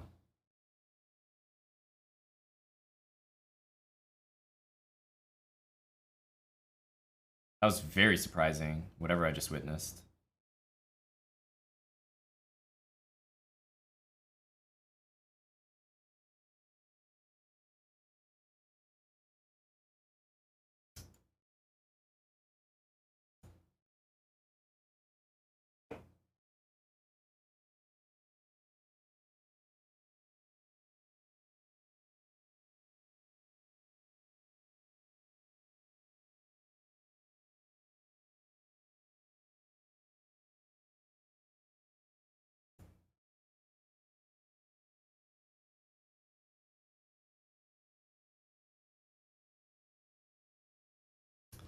Damn it.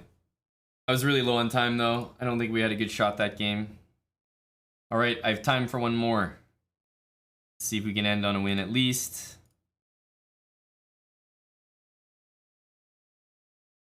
Man.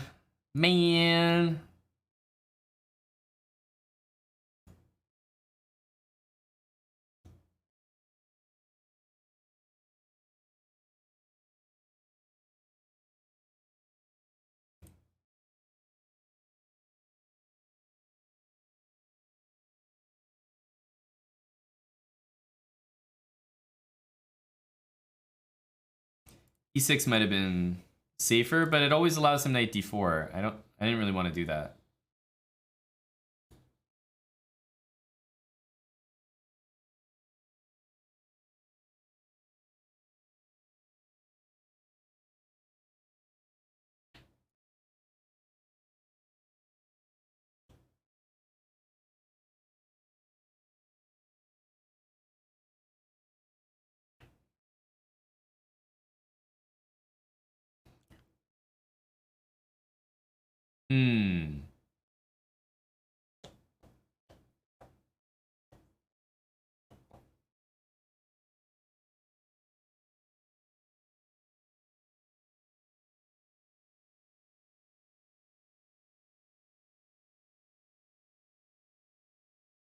He's still got a lot of play here. I'm gonna bring this bishop back.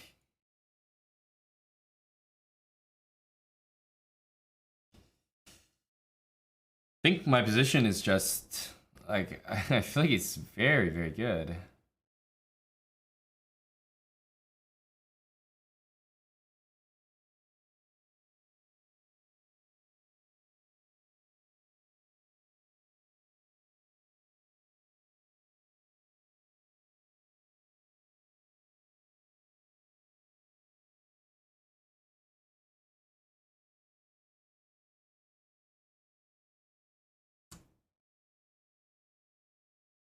Good looking position. Can't complain. F6 if 95. King c7.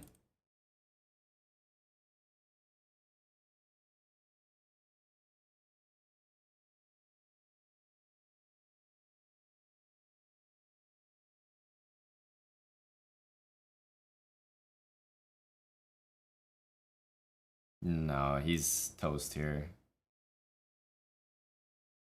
Just gotta play some garbage like this, but no, there's no hope here, my guy. Literally attacking every single weakness. I mean, this is depressing.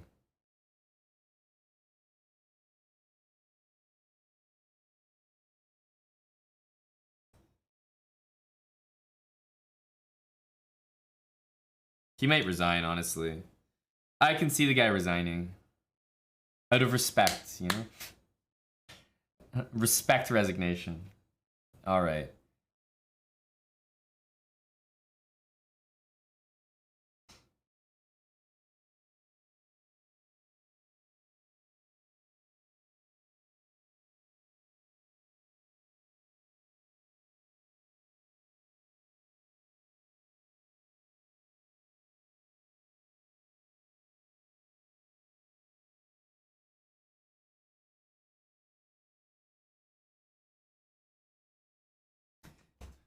Okay. Zankicks, thanks for 10 months of Prime. SOB 20 months. And we also got a raid from the St. Louis Chess Club. Look at that. Did coverage just end? Commentary just end?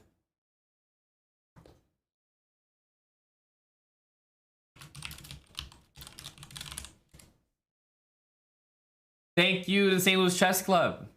All right, who can give me the lowdown? I saw Yasser, but I didn't see him with Peter. It's a different team, eh? Yasser, I saw Kirilla there. And then I think Anastasia. I think I saw it, Gory. We watched it earlier.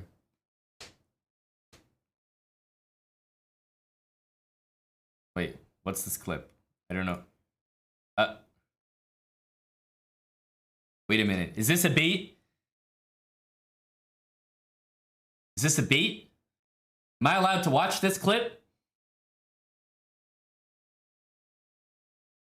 This was provided by the St. Louis Chess Club. Okay. Okay. It's legit. It's legit. What do we got here?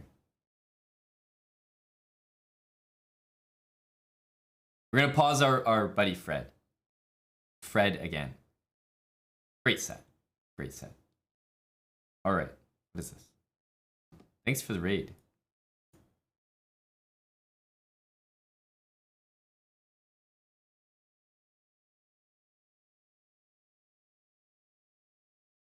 Oh, interesting.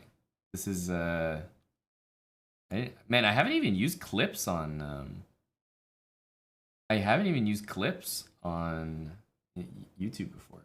Anyhow.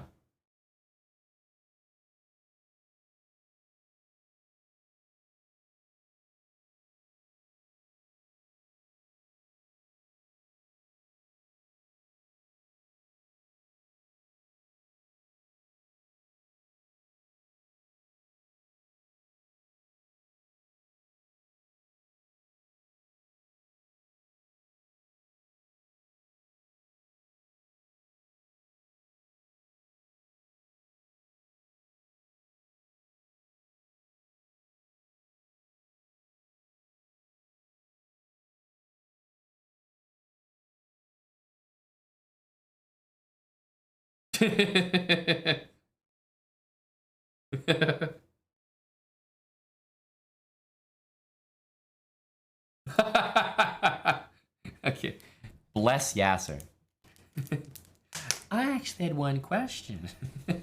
Nope. Sorry, brah. And we know you had more than one. I actually had one question. If Hans maybe has 45 minutes to listen. Unfortunate. The guy was in and the guy was out.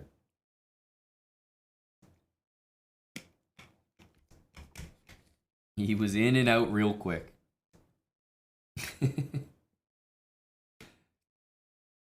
Yeah, poor Yas, man. Poor Yas. He got rejected. Left hanging in the studio. You never like to see that.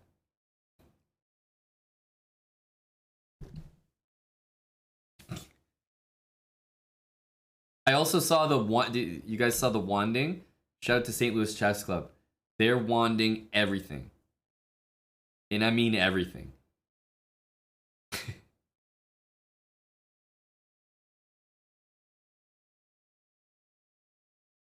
Can't have any beads situation.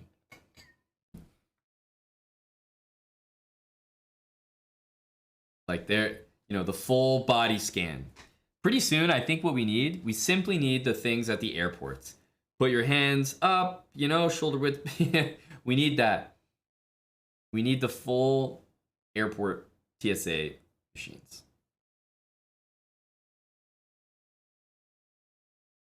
They're looking for the beads.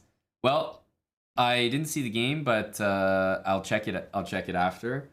But Hans says it was a good game. Chess speaks for itself, so I'll have to look. But anyway, Hans playing the tournament is. I mean, the tournament's going for like 2 weeks, right? Sorry, 2.5 weeks. Almost. It's like a very long event, so. Very long event. It should be very, very entertaining. It is just past 8 p.m. Eastern Time. I regret to inform our good people that I've got to go. However, I was told there's a full interview up. Is this not going back down? Oh, this one's short. This one's short. We can watch this, no? I feel like we're allowed to do it. Is this it? Because I wonder how it started.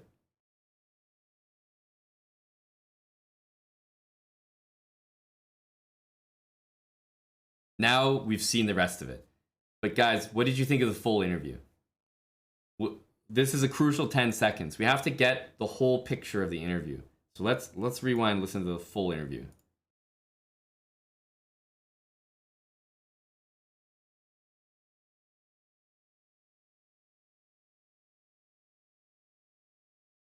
Exciting stuff. Exciting stuff. Yeah. Okay. We got the full interview. Yeah, we got that 10 seconds. I tell you, without that, the whole thing just wouldn't make any. I look at the whole interview differently now. I do. That makes more sense. That's the context that the people needed. Yeah, I wonder. Maybe St. Louis knows the answer, but do winners contracted to interviews, or is it just if you can get them? Because if Hans dominates the tournament, there's gonna be lots of Hans interviews, and maybe they'll last longer than a minute. You never know.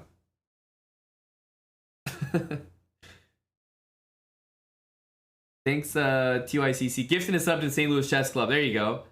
Eronsko, thanks for the 9 months. Just That Blue, thanks for the gifted sub as well. Required Ransom, gifting a sub. Clauberino with a brand new one. And Pastor.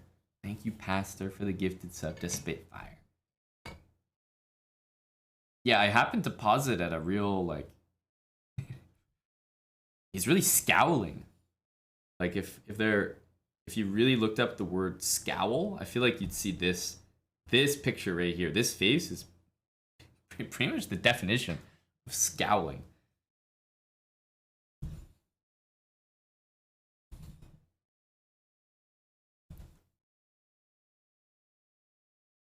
Yeah, not much of an interview.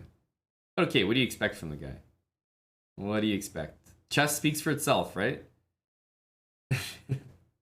He's honestly, cheating aside, scandal aside, allegations aside, Hans has found a way to avoid giving interviews.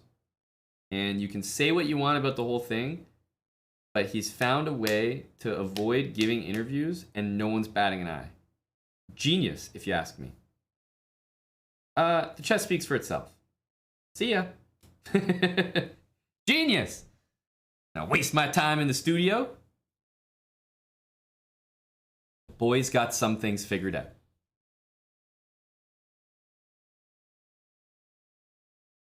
Anyhow, it'll be an exciting tournament to follow. I do have to go. All right, I am out for now. I really appreciate the raid, St. Louis Chess Club. This is I'm definitely going to be keeping up, following the story. Chess.com just released their full Hans Niemann report. I did go over that, and I don't know, like, I mean, it's pretty serious stuff, but I also took a few comedic jabs at it, as I like to do.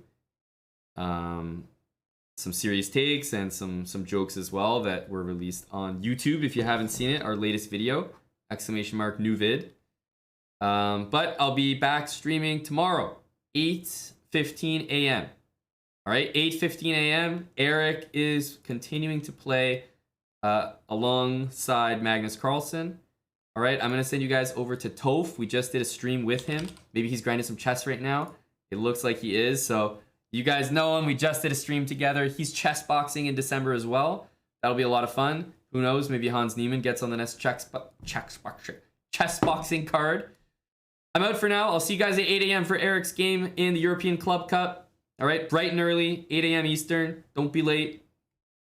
I've been here so far on time, so see if we can keep that up. But I'll send you guys over to Toph. Say hi to him. Thanks so much, St. Louis. We're going to send you guys to Toph BBQ, Super Smash Bros. Melee commentator, and a chess boxer as well. You'll be seeing more of him in some of my blogs, content, and behind the scenes stuff. So go say hi, and I will see you guys tomorrow.